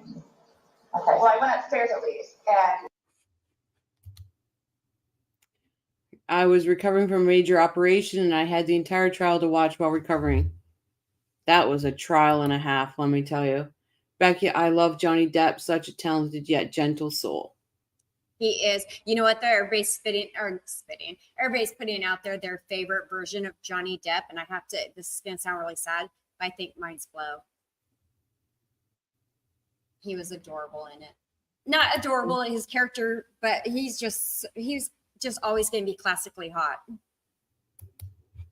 Mine was the trial between Amber Heard and Johnny Depp. Would you like a pint? Forgetting that he was in the suitcase. Playing the hide and go. Yes. And at some point you put him in the suitcase? No, he got in the suitcase. So he thought it would be funny to be put in the suitcase. So I was like, okay, well, I'm going to joke with you and I'll dig you up and make him, squirm a little bit, whatever it is. But then I fell asleep. I fell asleep. Where was the suitcase? Right where it is. Right down there? Yes. You zipped him in there. Yes. Thought it would be funny a little bit. It was. We both were laughing about it. Okay. And then I fell asleep. Oh, he was laughing already. Upstairs. In your bedroom? Yes. Okay. Totally forgetting that he was in the suitcase gone. Okay. And then you came back downstairs. This morning, or this afternoon, yes, when I got up. What time? 12:30-ish. I was awake, but I totally forgot that he was in the suitcase.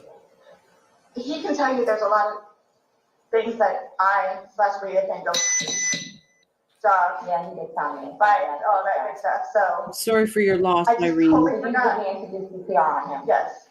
Yes. About what time this morning did you start doing that CPR? No, it was the afternoon. This afternoon because I was awake. But then I finally decided to come downstairs at like 12:30-ish, whatever it is. And I was like, he wasn't moving, nothing was happening. So I unzipped him, took him out and started doing CPR on him. He was on his way up here. I called you when he got here. I'd love to get one of his artwork. And air was coming out and he was gurgling, but I could tell by looking at him. But you knew how to do CPR, you were doing that on your own? Yes. Okay. And then the person that was on the phone with me also, I counted with him doing it. And he's got no medical, he doesn't take any medication? I don't know, I don't know medical wise, I know he doesn't take any medications whatsoever. The only thing, like I said, I don't know if alcohol had to do with it, but we had a bottle of wine. Okay, all right. Here, I want you to sit back down, because I don't want you to have one more sip of water. Yes, go on. I'll do what I can to get you a cup, because I don't want you to have to keep doing that. This is true crime wifey's favorite part in this video. She thinks it's hilarious watching Sarah drink from the spigot. I will definitely do that, Jibs.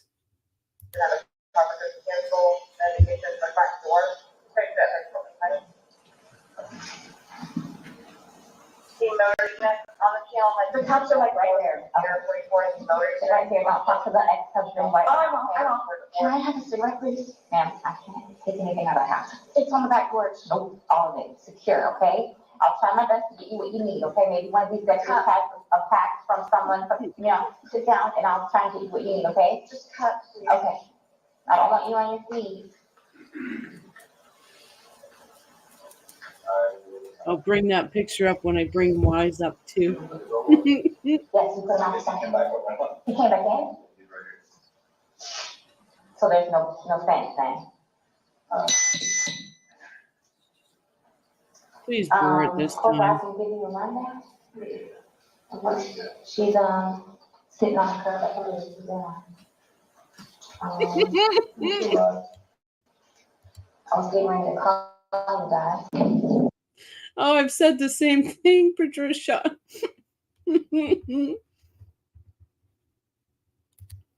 Oh, it's going to be a new game. Oh, that's awesome, Jibs.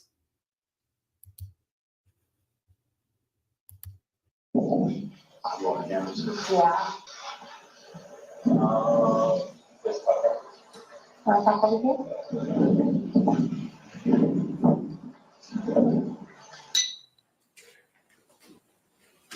Your Honor, request permission to publish State 6. You may do so.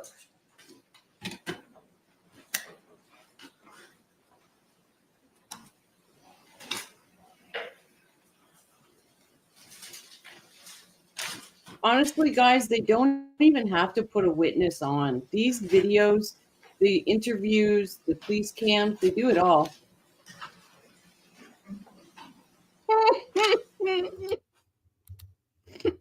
It's a 4-play game that's a killer. Batteries not included. Oh my God, Jibs, you're brilliant. My 70-year-old mother crushed on Johnny like a 20-year-old.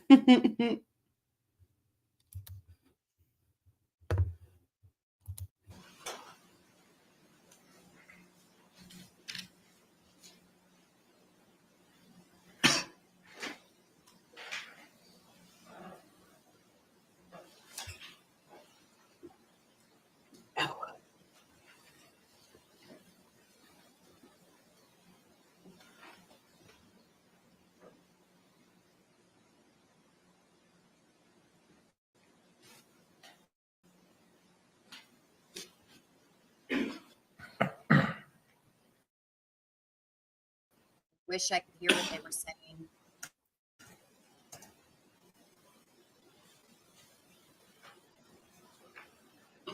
My nephew looks like a young Johnny Depp. Uh-oh, watch out, girls.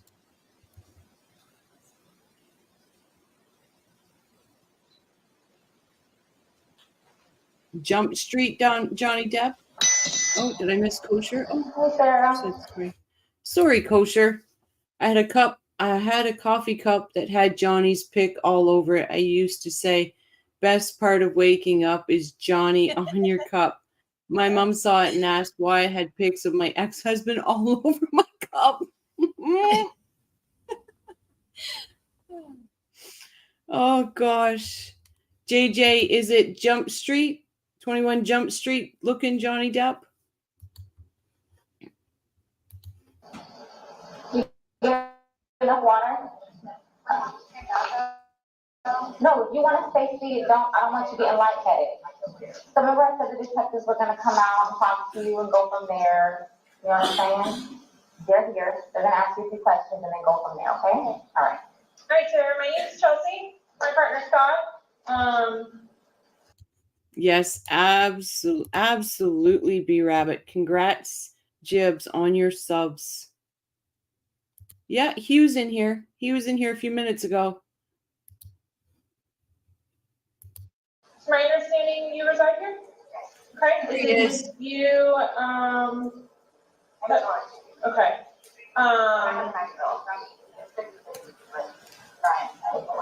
Your former husband. Okay. But you reside here with George, and then your son lives with you, or lives there's 50-50. Yeah. Okay. So from what has told me, she explained. Karen, I think, I'm sorry if I'm saying your name. Karen, wasn't she sentenced? No, this is the first day of her trial. Well, no. First day, oh, I know it's forever. Drags on like a good thing. Thank you. I wouldn't have that many subs without you and the coffee crew. You're just great. I am biased, but he is like a Jonathan Adler. Oh, okay. My ex looks more like Tony Soprano, meat sweats included.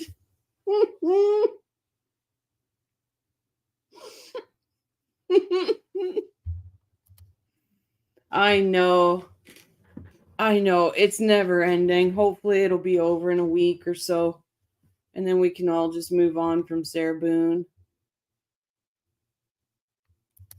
Why is that doing that to you? I have no idea why, Jibs. You too? Hold on. Let me just check something, guys. One sec. Give me 1 second.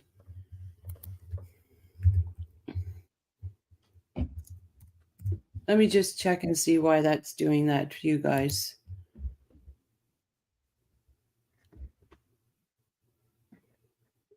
Dan's girlfriend's brother. Karma Coffee, you know that is Dan's girlfriend's brother. Yep. Give me 1 second. I just want to check and see why this is doing that to you guys.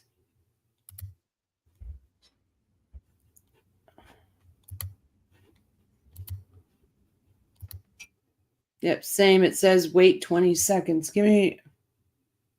What is going on? You have the slow chat up? I'm going to check. I thought YouTube was being an a-hole to me.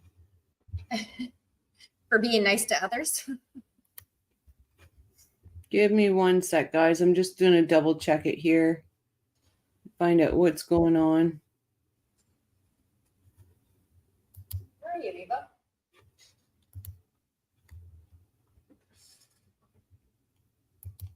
Sorry. I thought it was muted for a second.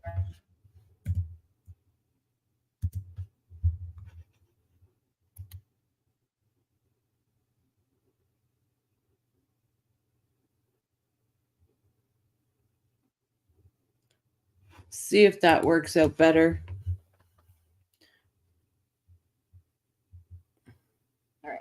Didn't mean to yell at everybody. I thought I was muted. I was calling my dog. And of course, please like and sub here. If you want a funny channel, please sub at Jibs and Jabs. Absolutely. Oh, right. I'm gonna do. No, hold on. shameless plug. Ooh. It says slow mode and send a message every 40. Hold on. Let me just. This is silly. Let me go into there and see. No, you can't change. You can't Oh, I change mine. can't. No. No, I was looking to see if, as a moderator, I could make a change. To I'm that, just but gonna hold on. No, you can't go in. Moderator turned off. Oh, somebody did. What moderator just turned off slow mode? A moderator turned on slow mode for every 1 second. Somebody just did. All right. Not sure who did that, but thank you.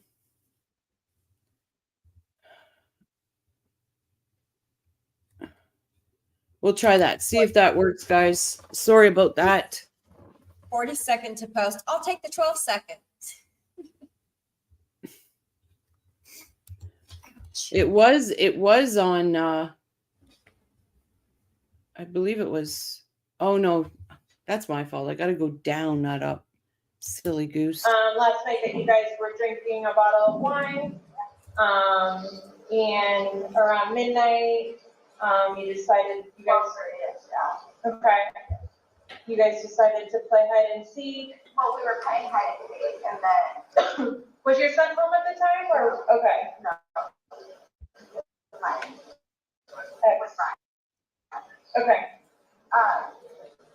Cyber play stupid like that. Sure. We were putting puzzles together. We were doing artwork. You can see the puzzle that we finished in there, and then the artwork, and then decided to play hide and seek. It was being stupid. Okay. So he decided to get in the suitcase. So I thought it would be funny to, and he was talking about it too, to get them up in there. I go upstairs and I fell asleep. So this morning when I got here, I actually got up out of the bed. I thought sure he was downstairs on the laptop. Really quiet. Becky Ireland, oh no, says chat is no longer available. What? We can see. I see chat still. I'm on your. Oh, okay, never mind. It lied. No, you shouldn't be blocked. You shouldn't be blocked.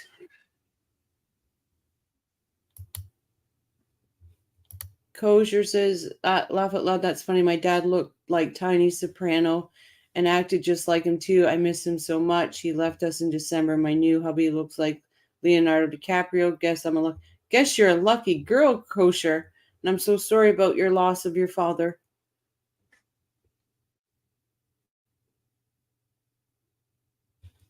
Irene, we're seeing you. You're not timed out.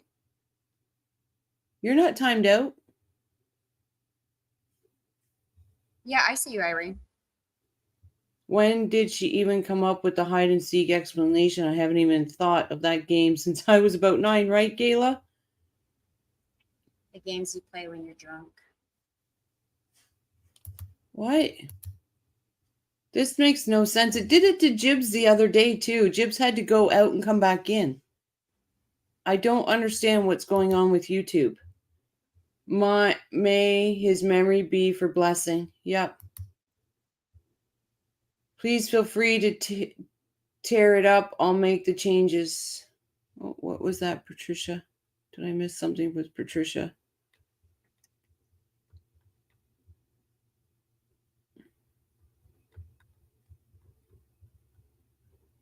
It's gone too far back. There you are. We've seen you, though, before.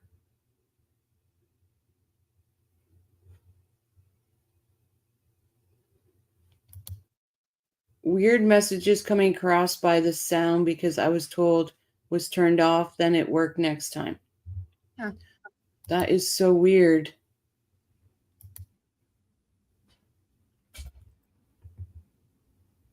That is very weird. I'm sorry, guys. I don't know what's going on. And I came upstairs and I'm like, where is he? Like, and I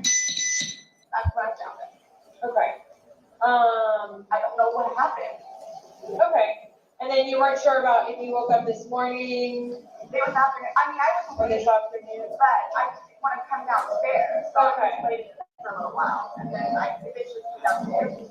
He knew about where he was. And then I was like, oh my God.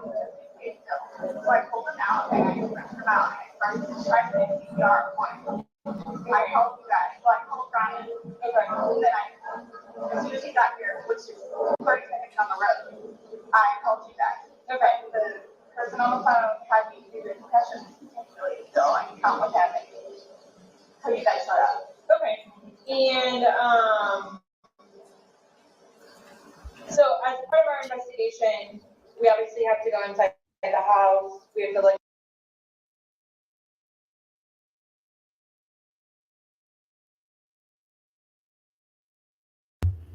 I'm looking forward to the snazzy shirt next week. What color is her shirt going to be on Monday, guys? She's had white, she's had yellow, and this one is, I can't remember the color of this one. So I can't even, she's had did she have a green one too? Or is she just going to recycle her shirts now?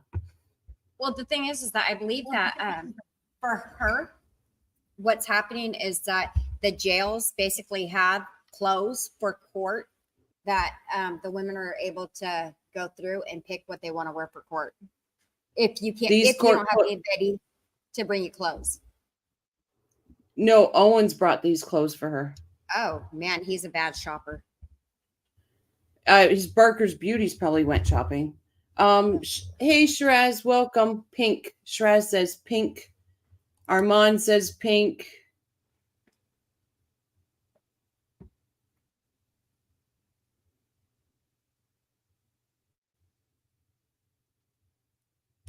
Yeah. So the amount of wine is 3 normal bottles. That's insane. Look at things. Are you okay with us going in the house and looking at things? Okay.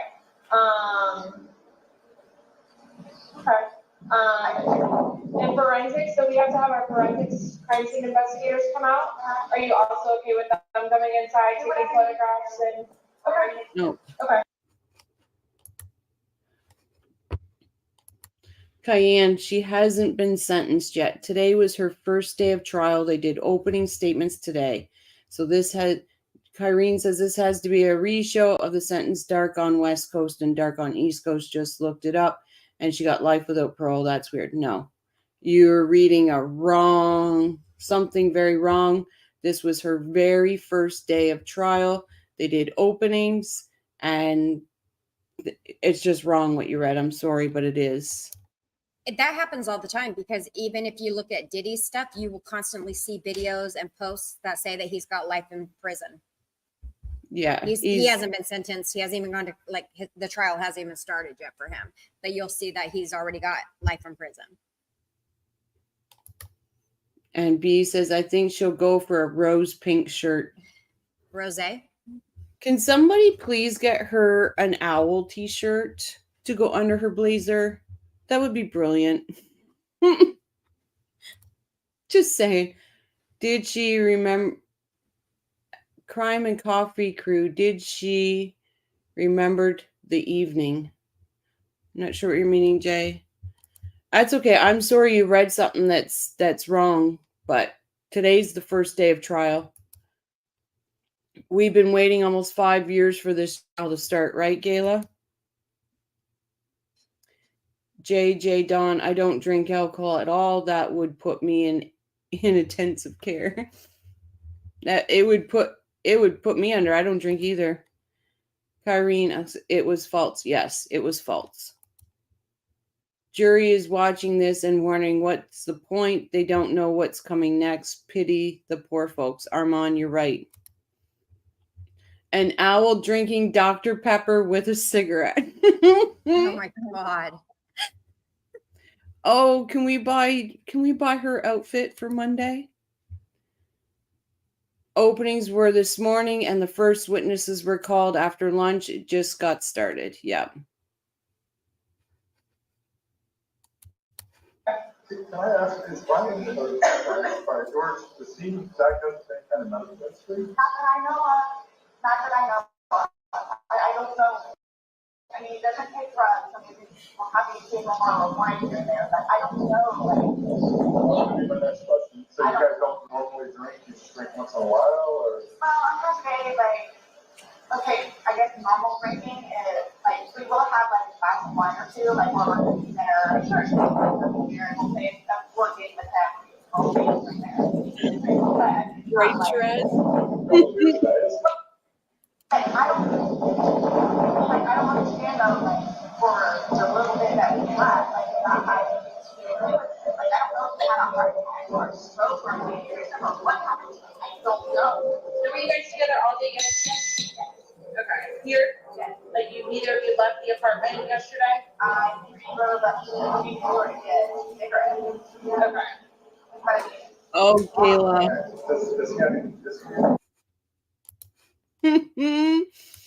Kayla, that is perfect. She should wear a tee with the Tricks rabbit on it. Tricks are for kids, so is hide and seek. That's perfect.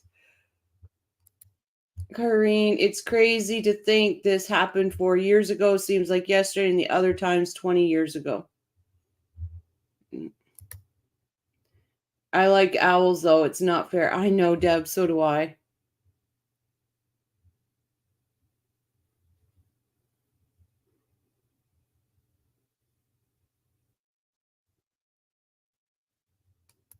Like, no real memory between 11:30 and 1:30 a.m. because she was so drunk. That's insane. And again, there you go, right? If she would have been honest about being a drunk, she could have used that as a defense. But she didn't. That would be the only reason why she was so eager to turn her phone over to police. She didn't even remember recording it, right? If she would have been honest and said she was blacked out, drunk, they were playing hide and seek, whatever. She passed out. She passed out. I just wonder what we are in for during her appeal process. She won't be out of the news for a while if she has her way. Oh, God. We got Charlie's appeal with Ufferman. Then we've got Wade Wilson's appeal with Ufferman. Do you think Ufferman's going to take on fucking Booney Tune here? I kept trying to see the wall on the staircase to see how far there was scuff marks or anything. Oh, I'll have to check that out. My son's name is Oscar William Lay. His initials are Owl. They have a special place in my heart. My son's initials are TLC. She is not capable of honesty because she has absolutely no self-awareness. Absolutely, Armand.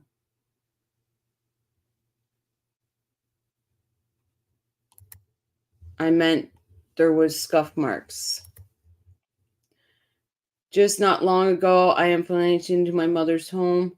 There's an owl outside. I'm scared to look at my mother's face. Was likely, seriously, yes, I'm a little scared of them. I think owls are pretty, but they creep me out a little bit. Yeah. I know he doesn't now. He said he doesn't now. As far as you've ever done, you've never seen them. No. I mean, he's from Philadelphia, and he grew up in Philadelphia, and then he went to Massachusetts, and then from Massachusetts came down here. So I don't really know, like, a whole lot of, Thank God. How long have you guys been together? Almost 4 years, like 3.5 years. You guys been living here the whole time? Yeah. Have you ever been to the doctor or to the hospital during that time? He and his brother got into a really bad argument at one point. He had facial reconstruction, but he hasn't been in the hospital from that. And then I talked him into going to see like a regular physician so he could get just like a regular like checkup thing. Yeah.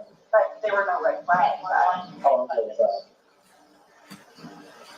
The surgery or the doctor? The surgery, I think, was at this point, like, 2 years maybe, 2.5 years. Kayla says, I tried to say if there are scuff marks, my fingers are out of control. I will have to look and check that out. At Patricia, talk about a bizarre story. The owl did it. Really quickly, you don't have to pay to appeal a case if you don't have money. So you can get a waiver, a fee waiver. So even though she doesn't have the money to do it, that wouldn't stop her due process or her due rights, blah blah blah, of being able to appeal her case. Yeah, but it's handled basically the same way it is to get a defense attorney. Yeah, but would an appellate attorney, as Offerman is and his caliber, would he probably wouldn't take that on because there's no money. Oh no, I don't think he would take it, but somebody will. So basically you just ask, you'd have to find a lawyer or I don't know if the court, I'm looking it up right now, if the court would appoint one to her, like they were trying to do for her defense, but then she would be able to ask for that fee waiver.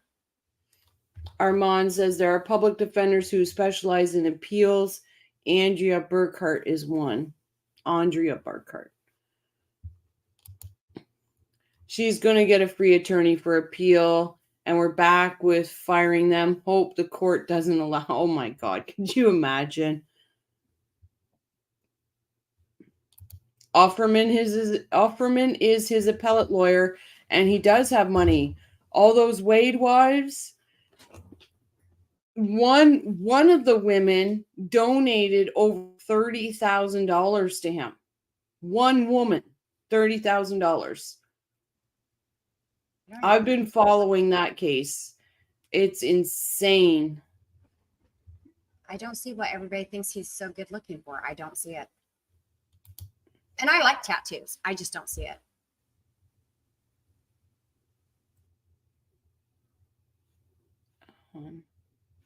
Yeah, it's truly is Tennis Girl. It's insane the money he's racked up. Absolutely insane. And his appellate lawyer is Offerman. The checkup was probably in the 2 years too. Okay. And the suitcase is still in there? Yep, Ollie. Is it normally stored down there, or did you guys travel recently?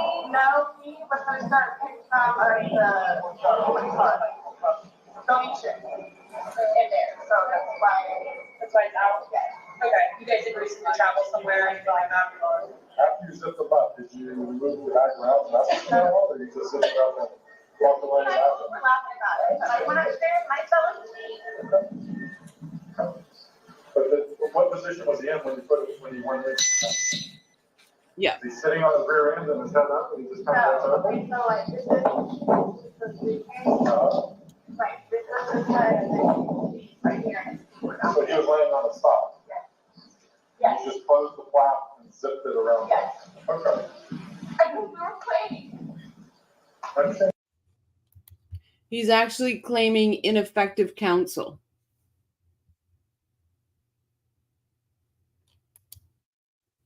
I don't know. I looked today. There was no response from the state.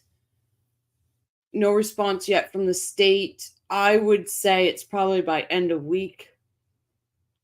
next week. Tennis Girl Wade's dad says he only reaches out to beg for commissary money since he hit it big. The bio dad hardly hears from him. Yeah. They call themselves the Wade wives. And he's Shiraz, he's going for a full he wants a retrial. He's claiming ineffective counsel. And Shiraz says, I thought only DP convicts. got an appeal funded by taxpayers.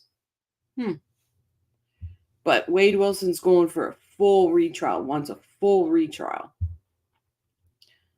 And it's actually his last call to one of the Wade wives. He thinks he's going to be out in 18 months, walking the streets. Can you imagine? Oh my God, the guy is wackadoodled. He is wackadoodled.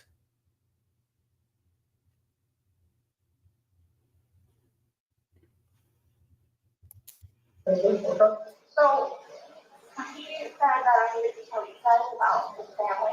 Like, who do I talk to about that? We're gonna do that once we walk through and see. Yeah, we're gonna. I'm just telling you, like, It's gonna be a I'm while. afraid for my life. I'm afraid for my life. His family has never liked me. I'm the blue-eyed white devil, what they call me. So they've never liked me. They've never taken me in. They've never accepted me at that point. Have you called any of them? We talked to his daughters yesterday. No, I mean, like, about this. No. Okay. So no one's gonna know until we will be making that notification, so They're going to it's, tell me. okay, well, Yes, they're down the road. They're going to tell me. Jim. His kids are going to tell me. They're going to tell me. This was not intentional. okay. They're not going to understand that. They're not going to accept it. Oh, Jibs has something here didn't get showing. What is that? There we go. Carrie Sue popped out for a bit to watch Jibs and Jabs video. That was pretty funny, but it does put some shade on some of the contents, which may be well deserved. Will subscribe. Thank you for subscribing to Jibs, Carrie Sue. Patty had it on her channel, and she played it twice today, Jibs. And she wants to reach out to you, Jibs. In California, DP cases are automatic appeal funded by the state unless they change the law. Gayla says right there, she says his family always said she would end up killing George. Yep. Called her the blue-eyed devil.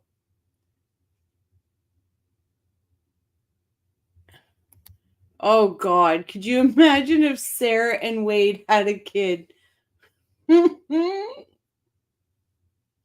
That's why I joke all the time. When she goes to prison, is she going to have Boone wives? Is somebody going to tell her how Wade Wilson did it? So there's GoFundMe, which is very regulated. And Wade Wilson and these women are going through, it's called Fundly, Fundly. It's a new crowdsourcing money fundraiser type thing, but they go through there because there's less regulations. Because I was looking up for GoFundMe and I was like, there's nothing. But yeah, it's Fundly. Yes, Jibs and Jabs. Yes, the kid is called Wendy.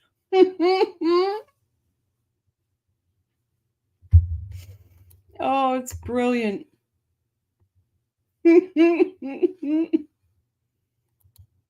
Gailey says, I think Sarah and Daryl Brooks ought to hook up. She wouldn't even have to change the monogram on her towels. No, she wouldn't. Oh, that's another wackadoodle. Oh. I'm shocked we haven't heard anything about him. We're gonna do a thorough investigation, and we will definitely make sure that you don't feel scared when we need you, okay? My 9-year-old. Or he's at school, and he's with your husband. I know, well, Ex-husband. Your husband said that, your ex-husband said he made arrangements for your gun to be picked up. Oh, okay, Mom. All right, we're gonna go aside. Yes, please, right. So I know what's going on. And don't. All you have to do is get their attention if you have a question you need to talk to us. He's standing right there. Yes, she'll be I right did. here. Yeah, okay, so when you guys tell me, like, so you're telling me, like, you won't call whoever it is without telling me, right? I mean, I have all their phone. We're not calling, we're not making phone calls, we're actually gonna speak to them in person. Yeah. We That'll are. be later on. It'll be later. Prior to us making. I'm not gonna be here. They're going to kill me. We'll address all of that, okay, before we leave. Okay? This was, Okay? Okay. thank you. Just stay seated, okay, Sarah? I know you're panicking, okay? Just relax. I'm gonna talk to you. We'll keep checking on you.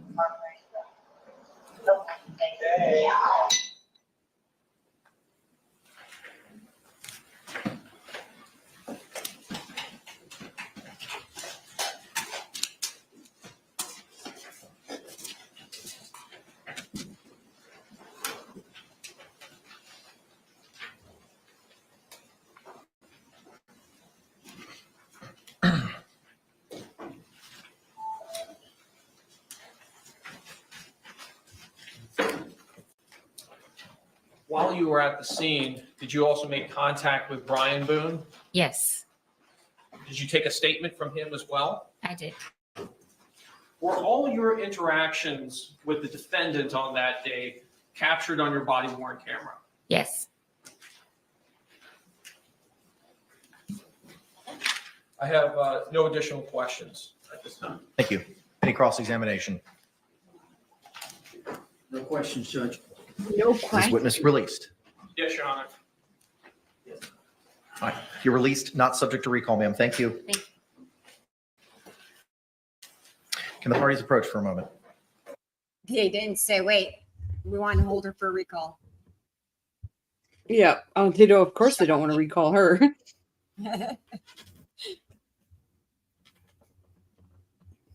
I think Sarah forgets that she's a defendant there. Oh yeah, she thinks she's second chair for sure. Right.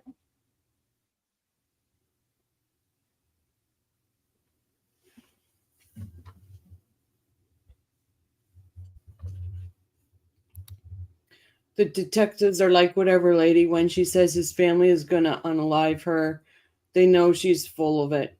Just saying. I agree.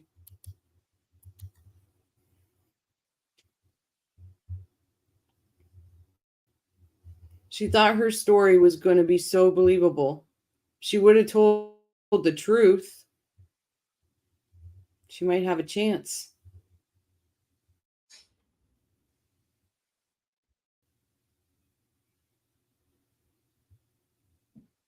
Oh, here we go again. There we go.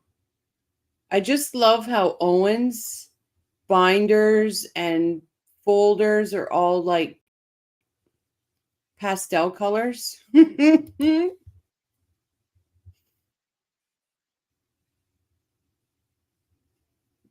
just think that's hilarious. She writes a note for him and pushes it back towards his side. My goodness, this girl.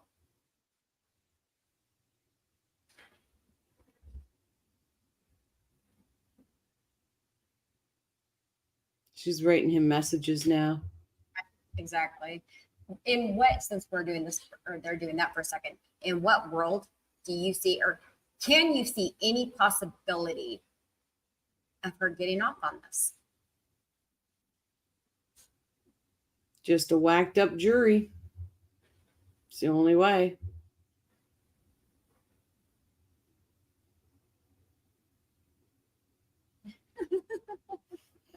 Yeah, but Leah, the judge actually said for them to come up, but it's true.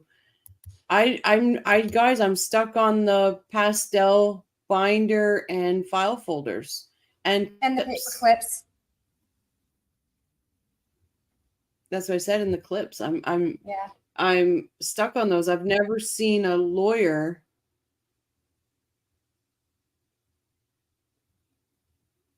do that. I've never seen a male lawyer do that. It's how he keeps track of which client the binders are for. He's like, she can have the pastel bright colors. I don't know if that goes together, pastel and bright, but you know what I mean. I hated my name too growing up. I've never heard the name before. It's pretty. I like the name Irene. Yeah, I pray the jury sees right through her. But does anybody see a way that she gets off of this? off, you know what I mean? That's what I'm curious. If anybody here Carrie thinks that Sue. she has a way out. Carrie Sue says, what's the writing on the screen? So the ticker that's running, if that's what you're asking, it's all names of victims. I put victims' names in the ticker, so their names are still out there. It's a reminder of them, and it's keeping us all aware of the victims that need justice.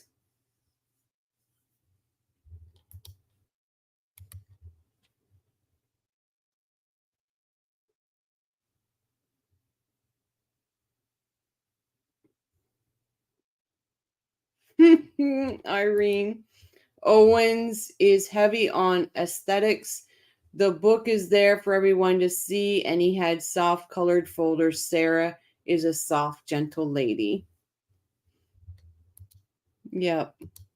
He should have put her in a softer color than the black, though.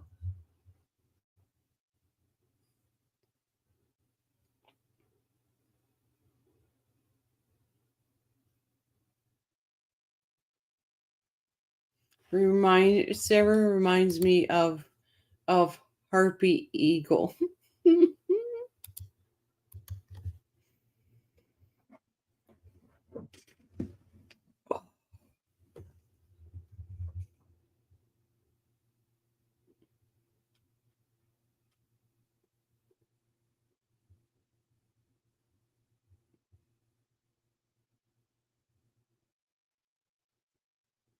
Did it pause?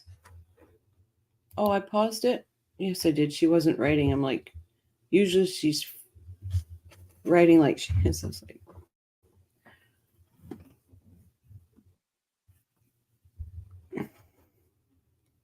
oh, what's going on? It's stormy here, guys, so it keeps flickering. Crime and Coffee Crew. Am I in a closet? I am a true crime victim. What was I thinking buying some of these items?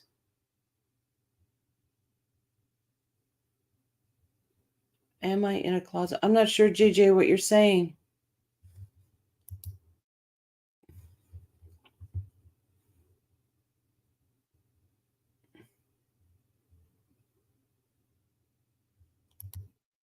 Google Harpy Eagles. Its face is like Sarah's stupid looking face.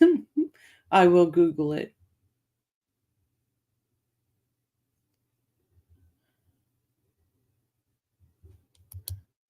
Jib says, I'm sorry, but if I was with Sarah, I'd DV and call the cops on myself to get away from her. When Sarah first showed up in a suit out of Marcy Darcy from Married with Children. Yes. Yes. Oh Same I'm a hairstyle. fashion crime. So am I, JJ. So am I. Just dress comfortable. Did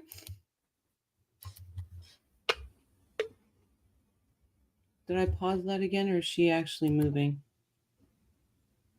Now she's moving. Oh, JJ, Jibs, absolutely. I couldn't handle her. I thought it was my internet. We have high winds here, and they may cut out electricity. Yeah, there's a storm here, so it keeps flickering.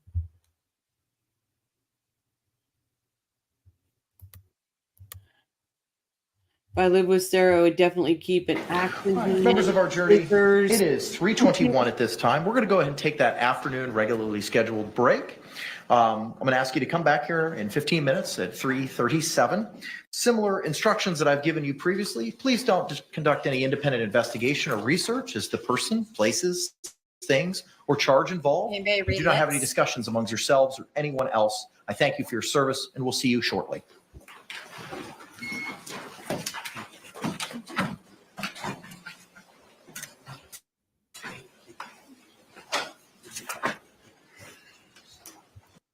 I'm just going to pause it there for a second. Anybody read lips? Leah, can't wait. Leah says, wait, can't wait to see what Jibs is going to do a video on Sarah. Shrez says, I was watching RA's coverage of opening arguments and the feed kept cutting out. The Fritz might not be on your ends. Oh, maybe not. I keep seeing my little icon, though, go down and then come back up. So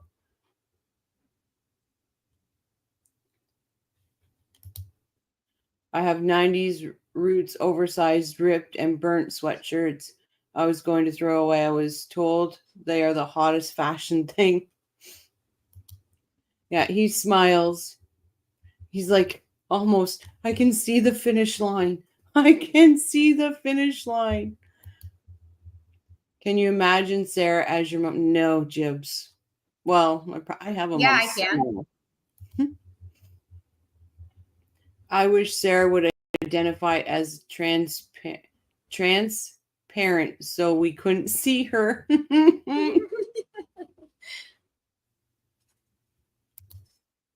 My daughter trolls thrift stores for that. Still at JJ Dawn. Yep. I'd like being comfortable.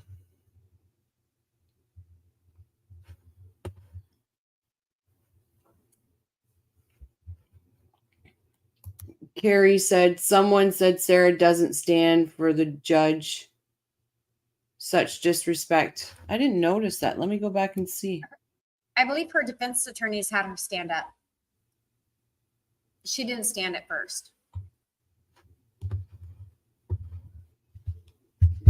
I knew what you meant, Shrez. I knew you meant stuff. Let's see.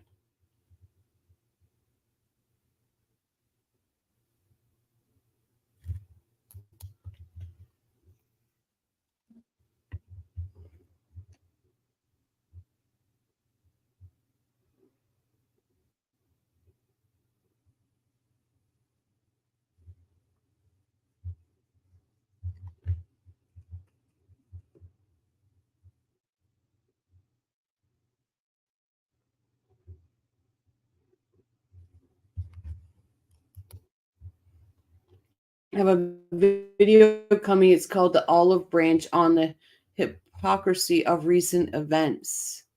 Ooh. Oh, interesting at Jibs and Jabs. And when do you think we will have the pleasure? I noticed she didn't stand yesterday or maybe day before. I forgot to watch it for today. I'll be honest, I couldn't watch this today. It was so freaking boring.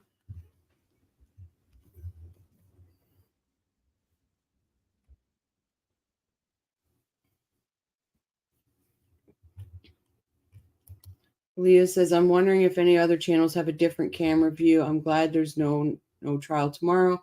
I'm going to check them all out just for the angle. I want to see. I don't think there is, Leah, because it's a pool cam in a few days. Can't wait. That's going to be good. Yeah, I agree. Anything Jibs does is good.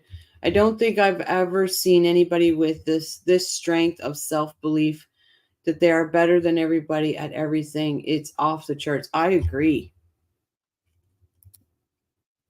Yeah, it's a pool cam, so I don't think there's going to be any different angles because the cameras are stationary. They're put in a certain spot, and that's where they are. But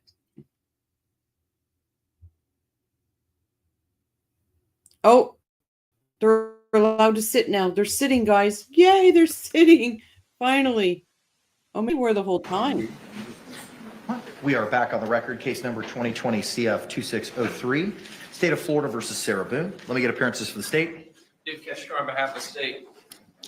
William J. for the state. Defense. James Owens for this vote. Tony Henderson for Sarah Boone. Yeah, Rebecca, yeah, Sarah Boone. All right. Ms. Boone is still seated at counsel's table, wearing the same black suit and pink blouse from this morning.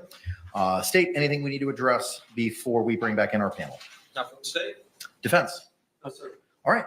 Let's go ahead and stand, and we can bring back in our panel. That's miserable.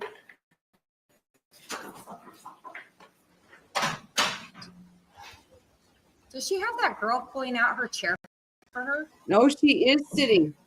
Oh, no, she's standing now.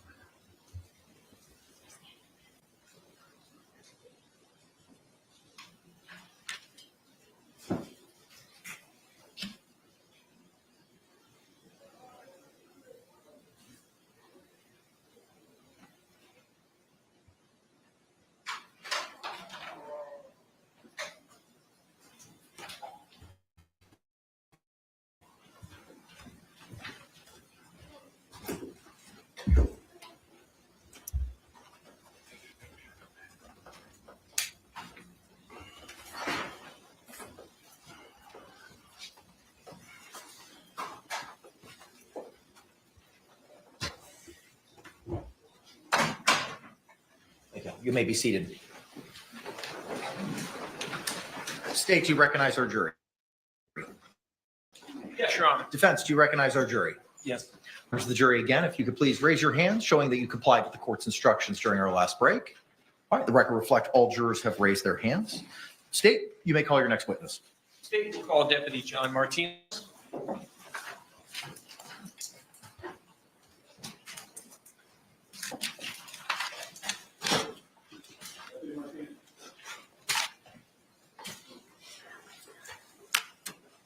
Mm-hmm.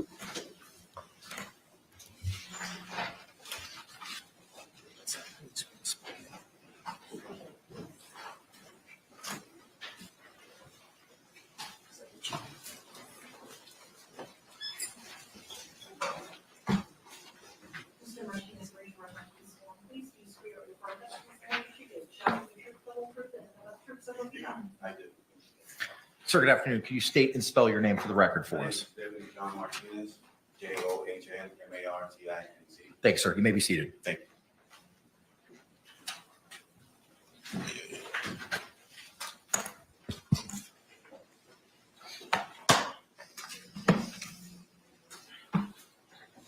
You may inquire, sir.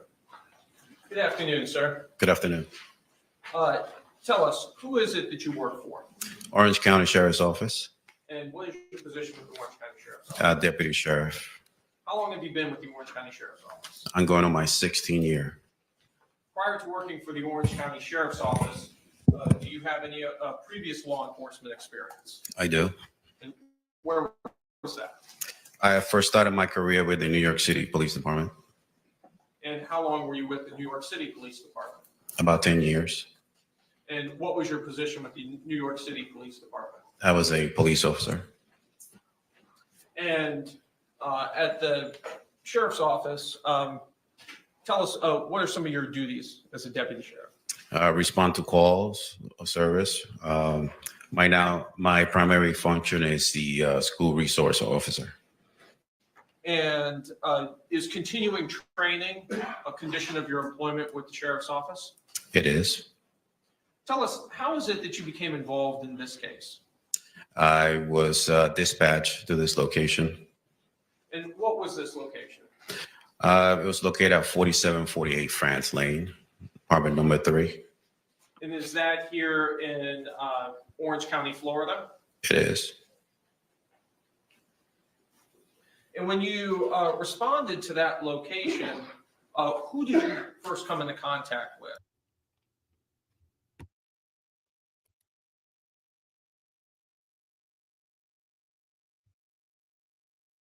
Welcome the heart space, Roderick. Hey guys, I'm kind of, and I'm not sure what you're saying there. Is this the trial or a motion? Well, there's a witness on the stand. It's first day of trial. Sure as, yeah, trial. I came in contact with Miss Sarah Boone. Do you see Sarah Boone here in court today? I do. Could you please point to her and identify an article of clothing she's wearing? The lady sitting in the middle with the black blazer. Your Honor, may the record reflect that the witnesses identified the defendant? Record will so reflect. So am I, Irene. So am I. Rochelle, I posted a 22nd of her sitting there when she first sat down. It's on my general Discord. I will check. Thank you. Hate this. Me too, Shrez.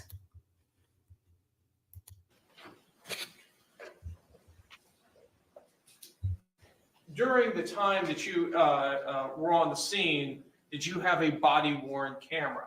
I did. And was that body-worn camera activated? It was.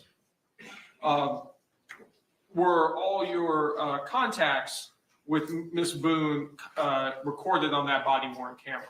It was. Were other deputies also on the scene at that time? Yes, And was Deputy Rodriguez there? she was. So would both of your body-worn cameras both capture some of the same time frames? Correct, yes.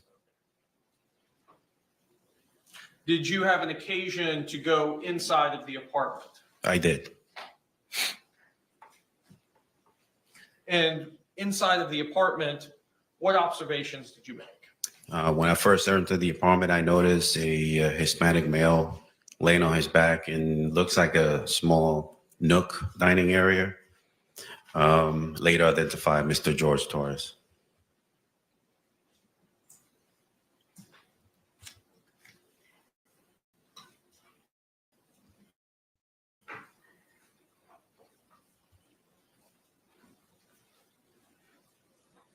Your Honor, may I approach the witness who's been previously marked for identification as states K and been shown to defense? You may.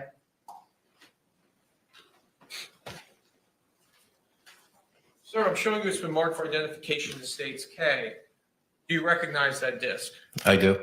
Tell us, what is that disc? Is a copy of my body-worn camera. And does this body-worn camera fairly and accurately depict the a portion of the events that took place on February 24th, 2020?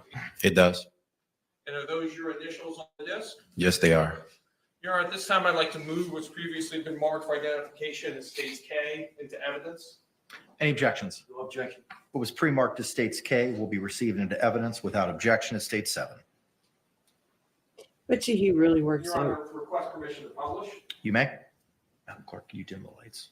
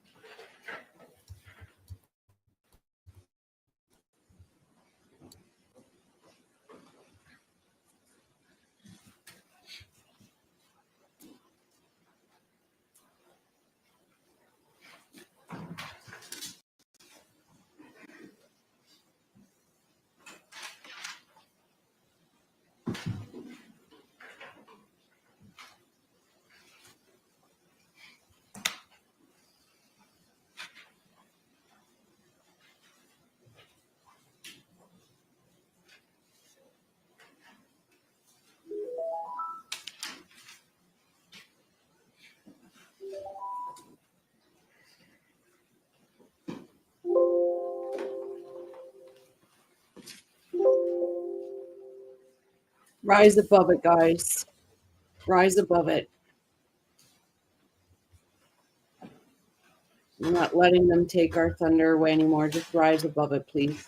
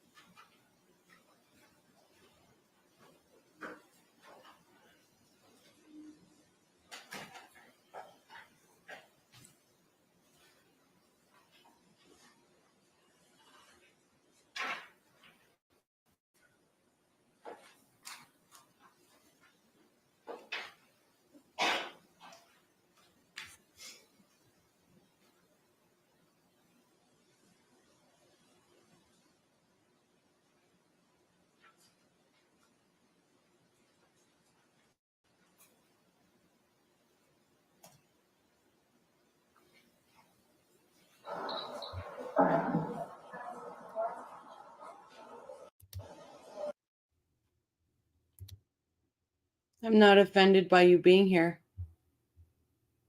I'm just shocked that you took that to mean you when I said rise above it.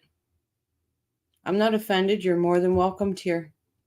You're more than welcome in this chat. You're more than welcome to chat with us. I'm not offended whatsoever.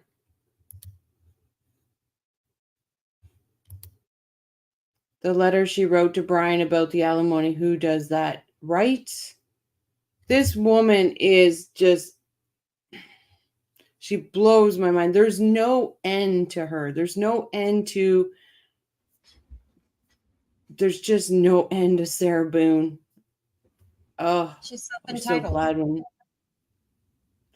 But why? Why does this woman feel so entitled in life? I don't get it. If you look at what she said about Jorge, it's because he was Mexican, she's white. Therefore, she's entitled. That's just the way she made it sound. Yeah, but it's almost like that's her whole life.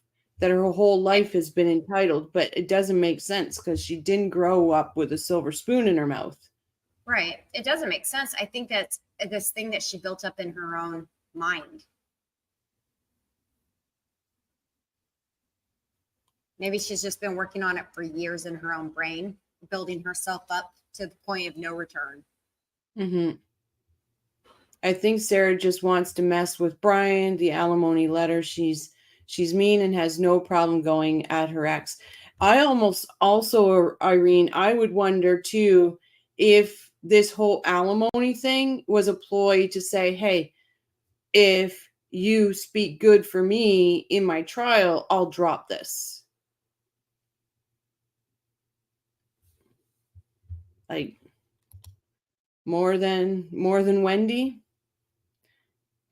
Well, Wendy did have a silver spoon up her mouth, up her ass, probably up her nose.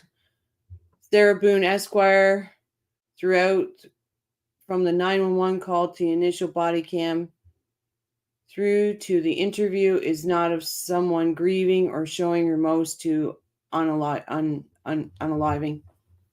You're right.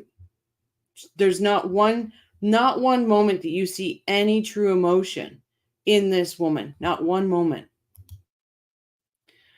Where the jurors showing George's body out of this. Yeah, they showed it. They showed it early on in this video. I suspect the account name is mocking that YouTube creator. Either way, I'd rather just avoid the whole freaking mess. Shiraz, I agree with you. I don't want to get involved in it. I'm done with it. It's just too much. Saint Sarah was on a game show. She is credibility celebrity. Yep, on a Nickelodeon game show. It was clumpy and odd coming into that way. Heart space. I don't like Roderick attacking Patty, so I made this stupid name. I'm not him. If I were him, I'd probably take a long shower. But also heart space. If you follow, and I'm not saying this rudely or anything, but if you follow any of those people because of your name, you're obviously two of them, you would know that it's not Donald Adelson trial. You would definitely know their names. So I think that's why you got a little bit where we were just like, we're backing off, because you would have known the names of the Adelsons. That they're stuck in our brains. We can't, cannot get them out of our brains. Sarah has done more lawyering than Wendy. She absolutely, she knows what contempt of court means. Oh my goodness.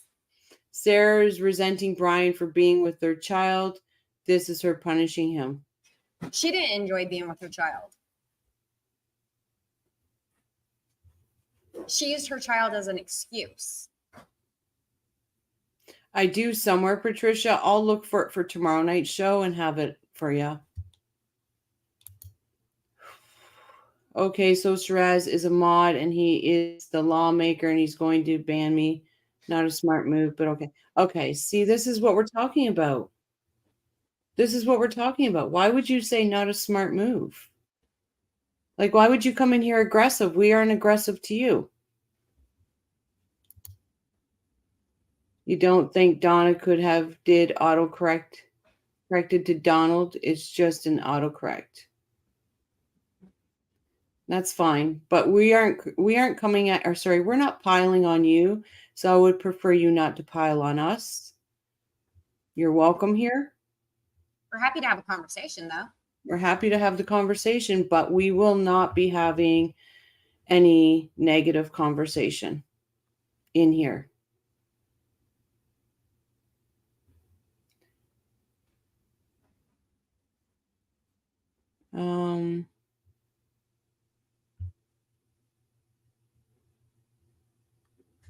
We're just not gonna, guys, let's just rise above, okay? What, Shiraz? Shiraz is a good person. Absolutely, Jibs.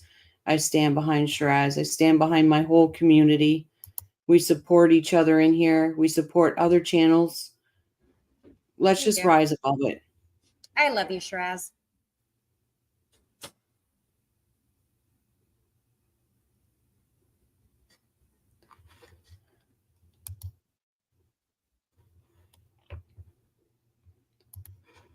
Oh, Jibs. It's the same, guys. Listen, it's the same language that was used the other night under a different name. So let's just rise above it. Obviously, you know, they're not taking Jared's words to heart. And they'd rather do stuff than focus on justice. So let's just rise above it. No, you didn't, Shiraz. We've got you. Yeah, you're fine, Shiraz. We've got you, Shiraz. We know you. We know your heart. We know that's not any, so don't worry about it. Thank you, Gayla. Meanwhile, back at the Boone trial, right? Let's go back to the Boone trial.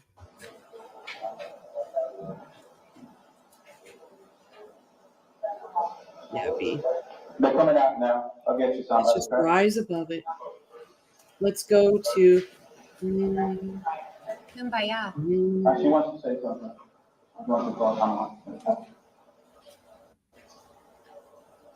How many cups is that for you now? So that we will not know the answer to that because we're not. So what's happening? Office, and they'll have what's called a non-pub. Yeah, that'll be first thing tomorrow morning. I'll know a lot. Raz is a good hopefully a lot person. more tomorrow morning as far as him. But I cannot. There's no way I can say how, why. So just by looking at him, like, why is he purple? It's just that's normal when someone passes away. But then it This is a hard spot to be in.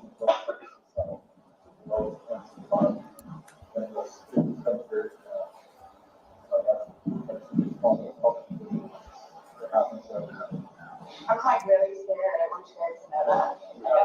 Well, we have all these efforts here, so we're good. Nothing's going to happen. Before we go and make you'll have plenty of time to read or do whatever you need to do. Okay? We'll talk about that more in the right? Yeah, you. But like, I don't like this was totally like not intentional. Like that's what I'm scared about too. Like we'll have all the answers. We'll have a lot more info tomorrow. Like you said, what you're seeing here is common. This is us coming out. Yeah, it's no real medical history that we know of. For them to have passed away, we come out. I know. We come out to an investigation. Medical examiner's office, we send you down. This is what we did. If he was 75 years old and had a heart condition, we wouldn't be here. I don't know what it is. Exactly, and that's what we're here to find out. We're just here to get the answer. the answer that you want. Not intentional. I mean, I know I can't go anywhere, but right. So do I just like sit out here and wait for you guys? Yeah, you let it go, please. Does anybody else have you to show up or wait here that needs to be here? My team's here that needs to be here. The medical examiners will show up when we call them, but we're not ready for them yet. So they're gonna take him, they're gonna take the photos, take him, but that's for the end of it. And they'll be called well in advance when we're ready for them, but we're not ready for them at this point. So I'm trying to, Shiraz. I'm trying to.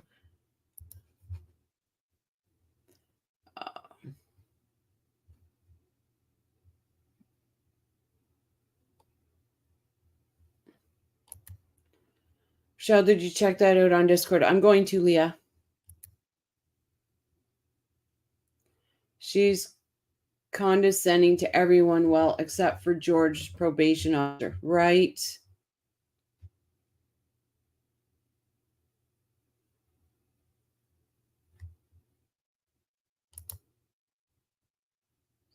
Is there any way Sarah's son could testify about how he hated to stay with her? I would think it's possible, but I don't think they'll do it to him.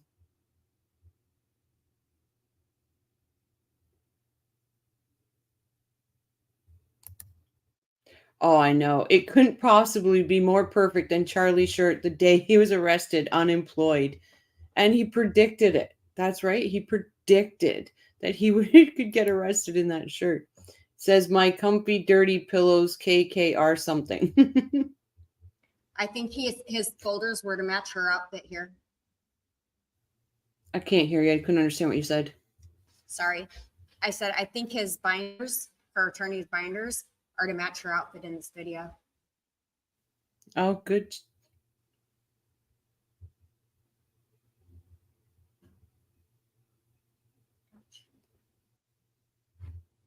Yeah, that would be neat to see what that shirt does say. won't be calling her quite yet. Okay? So like I said, I gotta go do some paperwork. I know they're gonna chat with some people, and then we're gonna come back and talk to you if you're okay with that. So just give us a little bit more time. Like I said, and you go and do that. So, like, do you guys tell his family like today or after tomorrow? We have to.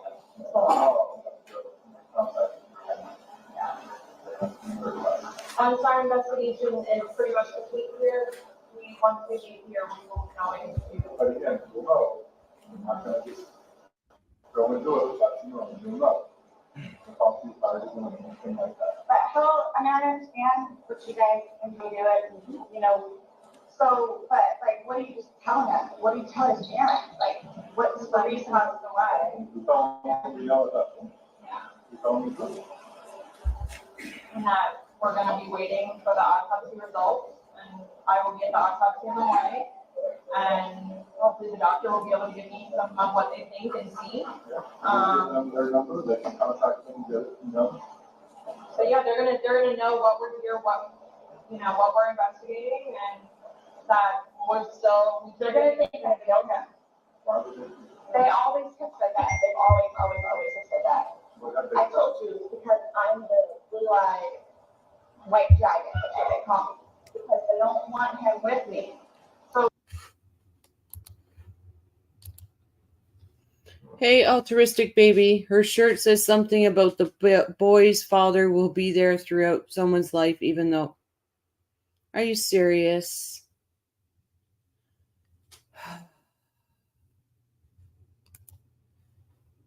That's just shameful. Shameful.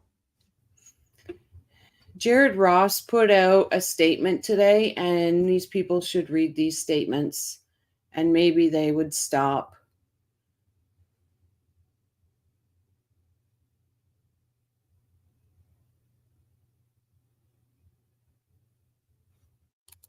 Armand, YouTube is pushing me a video of a zipper expert who testified in this trial.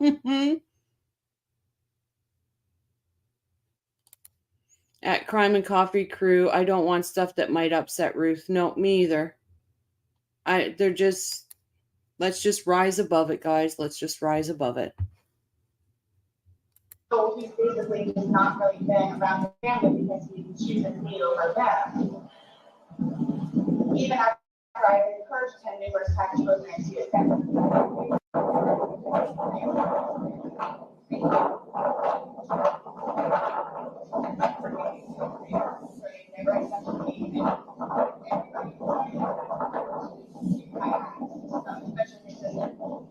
He had to pull her off one time. Do you have somewhere safe that you can go tonight? Both my parents are deceased, my grandparents are deceased, my aunt and uncle are deceased. I got nobody.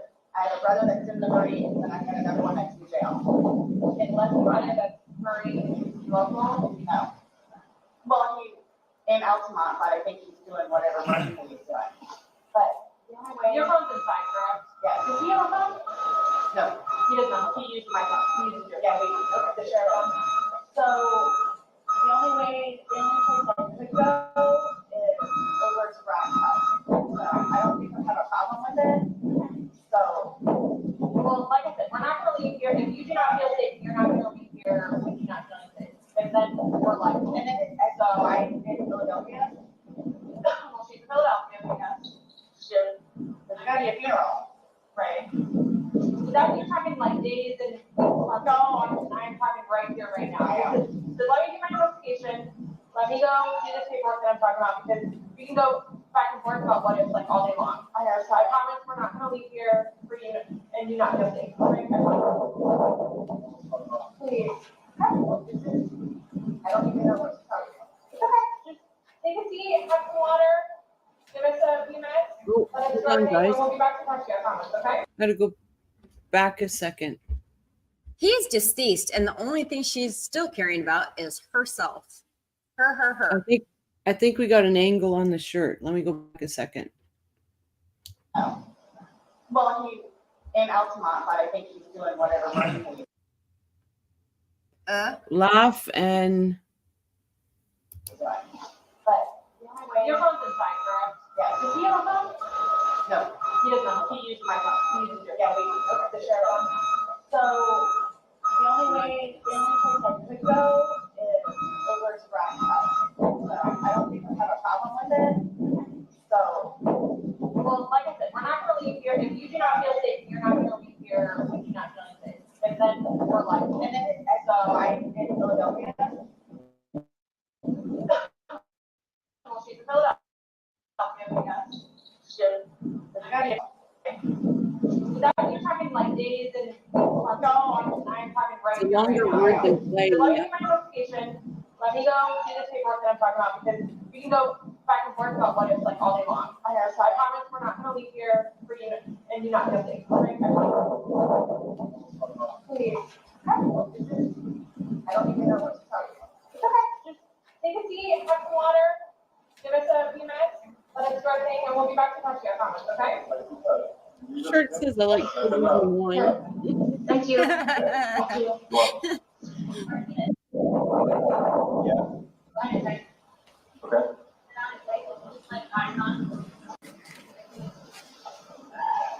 You have anyone in there?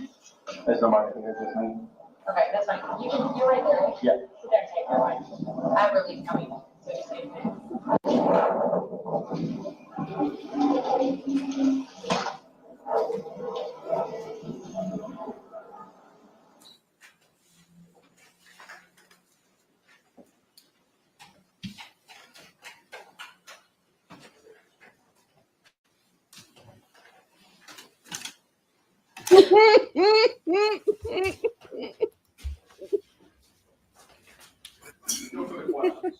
Thank you.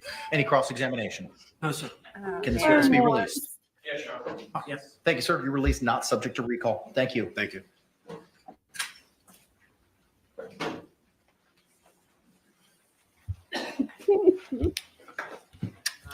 State, you may call your next witness.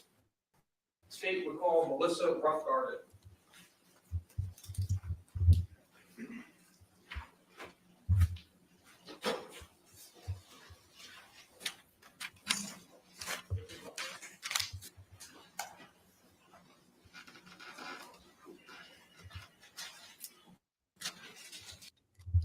Even if she was too stupid to know that a human in a very tight, confined space will cause positional asphyxiation within quite a short time. What did she think happens to a human who is trapped in a suitcase, right? I think that's what she was hoping for. I think so.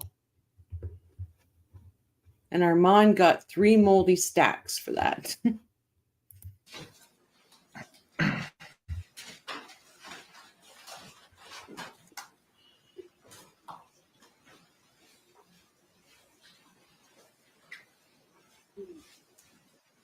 you swear or affirm that the testimony you should give shall be the truth, the whole truth, and nothing but the truth, so help you God? Yes. Ma'am, good afternoon. Can you state and spell your name for the record for us? Melissa Roughgarden, MELISSA ROUGHGARDEN. Thank you. Counselor, you may inquire.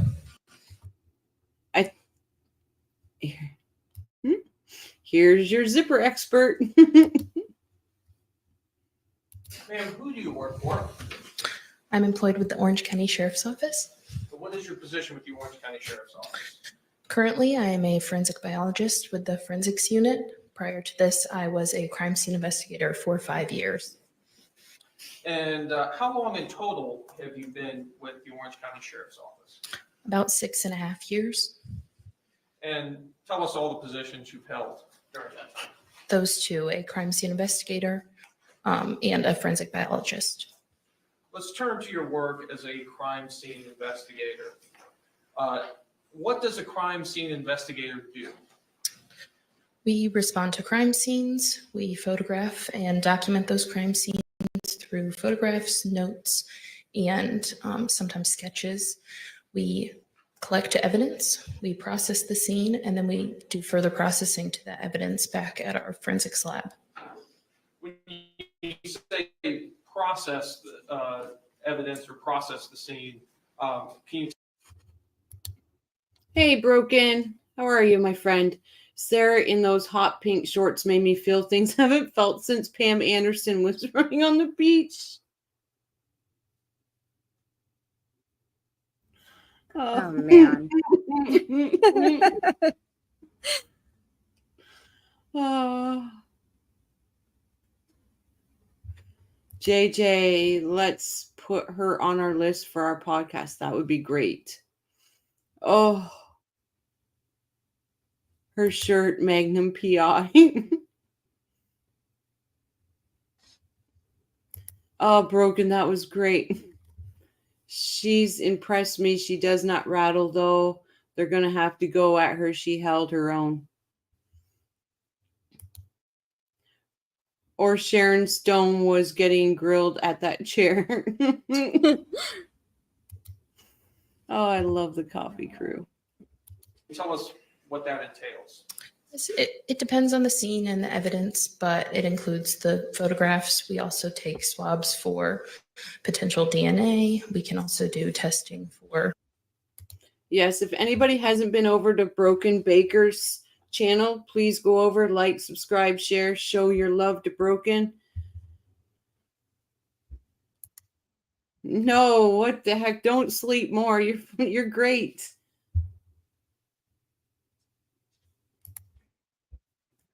JJ, you can just tell she is cool. Yep. Leah says, Broken Baker, I came across your channel this morning. Yeah, if you haven't been there, please, Shiraz put the link in. Go over, like, share, show your love. Great channel. Possible blood and things like that. We also process for latent fingerprints, among other things. What type of training did you need in order to become a crime scene investigator?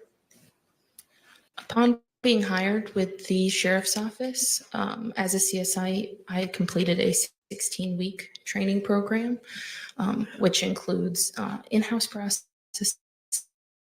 as well as going out to crime scenes with trained crime scene investigators to observe and then assist, as well as taking on calls with the trained crime scene investigator.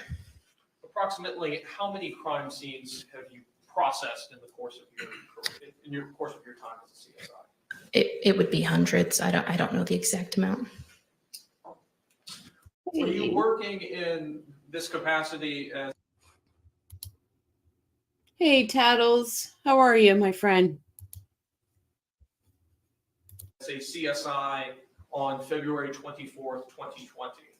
Yes, I was. And tell us, where did you respond out to on that day? I responded to 4748 Franz Court, apartment 3. And is that in Orange County, Florida? Yes, it is. And when you responded to that scene, whom did you make contact with? I made contact with the homicide detective, Chelsea Kepsel. Did you receive information from the detective? That's not true. Yes, that it was a death investigation. Did you walk the scene with the detective? Yes. And tell us, what does it mean to walk the scene with the detective in a homicide? We go into the scene and just observe. We don't interact with anything and discuss what we see. When you walked this Yep. scene, did you It's a see nice Jorge accent. Torres? Yes, I did. Where was he located? He was located on the floor in the living room of the apartment. Did you, with the detective, identify potential items of evidence to be collected? Yes. You had mentioned previously about documenting scenes with photographs. Was that done in this case? Yes, it was.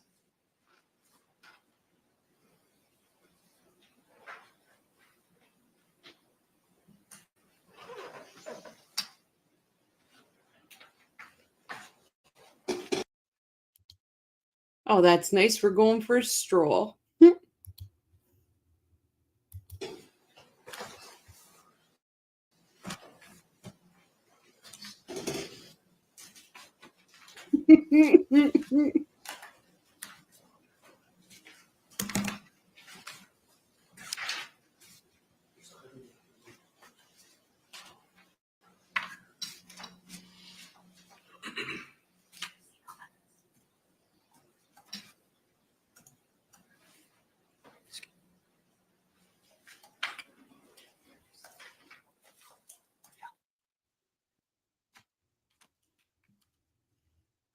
I think Mr. J is waiting for his chance with Sarah. That's what I think Mr. J is waiting for.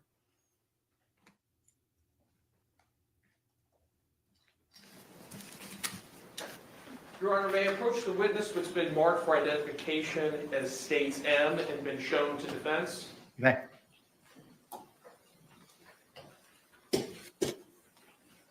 Ma'am, I'm showing you what's been marked for identification as States M.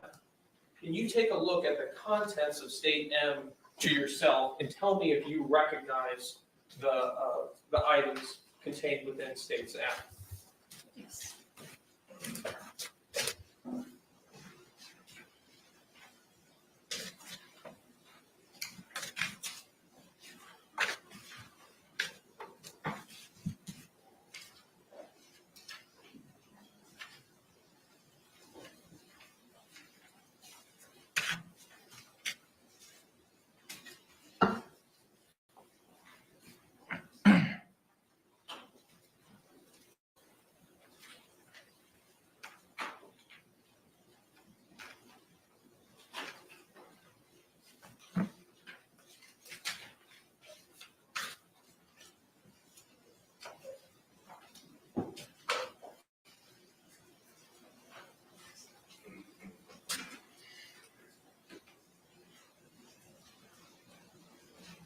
Rise above it, guys.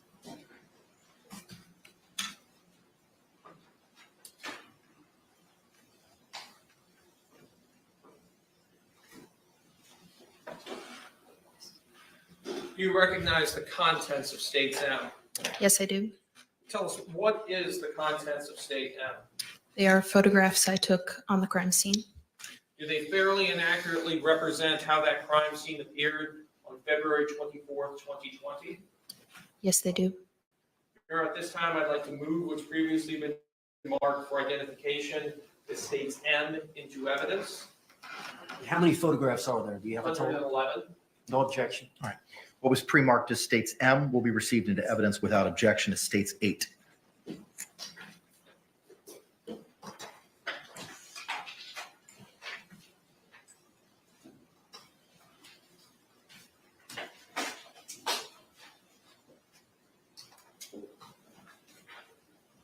Your Honor, request permission to publish. You may.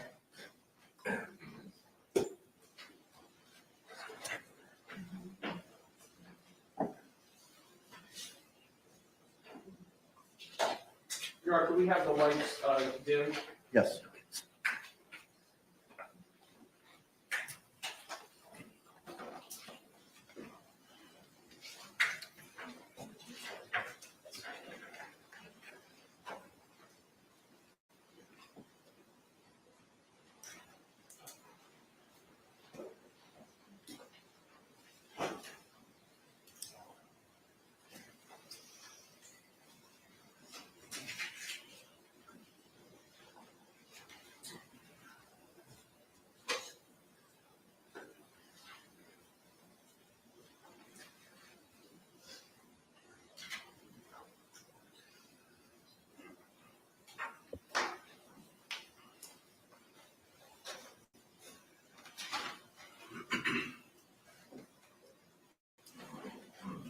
Ma'am, I'm first going to publish to you as part of states M.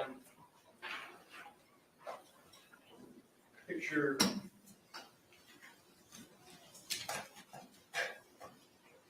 photo number 4. Tell us, what is this? This is the front door to the residence.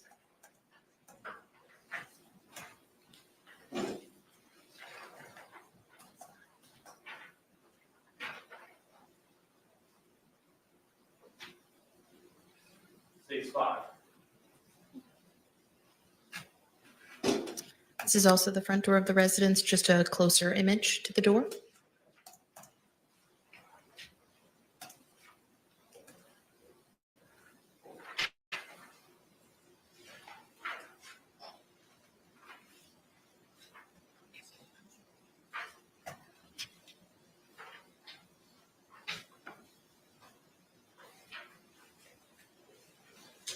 When you enter the residence, what is the first area just off to the right of the front door? That would be the kitchen. Showing you it's been marked as states 11. Yes. This is just inside the door. To the right, there is the kitchen area.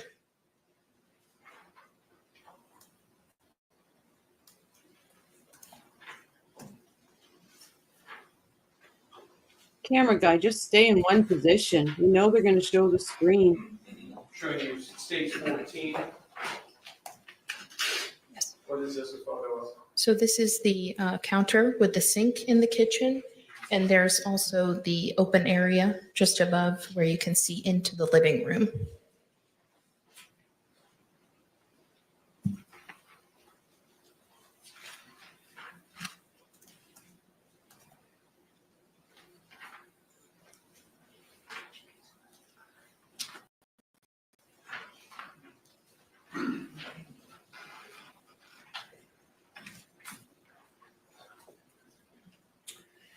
Showing you states composite photo 19. Yes. What is this? This is a hutch inside the kitchen. You can see in the background, that is where that first photo of the kitchen was taken. So that's the entryway. And then this is the hutch, and there is a cell phone on the hutch in the kitchen. Makes sense, Shrez.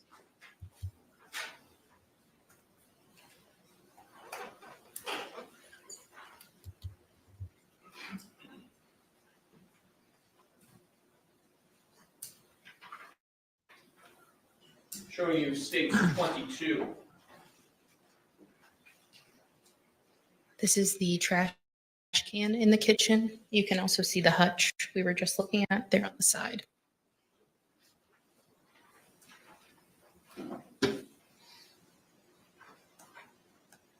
states 23.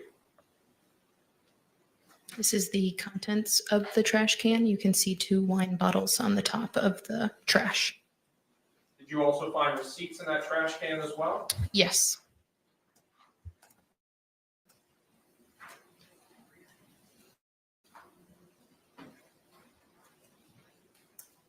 Photo 25 from the composite. These are those same wine bottles and 3 Publix receipts that were removed from the trash can. Did you take these items and collect them into evidence in this case? Yes, I did.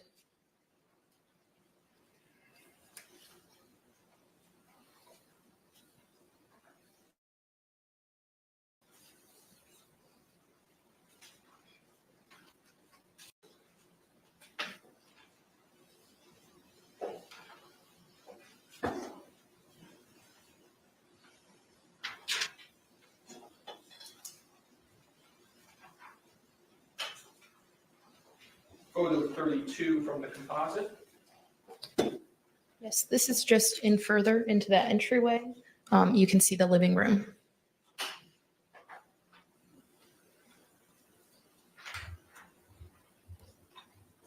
Yes, she is, B-Rabbit.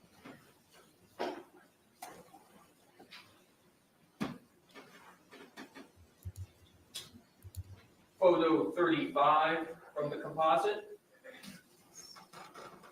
This is another photo of the living room. You can see the victim located on the floor and a suitcase in the bottom corner of the photograph.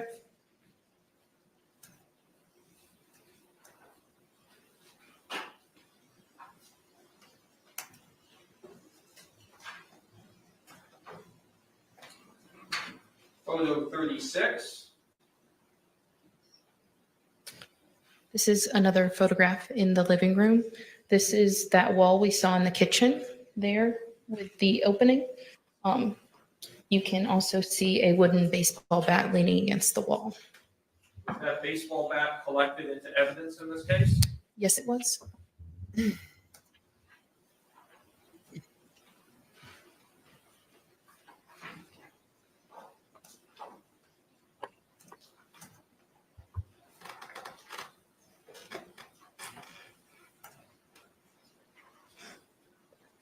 Photo 38. This is, excuse me. This is also a photograph of the living room, just the other side of the room.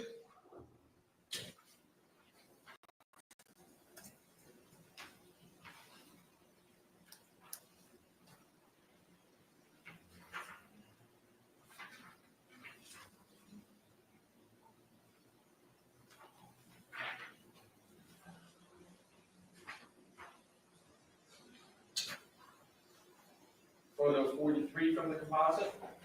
Yes. This photograph was taken in the living room. You can see the stairs leading to the second floor.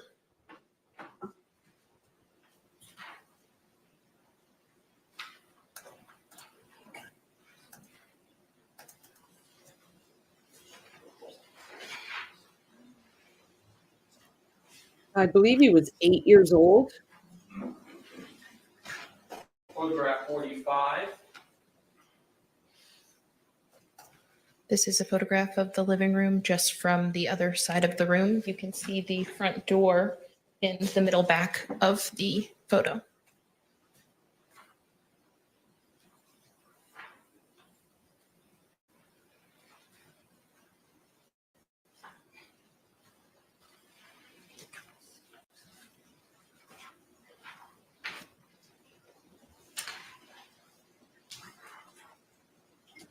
Photo 49 from the composite.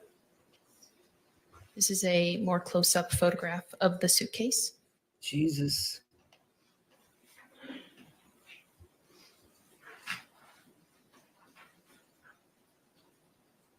Photo 50. This is a photograph of one of the zippers on the suitcase. What was it? Oh. Photograph 51.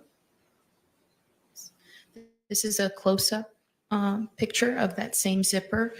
There is no zipper pull on it. It appeared to be a small wire of some sort the pink wrapped around the zipper.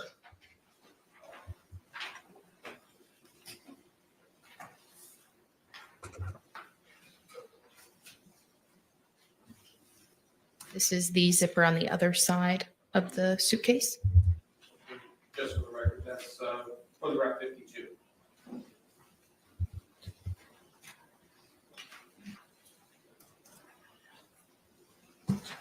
States 53 from this composite. The close-up image of that same zipper. There is also no zipper pull on that one.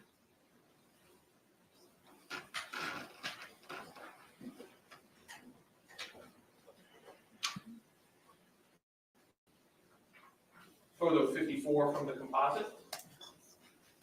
This is the contents of the suitcase after just lifting the lid.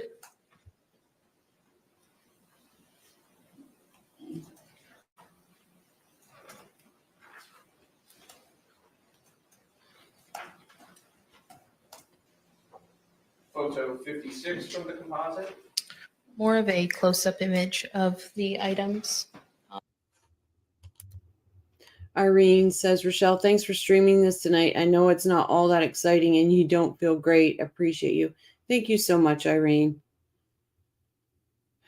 Come middle of November, I'll be feeling better.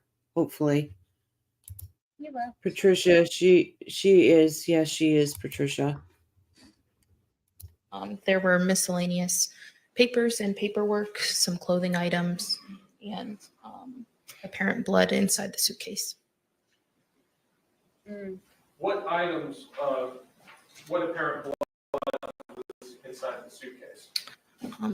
It was observed on the white cap and a necktie, and there was also visible blood just on the interior of the suitcase. Photo 57 from the composite. The contents of the suitcase, but you can see the white cap more clearly and the blood observed on it.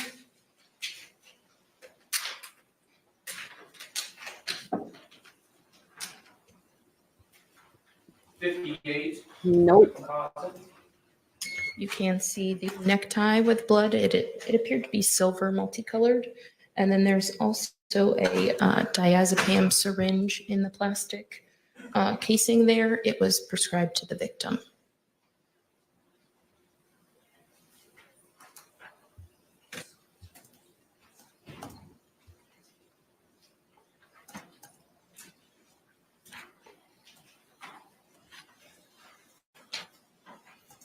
Photo 61 from the composite. That is the miscellaneous papers and paperwork that was removed from the suitcase.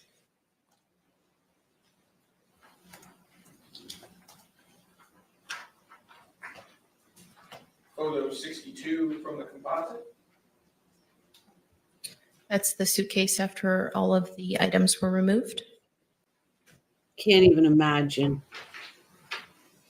That suitcase looks so small. Yep.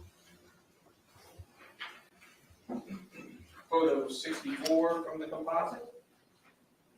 Yes, that is what appeared to be some like small pieces of paper that appeared to be soaked with blood. Is this inside of the suitcase? Yes.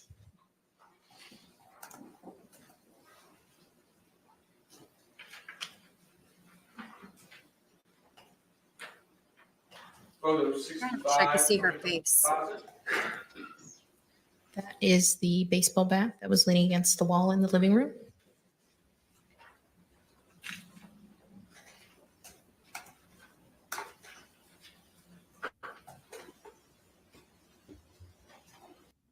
Patricia says, I thought she was going to go with the defense of being too scared to either let him out or be in the room when he gets out, as she thought he would be arranged and come at her. That's supposed to be what she's bringing up.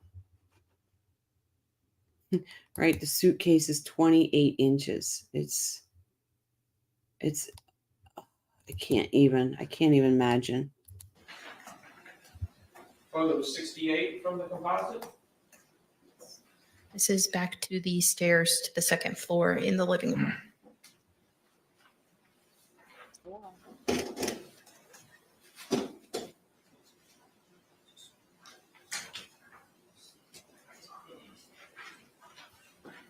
Photo 69 from the composites. So it's moving closer to the stairs to the second floor.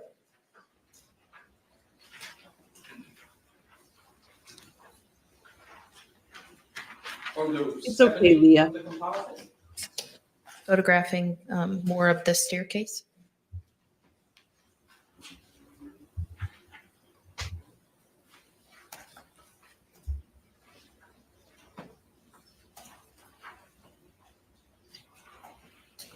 These are the steps leading to the second floor before I proceed up to the second floor. This is photo 71 for the record.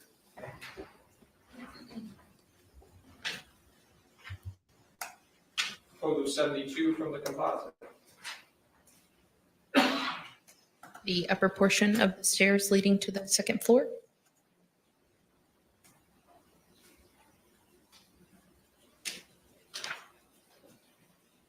How many bedrooms were on the second floor of the unit? There were 2 bedrooms.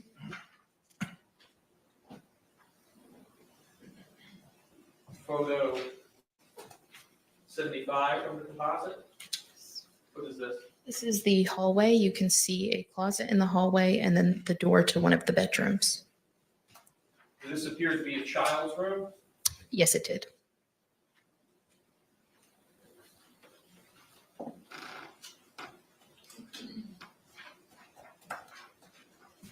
Photo 79 from the composite. This is a photograph within the child's bedroom.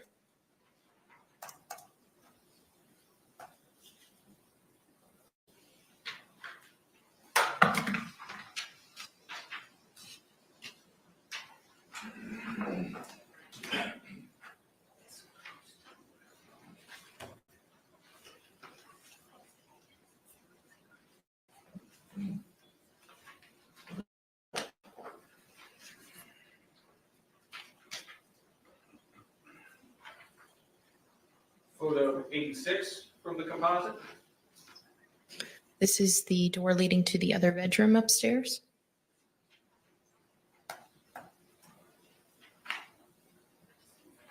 Did this other bedroom also contain a bathroom? Yes, it did.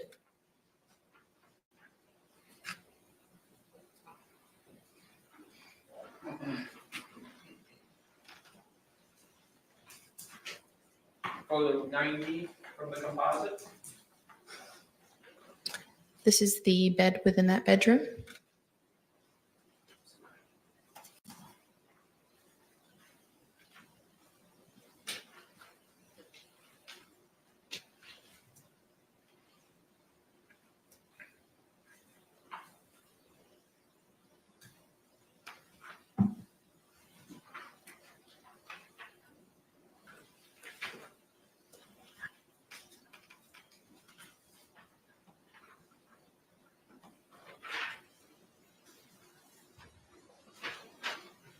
Photo 97 from the composite.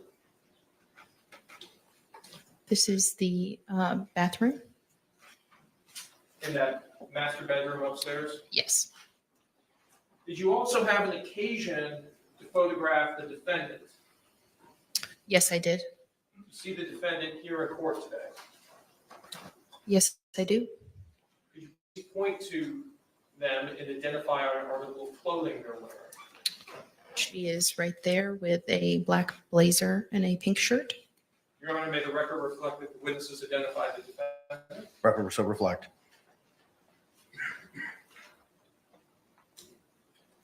Showing you photo 98 from the composite. This is the photograph I took of the defendant.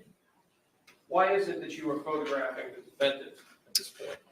I collected her buccal swabs, which is a DNA standard from the inside of the mouth, and it is part of our procedure to photograph that person for identification purposes.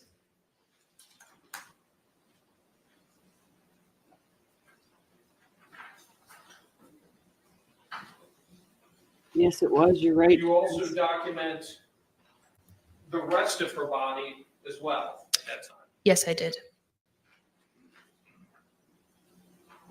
Publishing photograph 101 from State's Composite.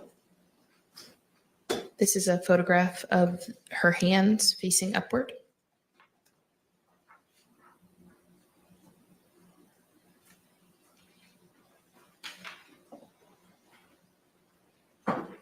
Photograph 102. This is her right hand facing upward.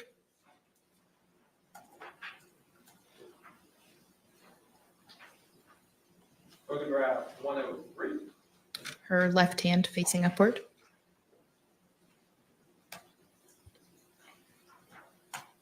Photograph You're right, Jen, it is. Both of her hands facing downward, so the tops of her hands.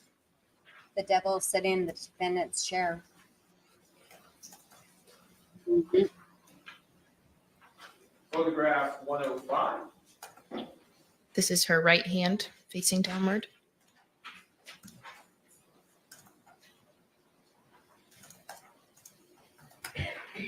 Photograph 106. And her left hand facing downward.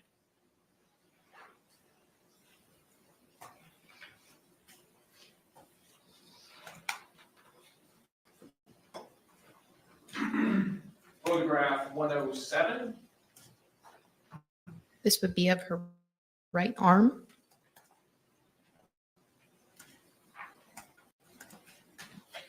Photograph 108. Her left arm.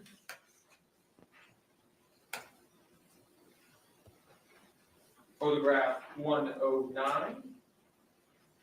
Her right arm with it facing upward.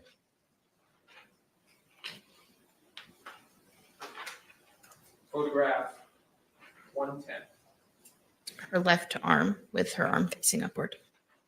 During the time you were interacting with the defendant, did she ever indicate to you that she had any injuries? No.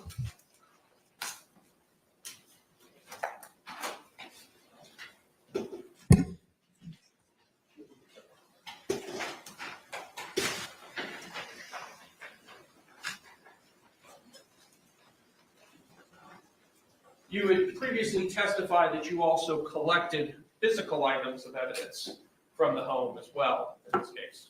Yes, I did.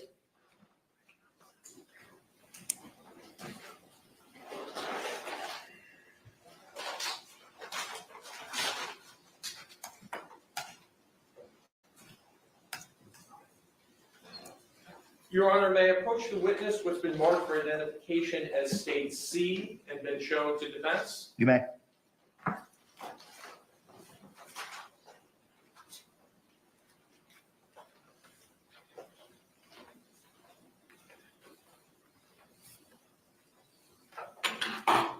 Ma'am, I'm assuming it was remarked for identification as State C. Can you take a look at that package for me?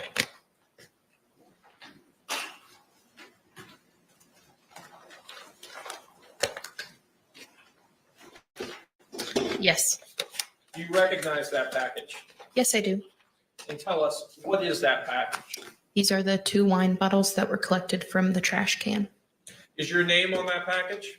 Yes, my name is on the Orange County Sheriff's Office evidence label that I filled out, and my initials are on the evidence seal from when I sealed the package. And it also has your agency case number and the location information for this case. Yes, that is correct. Ma'am, could you open the contents of States C and look at it to yourself?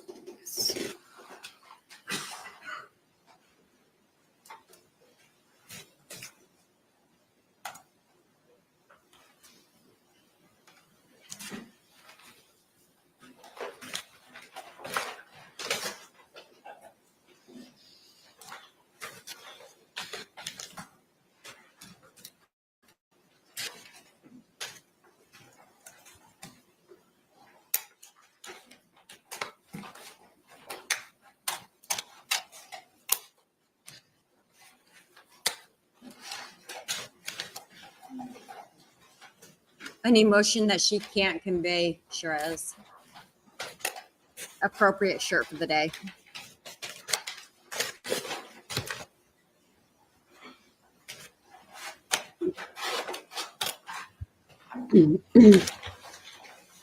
Not getting to me. Have to pull them out. I'm done with the games. The item. They're wrapped in bubble wrap. Sure, just how the view from the court. Yes, Leah.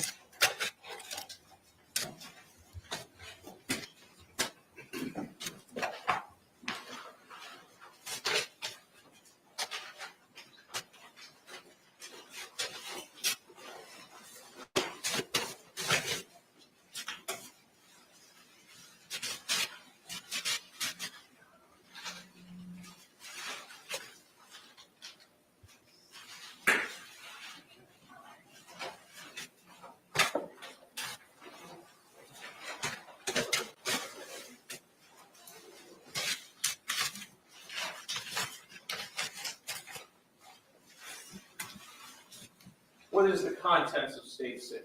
These are the 2 wine bottles that I collected from the trash can. Are these wine bottles in the same or substantially the same condition as they were at the time that you packaged them on February 24th, 2020? Yes, the same time I collected them that day. Your Honor, at this time, I'd like to move what's previously been marked for identification as States C into evidence. Any objections? No objection. What was pre-marked as State C will be received into evidence as States 9 without objection. And Your Honor, request permission to publish. You may do so.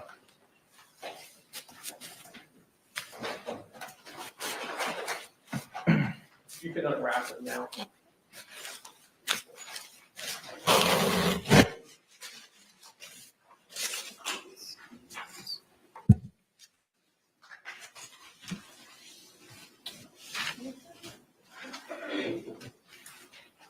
Two secret bottles of wine.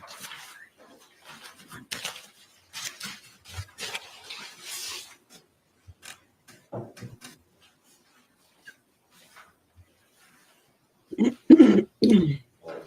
can put it back. Yep.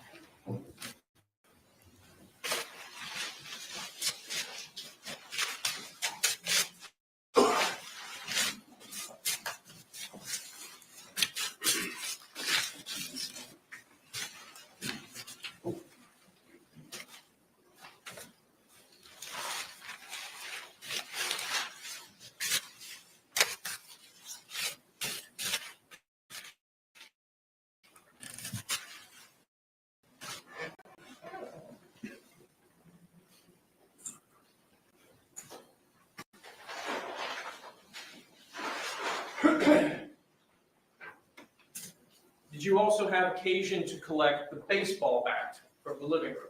Yes, I did.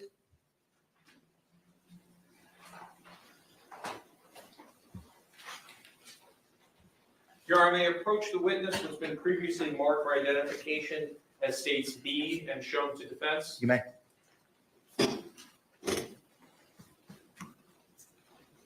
Ma'am, I'm showing you it's been marked for identification as States B. Can you take a look at this item?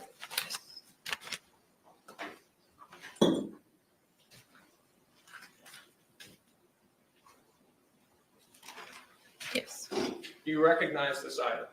Yes, I do. This is the wooden baseball bat I collected from the living room. Does this item have your name on it? Yes, it has my name on the Orange County Sheriff's Office evidence label that I filled out, as well as my initials on the evidence seal.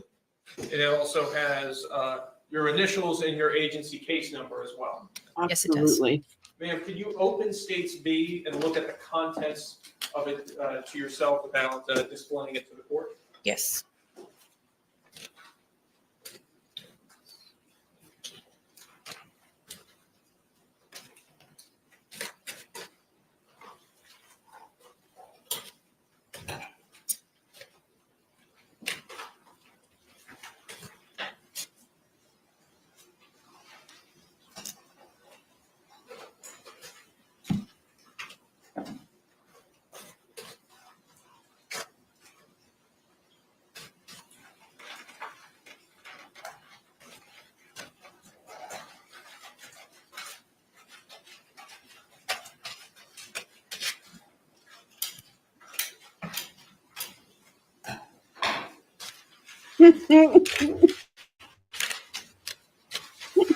That's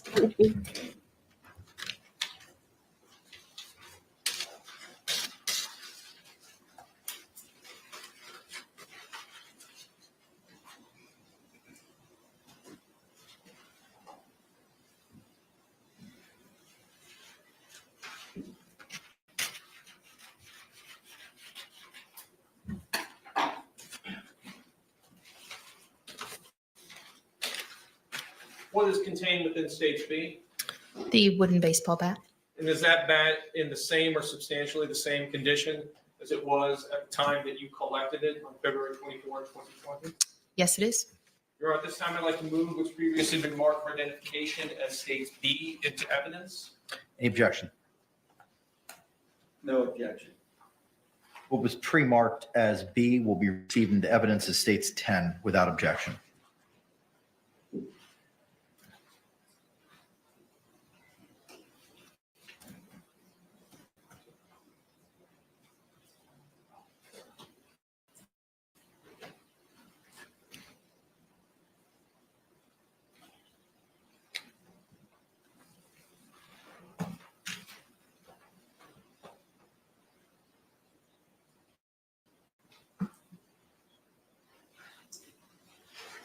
Your Honor, request permission to publish. You may.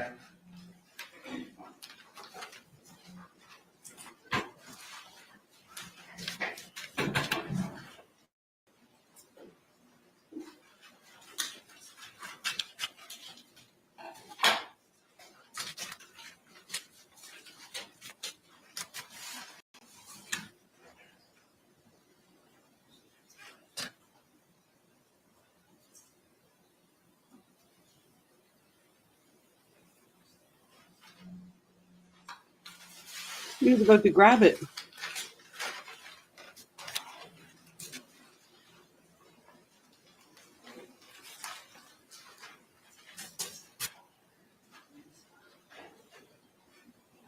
You also had an occasion to collect the suitcase as well in this case.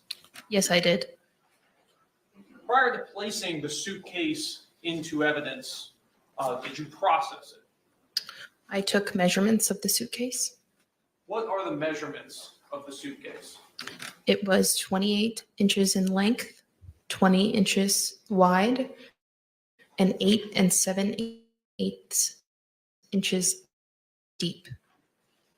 That's just Your Honor, horrible. this time may the witness step down from the stand and approach the clerk's area. Yes.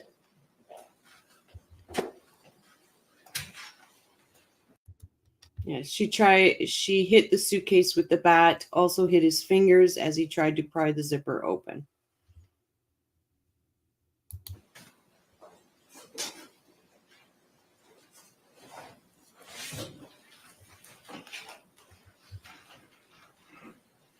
Oh my goodness. Ma'am, I'm showing you what's been marked for identification as states A.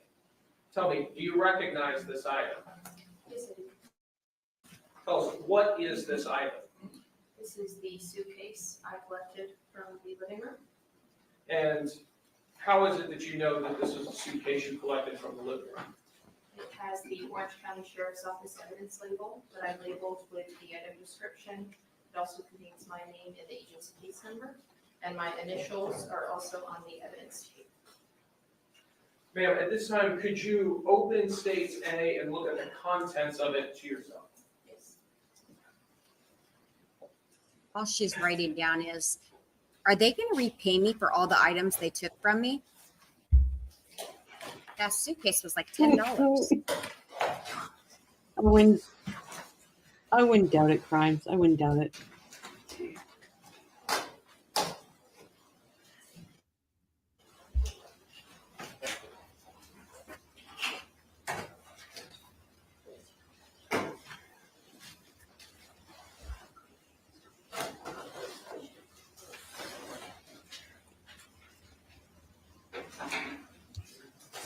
Yep.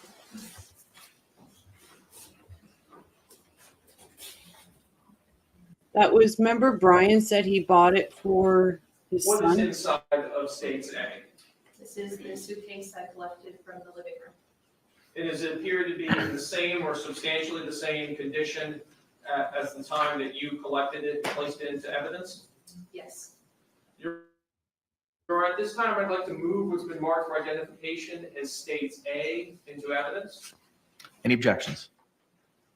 No objection. What was pre-marked as A will be received into evidence without objection as States 11. And Your Honor, at this time, I'd ask for permission to publish States A to the jury. You may.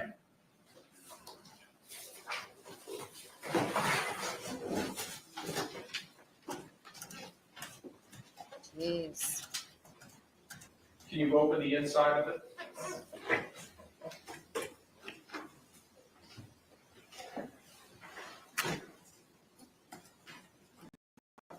Look at the trouble she's having.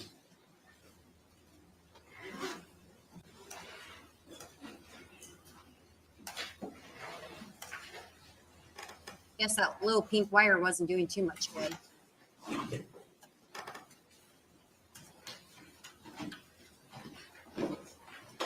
Are you kidding me?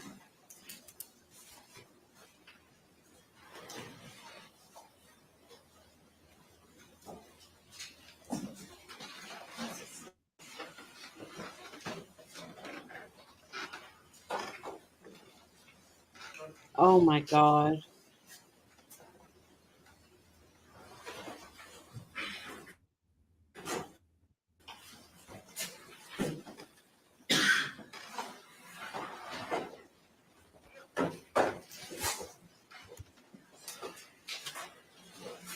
Oh my God, Armand. How easy is it to operate the zipper that closes the suitcase? It was a little difficult.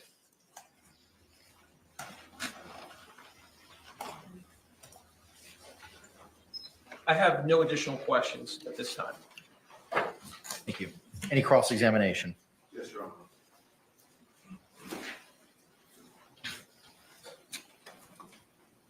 Good afternoon. Good afternoon. Are you also referred to as a medical examiner investigator as opposed to just crime scene investigator? No, that is not my title. Do you do reports that the crime or that the medical examiner necessarily relies upon in the process of doing the autopsy and additional investigations? You would have to ask them. Who makes the decision at the scene as to what items will be photographed and what items will be taken into custody, what items will necessarily be tested or analyzed? That's a collaborative effort between the crime scene investigator and the lead detective while on scene. That would be yourself, and who was the lead detective? The lead detective was Chelsea Kepsel. Now, you authored a report in this matter, did you not? Yes, And that report was utilized, if you in fact know, by the medical examiner in developing her autopsy report, was it not? I do not know. In your report, did you advise the medical or whomever might read your report that in fact the body had been removed from the suitcase by first offenders or first responders? No, I don't believe so. And we know that you have the capacity to do DNA analysis, correct? No, we process DNA or collect swabs for DNA, and then that's submitted to the Florida Department of Law Enforcement for conventional DNA analysis. You did that with a sample from the inside of Sarah Boone's mouth. Her buccal swabs were submitted to the FDLE. And who made that decision? The detective and I. Who made the decision not to bother to do a DNA analysis on the blood from the items within the suitcase or the suitcase itself? That was a discussion between the detective and I. And you chose not to do that. No, we did not. You assumed that the blood inside the suitcase belonged to Jorge Torres, correct? There was blood observed in the suitcase. But you don't know who that belonged to because you didn't bother to analyze it or have it analyzed, correct? Oh my The blood God. was not tested. Now, State's Exhibit B, the bat, you took that into evidence. Was that again a collaborative decision by yourself and the lead detective? Yes. And what efforts did you make to have the bat analyzed given the fact that it was apparently evidence? It was just collected as evidence from the scene. Did you advise either the lead detective or anybody else involved with this investigation that there may be matters that could be analyzed when analyzing the bat that would help or assist in the investigation of this matter? It's my job to do the documentation and the collection of evidence. Well, you said it was a collaborative effort between yourself and the lead detective. So did you participate in that decision?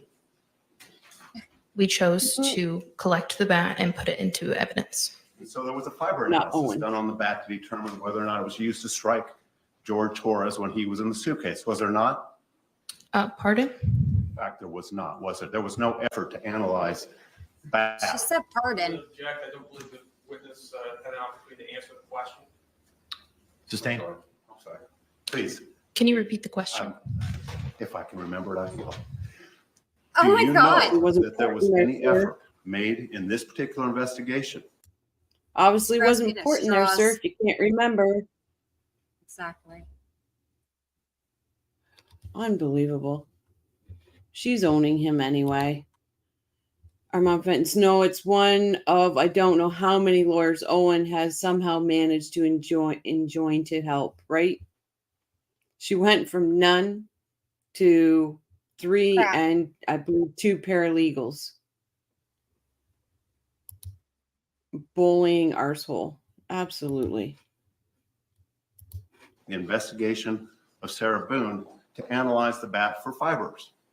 No, there was not. And why was that not done? It was not done. Yeah, plain You simple. It indicated wasn't that done, you had stupid. some interaction with Ms. Boone. Is that correct? I collected her buccal swabs. Did you speak with her? In collecting her buccal swabs, yes. Did you speak to any other witnesses? What was No. she? Did you make any determination of other matters that It's not might her be job. of import or evidentiary value when you were going through the house and taking photographs and documenting the interior of the townhouse? You'll have to be more specific. Well, how many pictures of the child's bedroom did we see? Here today, Yes, ma'am. we saw the entrance to the bedroom as well as a photograph of the interior of the bedroom. What was the evidentiary value of that? It's my job to photograph and document while on scene. So the rooms in the upstairs were photographed and documented. Did you photograph holes in the wall, possibly made by the victim? I don't recall photographing holes in the wall, no. Did you take photographs of items within the house or throughout the house that may have depicted incidents of prior violence? But it You'll have wasn't to be more enough, right? specific. How about bloody pillowcases? Did you make any effort to collect and analyze pillowcases of the rooms that you were photographing? No. They weren't part of this case. Who made, you have significant experience with zippers, I use zippers regularly, yes. enough to have an opinion as to whether or not a zipper is. I have an opinion. Is what? Sorry? You testified on direct that the zipper was a little tight. Just that it was difficult without the zipper pulls to use the zipper. Patricia Burns says, who knew that the perfect attorney for Sarah Boone was going to sweep in the 11th hour and make this shit show weirder? Still, you can't make this shit up. Nope. But one lawyer knew. What a professional lady. Kudos, ma'am. Yep, B-Rabbit, absolutely. He's trying desperately for a gotcha Perry Mason moment. Sorry, that's an old reference. No, I understand it. We all show our age here. I understood it. Yep. She makes a laughing stock out of him. She sure does. Yeah, she does. He's pathetic. Your opinion. Yes, from opening the suitcase here today. today. You only tested it today? Oh my Pardon? God. You dude. only today have for the first time tested the ability to pull open the zipper on the suitcase? No, I'm saying it was difficult today. A redirect examination. Yes, Your Honor. Jeez. In this case, you documented the entirety of the house as you saw it. Yes, So every room in the house, they were all taken overall photographs. walls in the house. In the overall photographs, yes, they weren't all individually photographed. No. And you did not document or note any type of holes in the wall or any type of damage to the walls, anything like that. Not the walls, no. Is that something that would have been documented both photographically and also within your report? Yes. You also, as we've previously seen in the composite, saw the victim where he was laying in this case, correct? Yes. Was the victim, did he have blood on his mouth and on his face? Yes, he did. Did he have open wounds on his body? There was blood coming from his nose and his mouth. There was also some other areas like defects noted on his body. You also made contact with the defendant too, as well. Yes. Did you note any other wounds or cuts or anything else that was not documented that you haven't testified to? No. So no wounds, nothing on her. Not that I recall, no. No further questions. Thank you. Can this witness be released? Yes, Your Honor. Mr. Owens, can this witness be released? Judge, we'd like her to be on call. Subject to recall, ma'am. Thank you.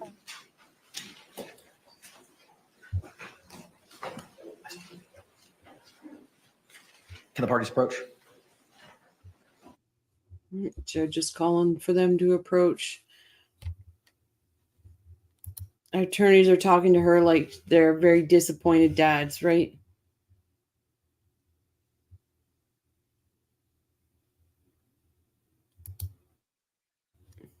Armand. She lied to her attorneys about the holes on the walls and the blood on the pillowcase. Go figure, right? B. Rabbit says the defense attorney reminds me of helpless Rash. Yep. He's drinking a Celsius. Members of the jury, thank you so much for your attention in this matter. It is 4:52. At this time, we're going to go ahead and take our recess for the evening. Madam Clerk has letters that I have signed regarding your jury service for you to provide to your employer. Court deputy will provide them to you in the deliberation room before you are released for the day. I have a similar instruction to read to you that I gave you before the lunch hour. Jurors, you must not conduct any investigation on your own. This includes reading newspapers, watching television, or using a computer, cell phone, the internet, any electronic device, or any other means at all to get information related to this case or the people and places involved in this case. This applies whether you are in the courthouse, at home, or anywhere else. You must not visit places mentioned in the trial or use the internet to look at maps or pictures to see any place discussed during the trial. Jurors, do not watch local news or read local newspapers. Jurors must not have discussions of any sort with friends, family members, or even your fellow jurors about the case or the people and places involved. So do not let anyone make comments to you or ask questions about the trial. I want to stress again that just as you must not talk about this case face-to-face, you must not talk about this case by using an electronic device. You must not use phones, computers, or other electronic devices to communicate. Do not send or accept any messages related to this case or your jury service. Do not discuss this case or ask for advice by any means at all, including posting information on an internet website, chat room, or blog. With that, members of the jury, I'm going to release you back to the deliberation room for you to receive the paperwork for your employer, and we will see you at 9. Gayla, so glad I found you. Thank you for such a good time. You're welcome, Gayla. We're glad to have you.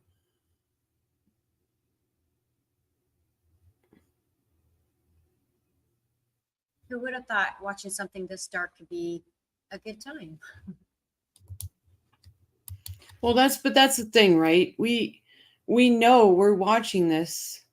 Oh yeah, I guess Patricia, good one, isn't it? This is his face when the trial's over. This is Kranick. This is Kranick when Sarah is convicted. Guys, we should screenshot that. Oh my! I'm so sorry. Oh, that's great. You picked the best. You picked the best moments to pause. I never look though when I'm pausing. I never see what. Let me just screenshot this. Oh, that's funny.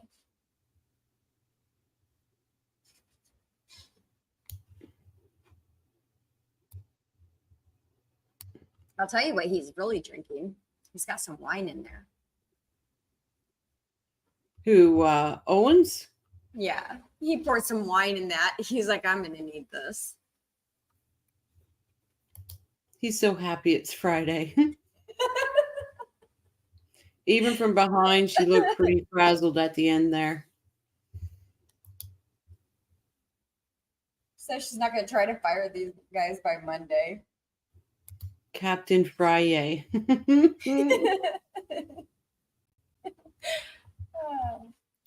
That actually is a very good pause. I screenshotted that. That's going to be his victory face when she gets convicted.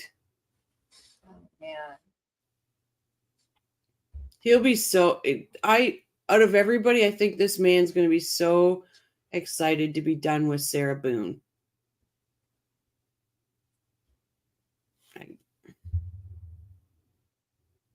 He'll still be getting letters from her. Rochelle's pause game on point. Right? I got it. I screenshotted it, guys. We got it. Oh, let's see. Are they going to cart her out?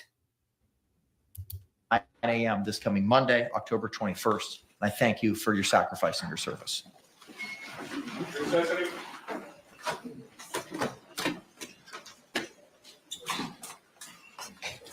I bet he's a great dad. He'd be a lot of fun. He needs cupcakes. Judge is saying, and now you go have a good life, Sarah, a good life behind bars.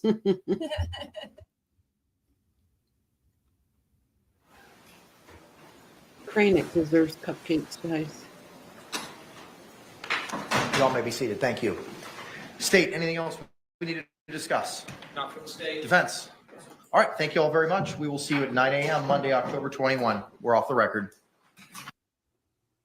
That student on the right of the judge was sitting there like he had a look on his face like, man, I could have done a better job than that guy.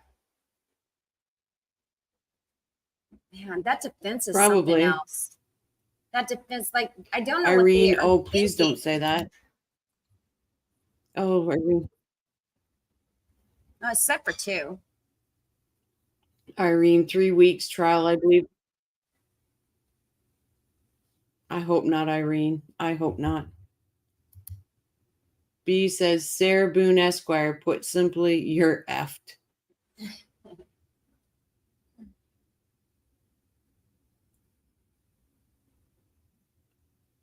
Oh, it looks like she was drawing. Oh my God. Go back. Let me go back a second. It looks like she was drawing. Thank you all very much. We will see you at 9 a.m. Monday, October 21. We're off the record. So she's trying to make money. Let me see if I... Your pause is on point. You got this.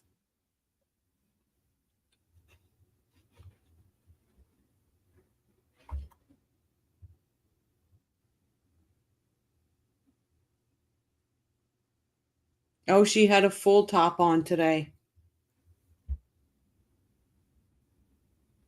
Right up to the neck.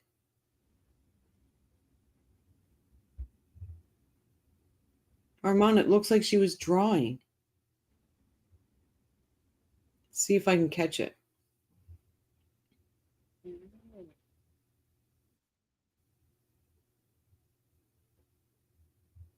Yeah. Oh, let's go a little bit.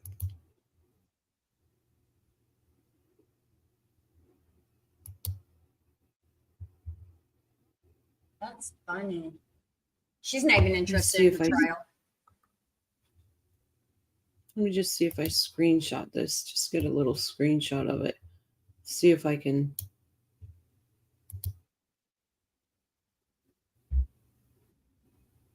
See if I can pull it up and see what it looks like. She's doing a self-portrait since the cameras aren't getting her face. It looks like it was colored. It's something.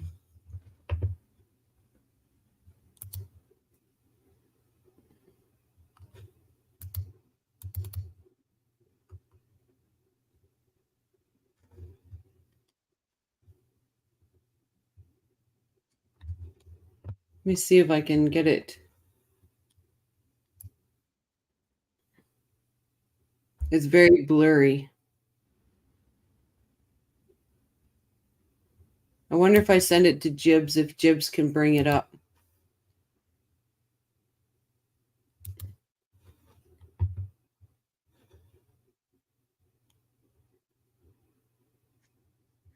Oh, I bet you, Irene. I bet you're right.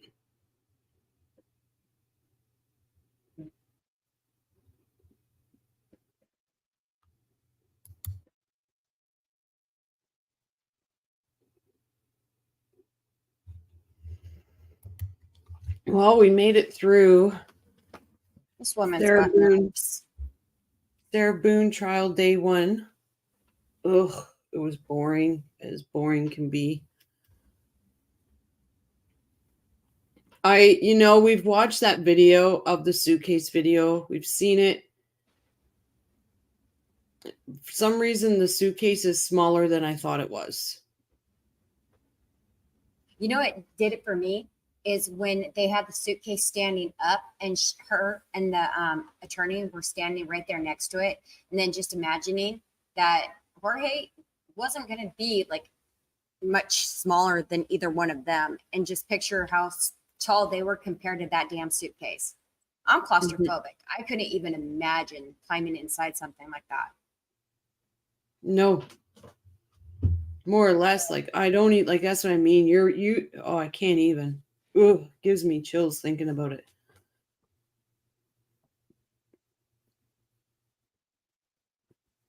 It was disgusting. That was just Yep, she was denied snacks.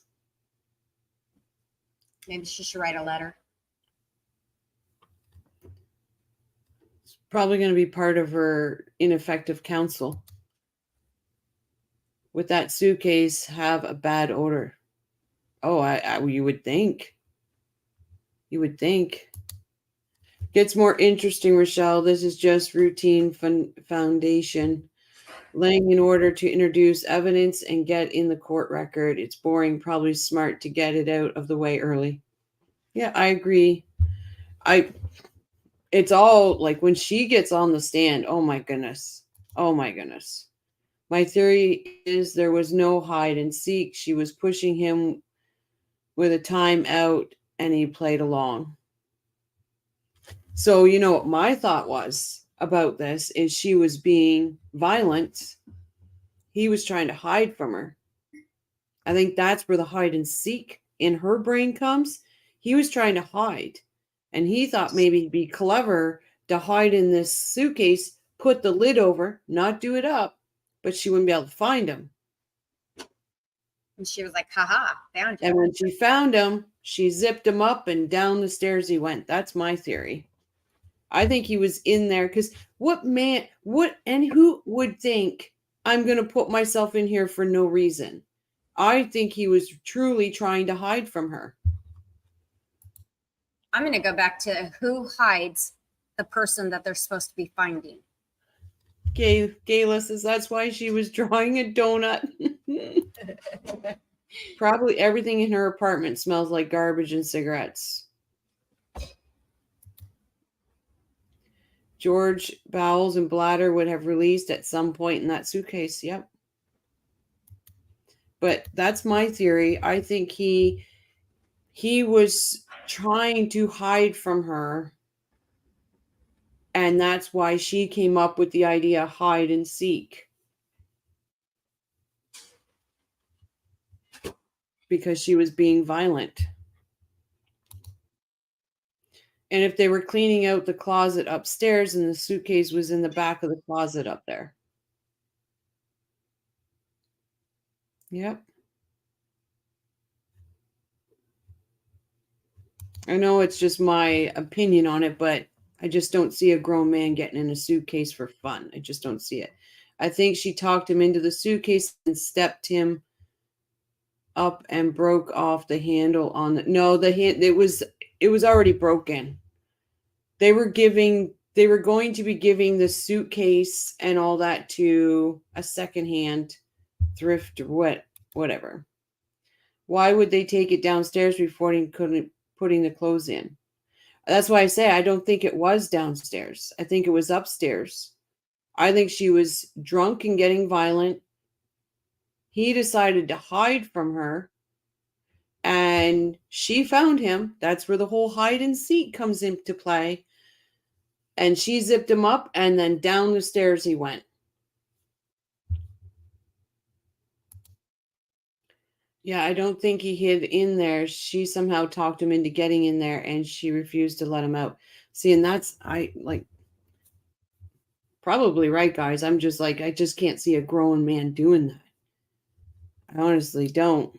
I can, if they drink that much wine, I can see how he's not really all there. He's drunk. And then he's like, oh, ha, ha, ha, it's funny. At first, doing something stupid and funny, not thinking that she's going to do what she did. I could see that happening. You'd have to be very immature up here, though. You'd have to be. I who knows? We'll never know. We'll never know. I agree. No, I don't believe. I agree. I don't believe George got in there willingly. I truly don't. Yes, I think she did too. Down the stairs with him in it. Yeah, there's too many. That's what the thump on the. That's what the guy heard. The neighbor heard going down the stairs. I believe that all that shake or the shaking of the walls and everything that had to have been the suitcase going down with him in it. Mm-hmm. And all the wound, all the. Oh yeah. Bruising, all of that. Bloody nose, blood around the mouth. It's just too much. I think just too much. Patricia says, I think she was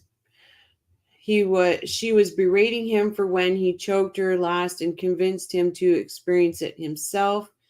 So he knows how it feels to make him stop. He got in trusting her word to let him out.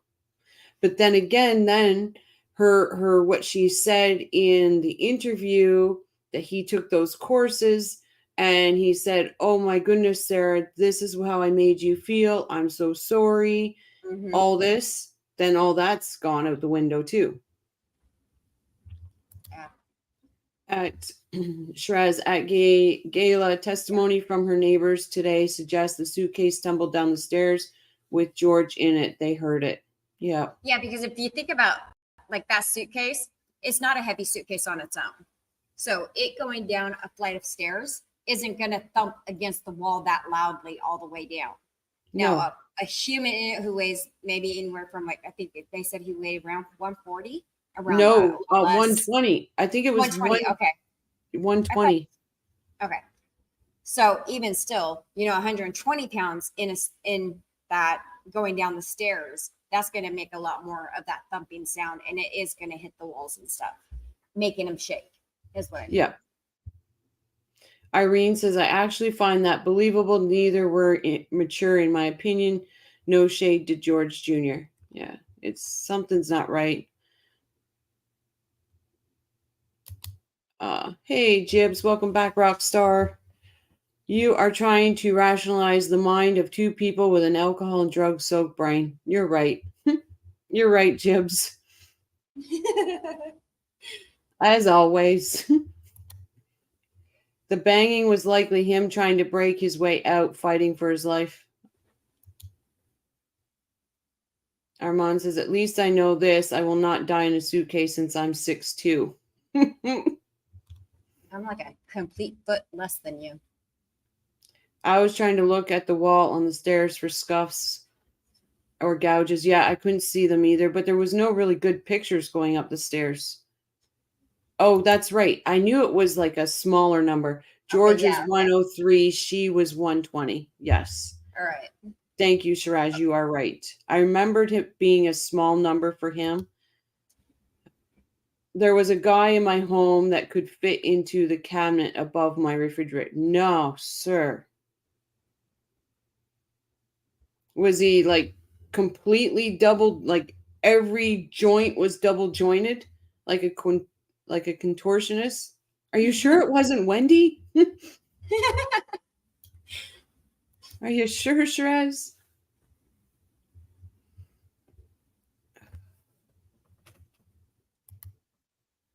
The stairs did seem to have scuffs all the way down the center, not from footwear. I have to look at those pictures again. I think about how hard you would try to open it or break it. I've thought about that too. I'm like, you would try everything. But when you're so contorted, you're not, oh God, that poor man. That poor man. Like his mother's interview is, like she said, she's never watched the video, nor does she ever want to. Yep, a guy in a crew that came out to replace all our pipes in the house. He was small enough to fit up there. It was funny as hell at the time, but now I keep having flashbacks.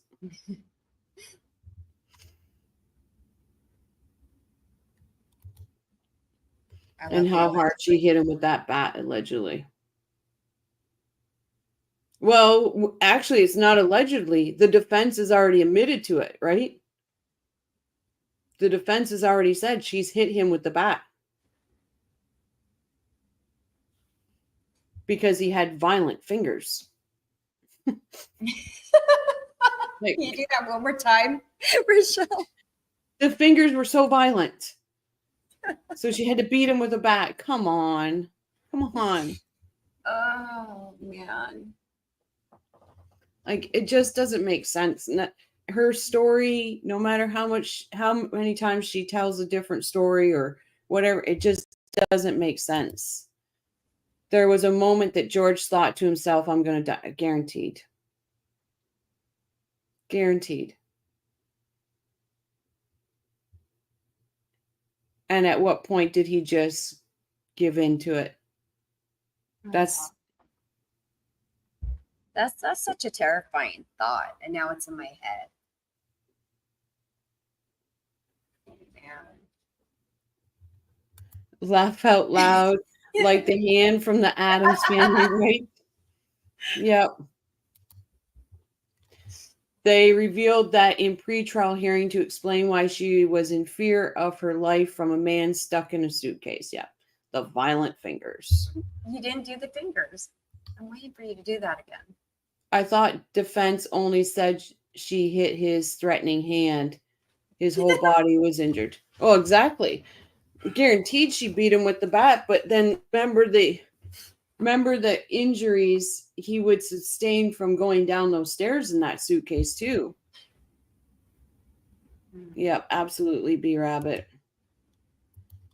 You know what? It's going to be interesting because we know they're going to have the coroner who performed the autopsy. We know that he's going to be in the courtroom eventually, and we will hear about more of his injuries. Well, I believe they have an expert too on confined space and all that.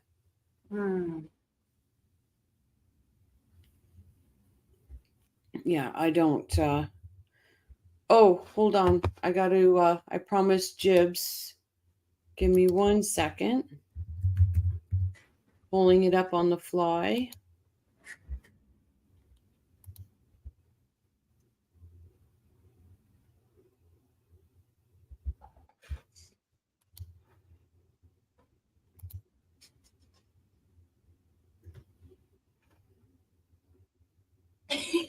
On the other hand. Yeah. One sec, guys. I'm going to stop sharing this.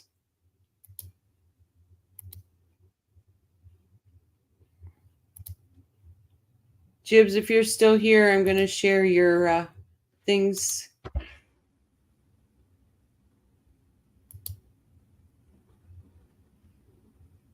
Oh my God. Okay.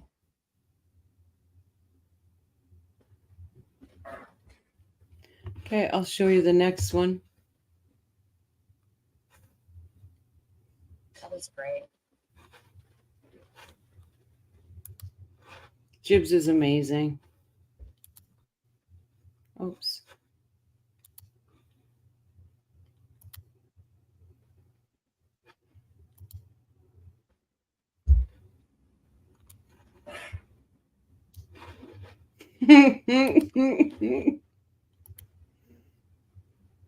Watch this, Irene.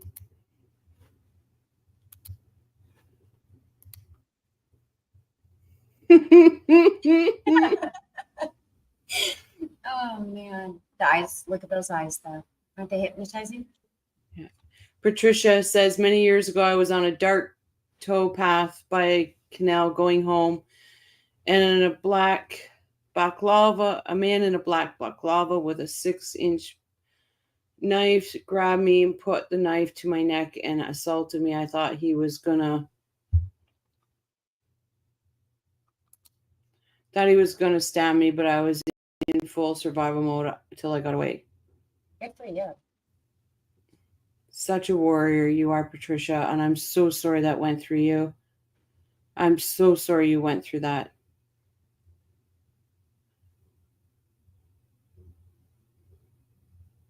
Breaks my heart when other people have gone through stuff like that.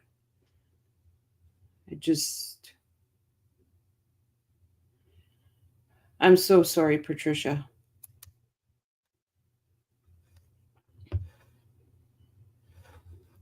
Okay, let me just do the next one here.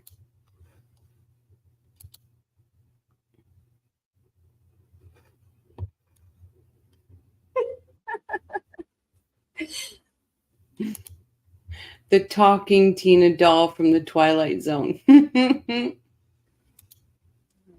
George would have been in a similar state of mind, right, Patricia? He would have. I understand that state of mind. Okay, so that's how she looks like when she peels the skin off her face. Makes sense. Wendy DeMass. Okay, hold on. I think there was... Oh, no, that was all them. This was the cookies. Now, That Wybe... These are the cookies that Wybe was making during the live that she sent me a picture of. Now I want a cookie.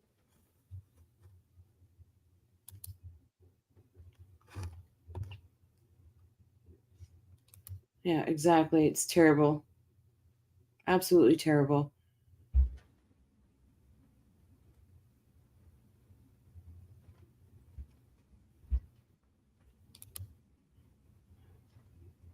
Rise above. It doesn't cost anything. You just need to... Doesn't cost anything. Doesn't cost anything.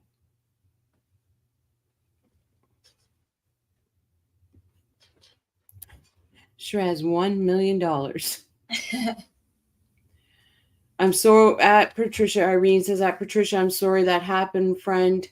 I was a teen on the beach and 2 men grabbed me. I grew up fist fighting and got away before citizens grabbed them and held them for the cops. Oh, Jesus.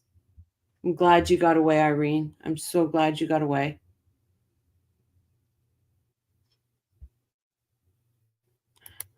The Wendy one is great, though.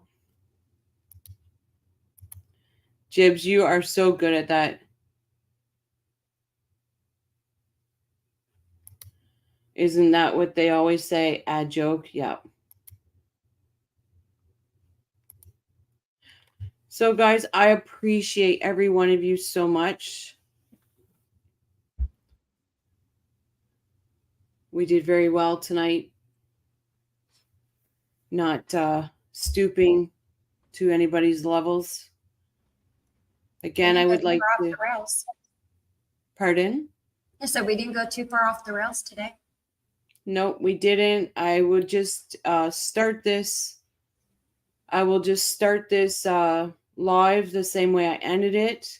Please reach out to Roberta Glass. Show her our support. We appreciate her. She is very good at what she does.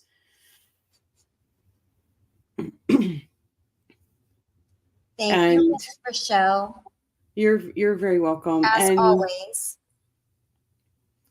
And just remember, guys, no matter what is going on out there in YouTube world, let's keep our focus on justice for the victims, justice for the families, and let's not let's lift people up. Let's not put them down. That being said, let's have a good night, and I will see you again. All right. Good night, everybody. Night, everyone. I appreciate you all so much. Mods, thank you very much. You are always appreciated. Jibs, you are a rock star.